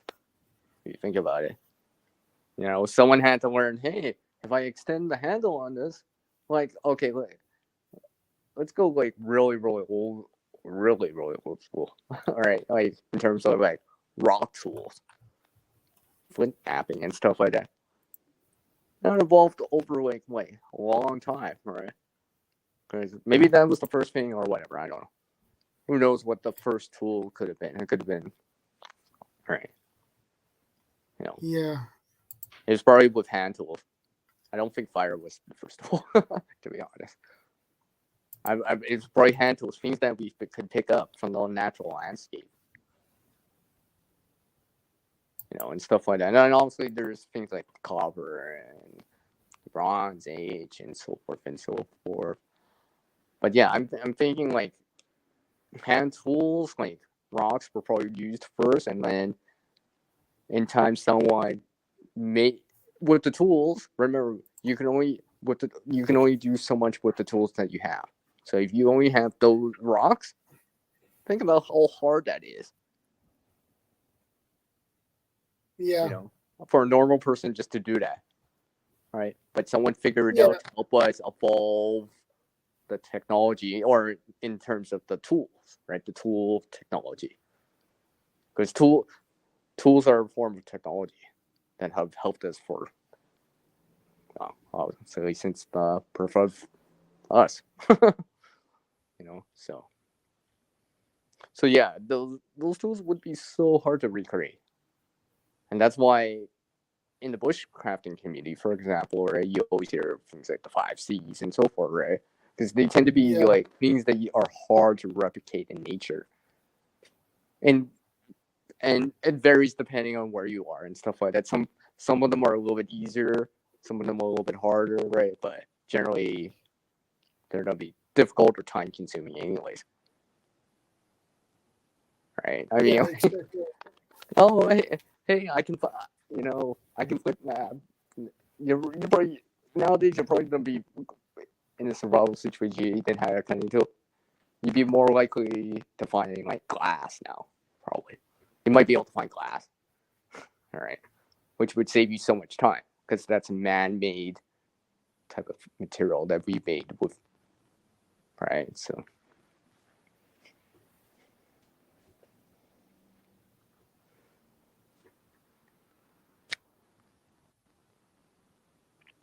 Oh, look at this. Hey, Man City. Yeah, yeah. It feels like I'm breaking up. I'm trying to hold it in here. Yeah. I'm trying to hold it in here. No, now you sound much better.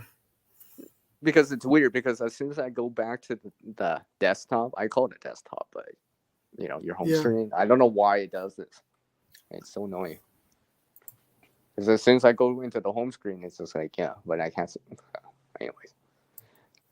Enough about my issues with this tool.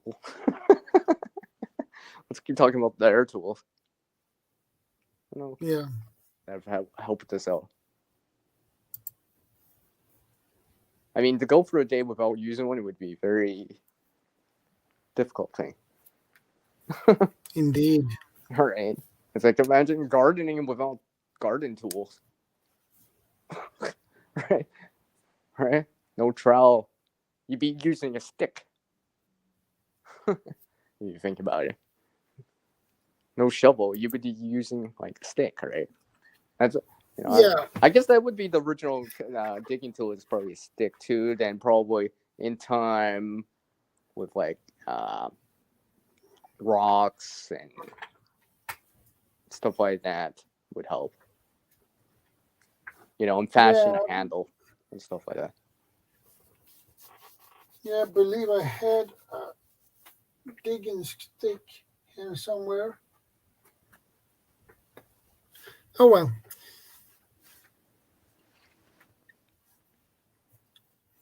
I'll find that later.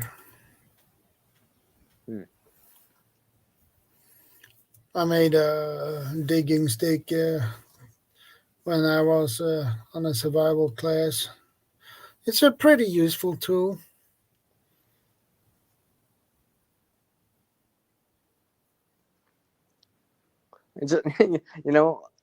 Speaking of a stick, a tool for anyone that's had an outdoor campfire, I think probably could attest to this in time, is a little push stick, right? I know then sometimes people use metal or whatever, but a lot of the time when you go camping and you're having a campfire, you have a push stick so you can, move the logs around kind of deal. That's a tool. It's just a tool that we don't think about a lot, but we use it when we do that kind of task or do that kind of action. Because you're gonna, stir the coals or something like that. Bring the coals closer so you can cook over the coals. Yeah, exactly. Or the fun activity of finding a thing and whittling it so you can put a marshmallow on it or whatever. Something like that.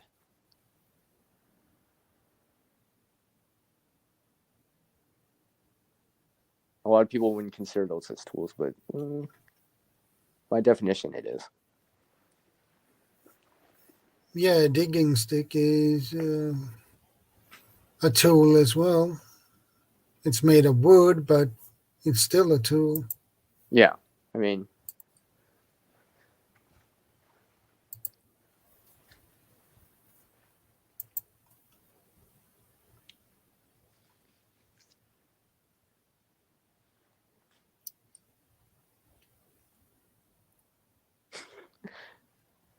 so now I'm just thinking of like, what can I make? That's what I'm thinking right now because I'm just thinking about all these things that make a lot of the things possible, right? The tools, right? Yeah. Tools have made a lot of these things around us possible to be able to do. Let's just say you're making a fence or whatever. Well, tools to help you do all that stuff, fasteners maybe, or maybe tugging groove. I don't know, stuff like that. All that stuff. What else you do to have something like that? Indeed.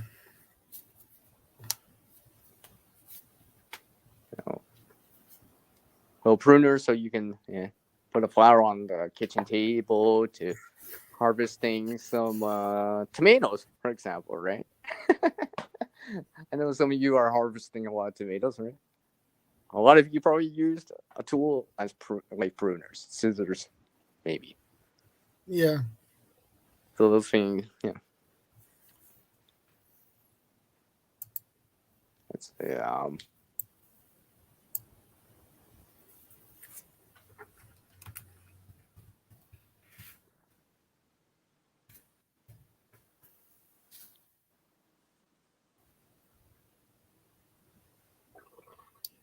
Yeah, pruners are a good tool to have in your toolbox.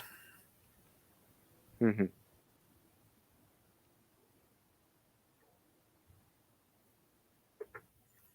And yes, you probably could do that with a knife, but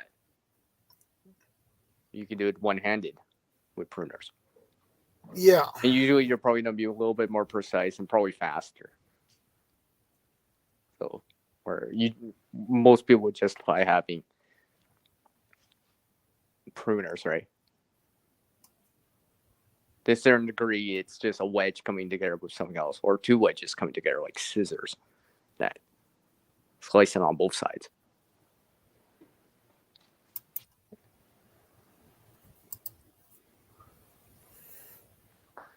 You know, those tools that we use to open up our packages, right?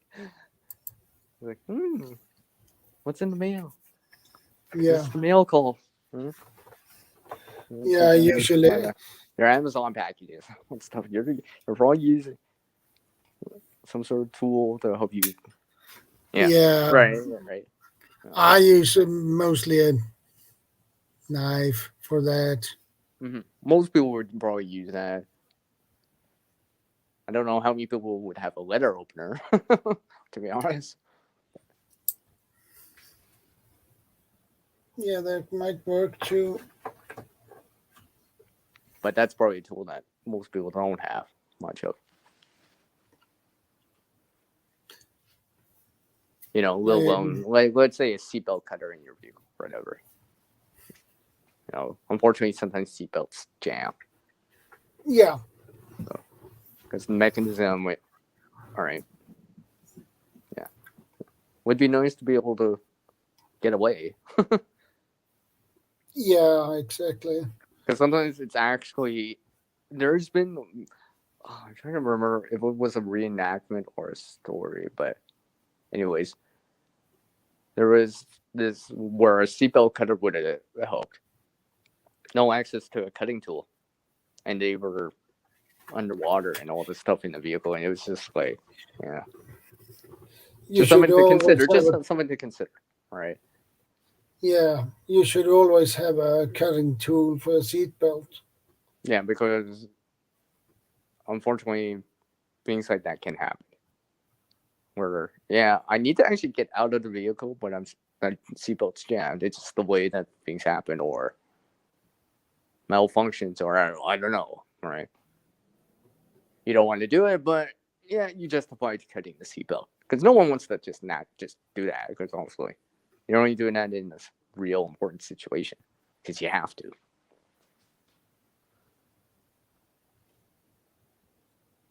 Yeah, I agree.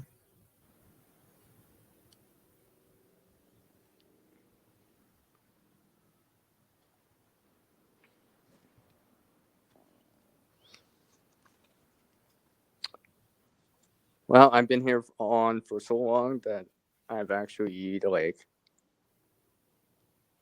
drained my little battery bank. I'm just noticing it's not charging anymore. I'm still good. I got 68. I should be okay still for a little bit longer.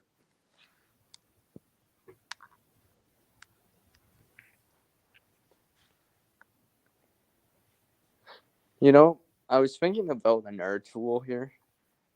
Yeah. To consider.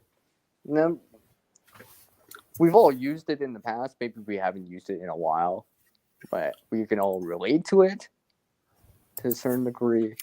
And there's actually bigger versions, stuff like that. Oh, and guess what, everyone? Hey, can I make a selfless promotion right now? By the way, this one tool I'm talking about will make an appearance on a premiere I'm doing. Okay. I'm just anyways, a pencil sharpener. Because because I'm thinking about, there's artists out there too, right? If you think about artists out there, people that draw pencil crayons and stuff like that, right? Some tests still have to be done by that, you know, where you that ABC and it scans it. What's the word? I just saw a video on it and I'm like, I can't remember the term, what that's called again. Yeah. You know, when you take tests and stuff like that, like in school and stuff like that. So you need a pencil. You can't write a pen. You can't use a pen. So yeah, pencil sharpener, right? So, Yeah. and that's another tool. That's a tool, for our writing tools and coloring tools and stuff, artistic tools like that. That is quite useful. Yeah, but a pencil sharpener, it's small. Well, you can get put it in the your book. carpenter versions that are bigger. I mean, I have a few of those, but I use those for tinder making purposes usually, not for a carpenter pencil. Pencil. I mean, no, because if you think about it, that's just a tool. That's just a cutting tool. Like there's a wedge in there, and you're being able to make spirals with the pencil, and then eventually sharpen it. Or you're making shavings for tinder for purposes, something like that. I mean, I've shown a video where I've used a drill to make that tinder to kind of speed it up the process a bit, right? And you could do that with a cordless drill too, right? I just did that. I was just like, oh, yep, made it fast. So. Yeah, exactly. Exactly. Because the pencil sharpener is one of those as a tool. It's specifically for tinder. It doesn't have you don't need the knowledge and the skill. I'm not saying those are not important of like making feather sticks and stuff like that, but it allows someone else that doesn't have that knowledge or experience with it or skill or even the ability, right, to be able to make shavings for like a campfire, or if the situation's needed for a fire, because those things would help. At least, let's just say someone like younger, right? Pretty sure they can use this pencil sharpener as a tool for them to, and they would feel kind of like they're helping, right? Yeah. That's another reason. Because I'm pretty sure. Yeah, I'm pretty sure someone you can do it one-handed. It's hard to make feather sticks one-handed. Yeah, and you get very nice thin sticks. Mm-hmm. Shavings is better. But the only downside is usually that it only fits so much, right? Because you need specific width. Yeah. That's the only downside. But, I don't bring them a lot with me because I have the skill of making feather sticks. I practice. Probably not as much as I probably should, but I've made some feather sticks.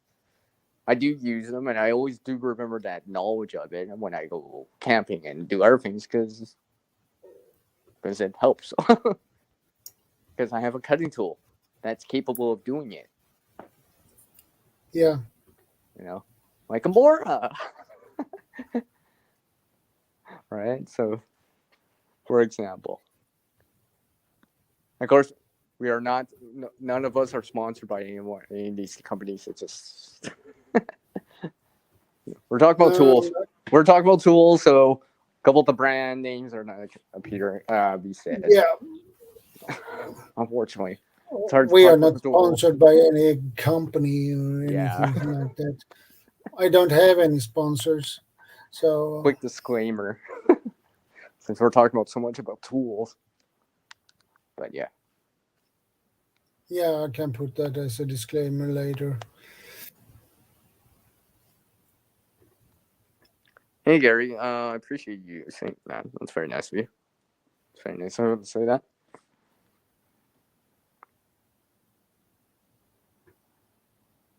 I'll take care too. Sorry, I'm falling behind your side chat sometimes. Yeah.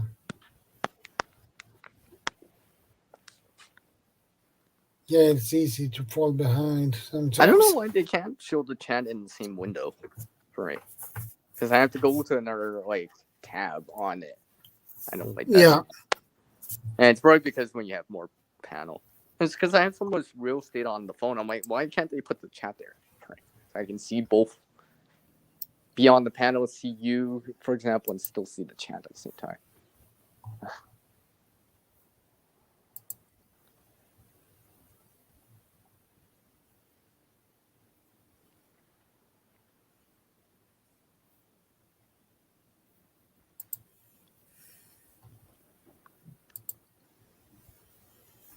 Yeah, I'll probably slip out at the top of the hour, if not sooner. I gotta take care of a few things, and I actually have to do it before my premiere later. So when do you release your premiere? It's in 3.5 hours. Okay. So, if you would like to come by, feel free. No obligation. No obligation. Well, I You can probably come by later. I understand. Yeah. 3.5 hours.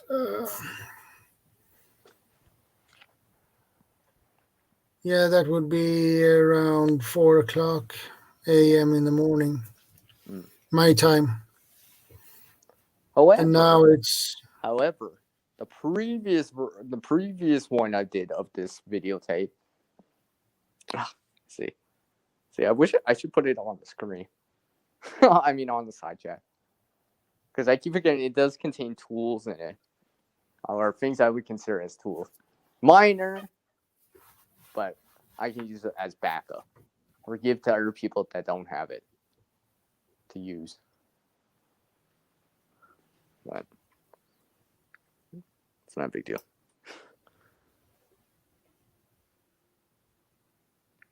So, do you have anything else to add in? No, not really. I think we have quite a bit of what I wanted to say. I was just like, yeah, we have. And and we touched based on like not only modern tools, like what we were talking about earlier, from the hammers, the wrenches, right? Those tools are like from like only so old, right? But the history behind it, so to speak, where we all came from wooden tools and raw tools and stone tools and carpet tools, all the way up to here now. Hey, Freeman James, good to see you. Hello, So, Freeman what James. do you deem as essential?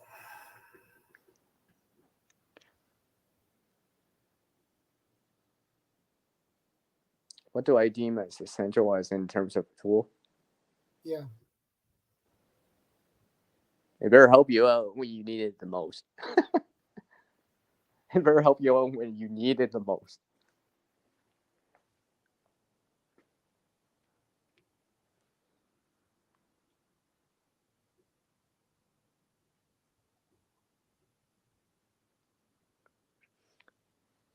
Because tools range from a lot of things, and tasks are a lot of tasks are different.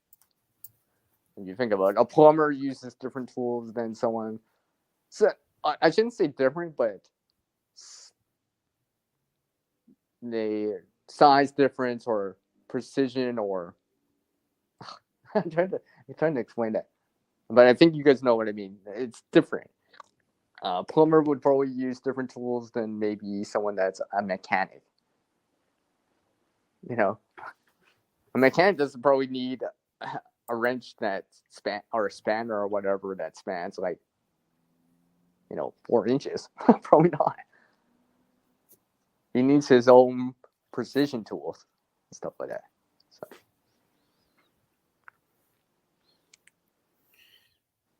Yeah, exactly. Yeah. You see the brain as the mother of invention? Yeah. Something similar to that, where you're thinking, what can you do with what you have with you at that moment? Because there probably is a tool that would help you. But do you either have it with you, or can you make that tool from what's around? If you think about it like that. You know what I'm thinking of right now? Oh, yeah. What? What are you thinking about?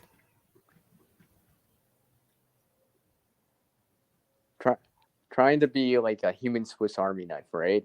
Being able to do a lot with what you have around you, just like someone else, right? Maybe, right? Just like Mac.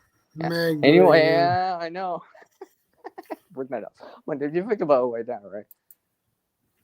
Maybe that kind of way of thinking about it.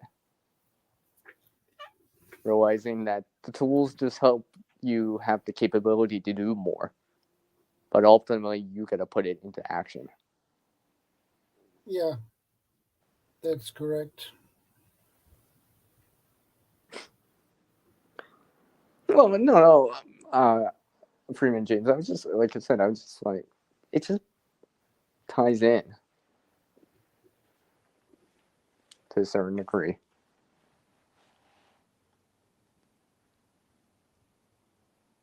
Obviously, that's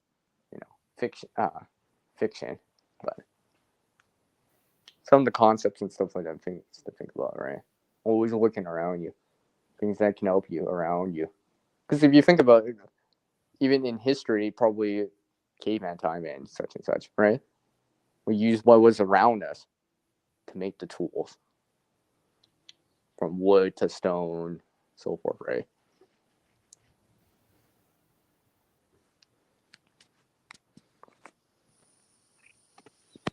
Do you have something? Do you have something you want to add?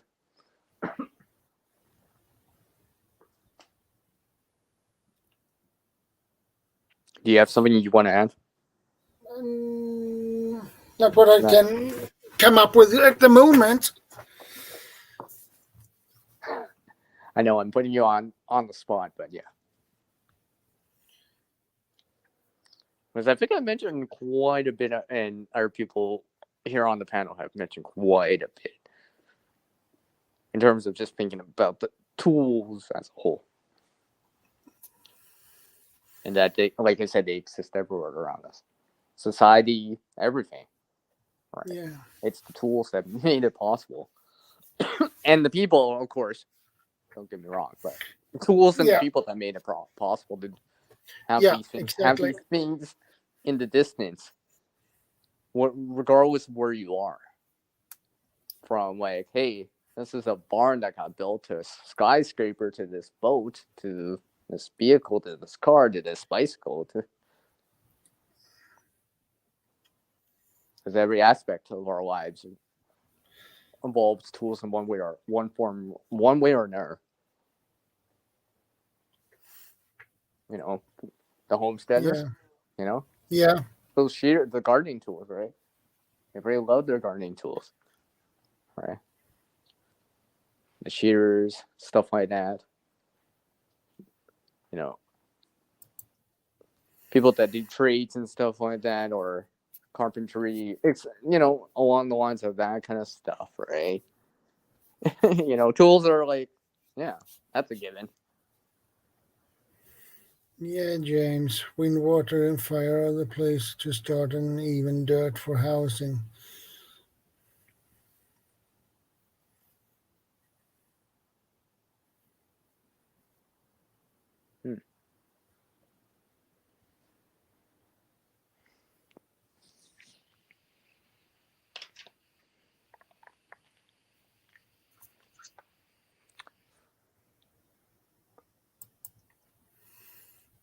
By that I mean water wheel. Yeah, water wheel.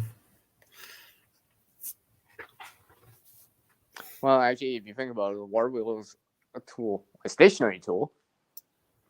But yeah, but you need the tools to build the water wheel. Yeah, I know, to create it in the first place, right? That's why I said we're on the shoulders of the tools. It's tools that allow a lot of the stuff to come to, to now.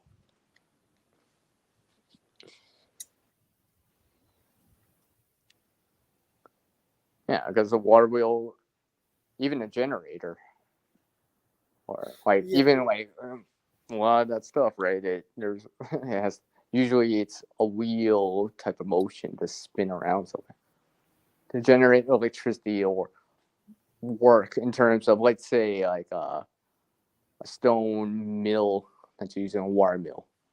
Something you may have heard about in the past, right? Let's say 18th, 17th century, probably earlier too, right? Stuff like that. Oh, what am I saying? Yeah, it is a lot older than I. That technology existed longer. I'm sorry. I'm thinking of the sewing stuff for some reason.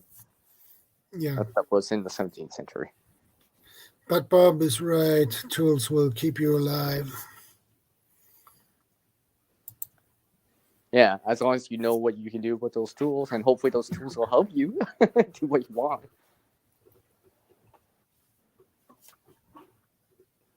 Yeah, that's true.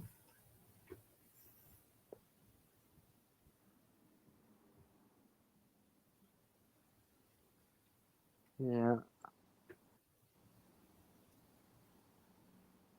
So now I want to start making something. I don't want to make a racket though. on the screen. Just kidding.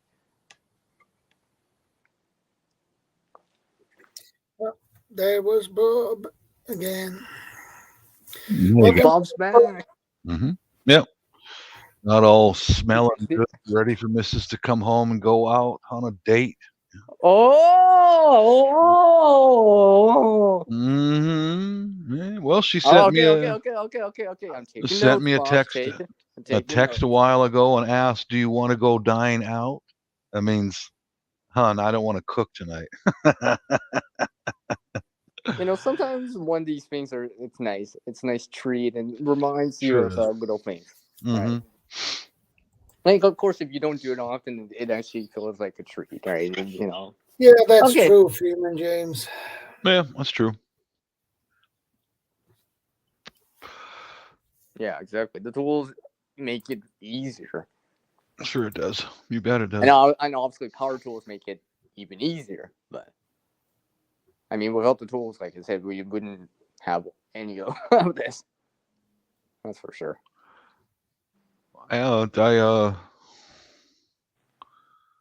I've made so many things here to secure the house and my property just by bringing in old bed frames, and what I'm making, no one in the area has any idea what I'm doing. All they do is see me bring in an old king size bed frame. That's all you're converting it and fabricating something into something way different. And it comes back to what I said about in history. We use the things off the landscape first as tools or things as materials to use. And so it's like, hey, I want to be able to use this piece of wood. Well, I'm gonna have to bring it down and cut it. Make it lighter, smaller. So I need to figure out a way to do that. Yeah. It's just like people that do flint napping, and it's just like it comes back to that. They use things off the landscape. They're like, oh, hey, this is actually better for flint napping, and that is a form of technology. Old school, but it's a tool that we use. And I get lost in time. I think Shadow's about ready to doze off over there. Yeah, I'm beginning to get tired. So looks like it. Yeah. Mm-hmm. Well, I know I'm slipping out at the top of the hour. I gotta do stuff before my premiere. Yeah. And I was thinking about another tool, and all is useful. Sure. I did mention all before. Yeah. Like I mentioned in the chat, I said most of the thieves here that ride bikes and carry a backpack, they always carry a small pair of bolt cutters, a pry bar, and many carry an angle grinder with the cutting blade on it. Yeah. Yeah. So that's how they make a living. Way of the tools, and that's the nefarious ways of using the tools, right? So, unfortunately, it's just the way it is. Tools, have helped us, but sometimes they don't help us because they help other people and they harass with them. Yeah, that's how they make their living. Yeah. So it's Cutting locks and off. I know so it's like an arms race. It's like, oh, I gotta build up my defense better against these. Yeah. All right. That's the stuff I like. I like to do that. I like to take what I've already made to protect my property and upgrade. I bet. I like doing that. Well, you're improving. Yeah, it works. Mm-hmm. Well, you're reinforcing your position, right? Yeah. Yeah, that's always a big thing. Like even in survival, you reinforce your shelter if you can, right? You try to keep improving on it, no matter what's going on. Absolutely correct. Yeah. Yeah, when we get to the new house, I've got my work to do, you know. Now I can set up all the cameras exterior I want and audio alarms and anything that I want. I could just go hog wild if I want to, you know. So when are you moving? Not sure yet. It's still in the paperwork process, but I won't be 100% guaranteed that we have it until I have the key. When I have that key, that's the green light right there. Yeah, and then when you actually start walking, like inside, it'll be like, then it'll become. Yeah. Okay, this is so surreal. I'm here now. Is that how new house? Is that in the same size as you live in now, or this one's is it a bit? It's bigger. Yeah, it's bigger than what we wanted, but the price and the location are pretty good. They're tolerable, you know. Oh, that just means extra space for like, you know, a shop. Yeah. Well, yeah, like there's another bedroom that won't be used, but my son's welcome to use it for his weightlifting. So go ahead, dude. I'll probably use some of it for storage too. In fact, my dry good food is not going to go in the garage. It's going to go in one of the spare bedrooms on some shelving. So it'll be used. Yeah. You know, I could just imagine it's like weightlifting. Well, why is he weightlifting with like 20 gallons of water? Yeah. Oh, he went and bought a in Washington State. He went and bought a weight set, and I mean a nice weight set. He's nobody to mess with. This he's not tall. He's Filipino, you know, but he's built like a bull, and he's like one of those guys that has no neck. Wow, he sounds like a guy that would stick his neck out for you. He would, yeah, he would. He's already a judo instructor and all that, and he's one of those. I've seen that guy take a lot of punishment in the gym, and it doesn't bother him. I mean, he's one of those guys that you can punch him as hard as you wanted to, as many times as you want, and he's going to keep coming. Just I don't know how else to explain it. That sounds like something I've been thinking about all day. Resilient. What? What? I said resilient. Yeah, he is. Something like that. He's just like, you know. I'm thinking of something else right now, but yeah. I recall a few years ago when he was teaching judo, and a much larger, taller white lady, he was going to throw her, and she fell over and landed on top of him, much larger, you know. Yeah. And she tore his rotator cuff. That dude did not take any pain meds at all. Nothing. Before, after the surgery, and physical therapy. Not even Tylenol. Wow, some people have a very high pain. Very high tolerance. I'm not that. I know I'm not that. Yeah, me too. I mean, I gotta really give the guy credit where credit's due, and he's a good guy. Like I mentioned earlier, I had a task for him to perform to support moving, and man, he got on it right away. took care of it like that. Didn't even have to say a second word, That's a good guy to have around. I'm glad he's here. I told him in a couple man-to-man talks we've had is like, man, you're welcome to stay with us as long as you want. Never causes any problem. Never missed a day of work,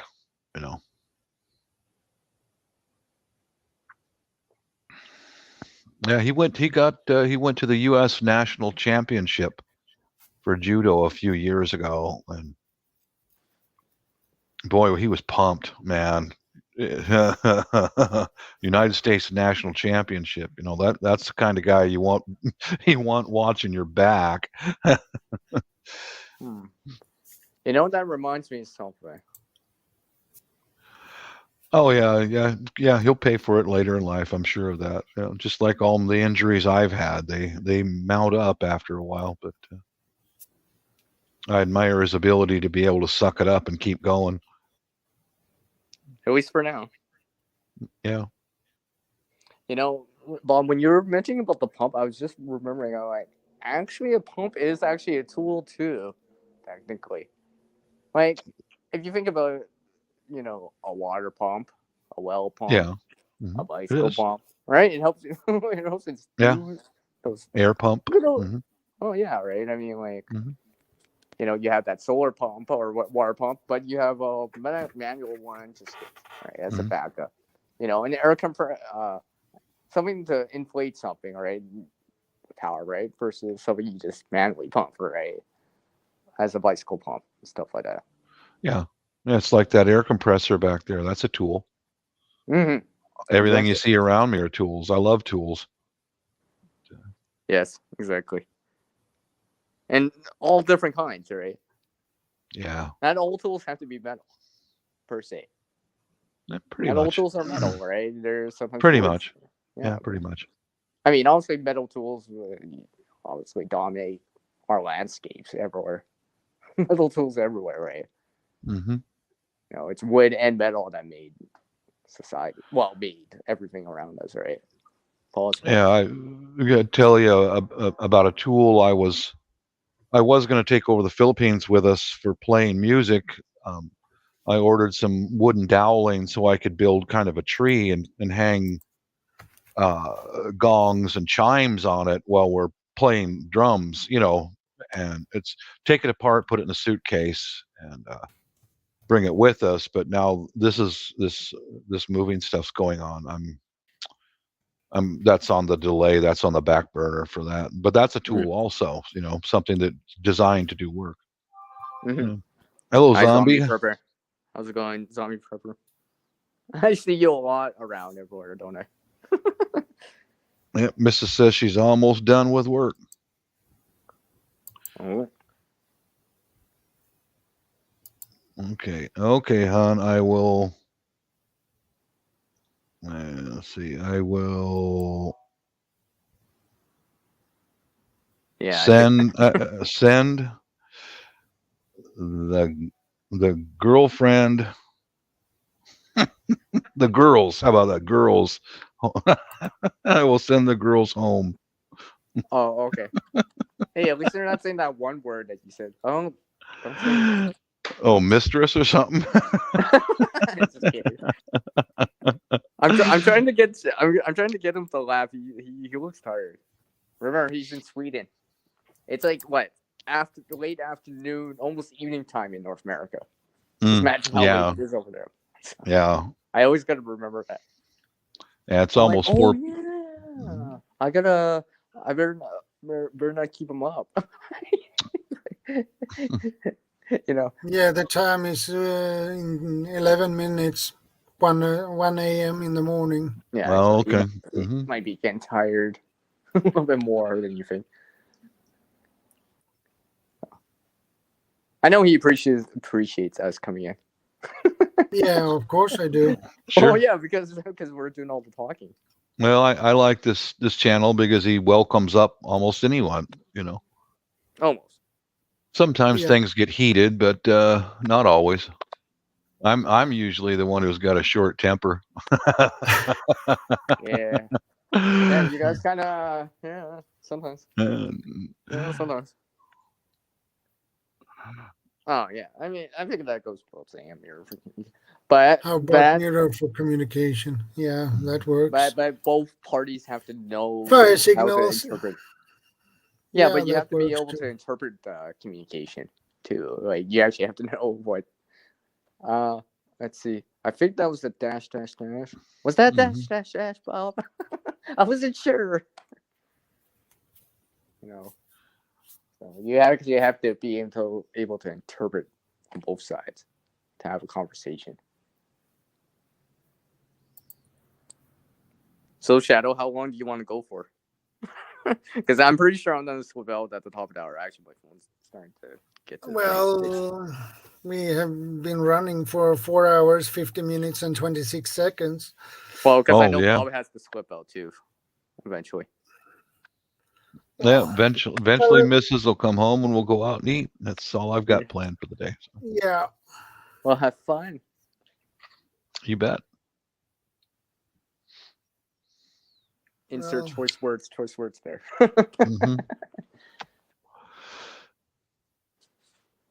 Well, you need to have fun with your wife too. Yeah, you bet. Well, it's not just the fun, but to enjoy the things too, right? Yeah. These little things, right? We got to keep the missus happy. I like Indeed. my missus. I'll keep her around. I'll keep her. Okay, around wait. Keep Mrs. happy. Okay, Bob. What else? Even if you tease with her. I'll always do. She's so used to it. You know, she just goes, "Che." Go to them. Go to the hun. You know, I send her text. Hun, bring home cash. The girlfriends are asking for more money. I remember one day when we were in the kitchen, I said, "Hon, the girlfriend needs more money. If you're paying her, mister, she's not your girlfriend." Well, she got a point there. She sure does, yeah. But hon, when I pay her, she says she loves me every time I pay her. Isn't that a girlfriend?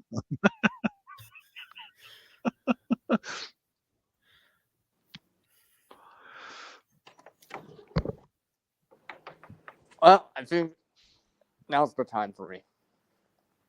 Apparently, I have to return the call now. Ugh. Anyways, thanks for having me on, Shadow. It's nice to see you again, Bob. No problem. It's always nice to have everybody.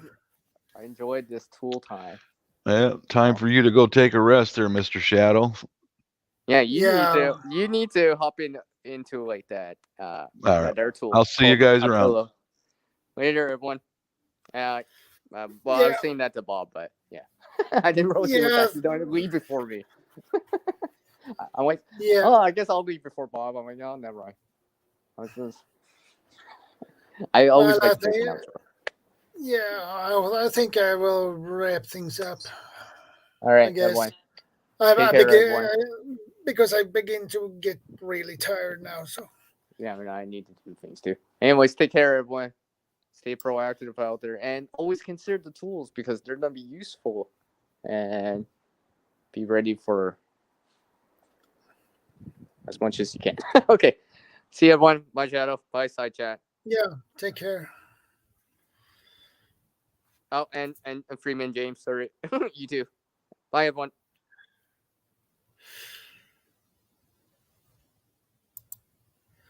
Wives cost, but so do husbands. Yeah. It goes both ways, Freeman. It goes both ways.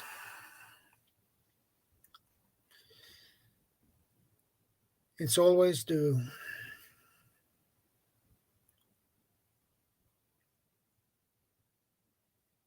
But anyway, guys, thanks for hanging on. Thanks for stopping by. I appreciate that. And we have 41 thumbs up. I'm happy with that.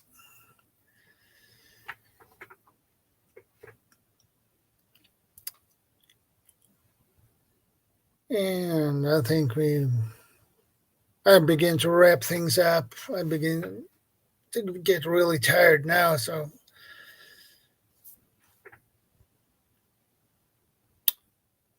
I think that is a good idea to wrap things up.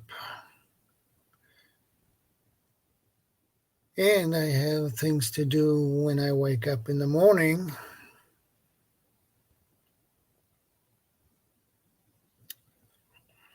That I need to take care of. So, everyone, thanks for stopping by. I appreciate it. And good night, good morning, wherever you are. And I will see you guys in the next one.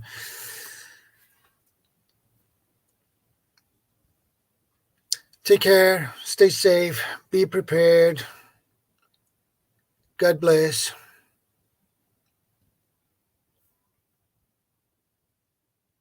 Shadowscoutswede out.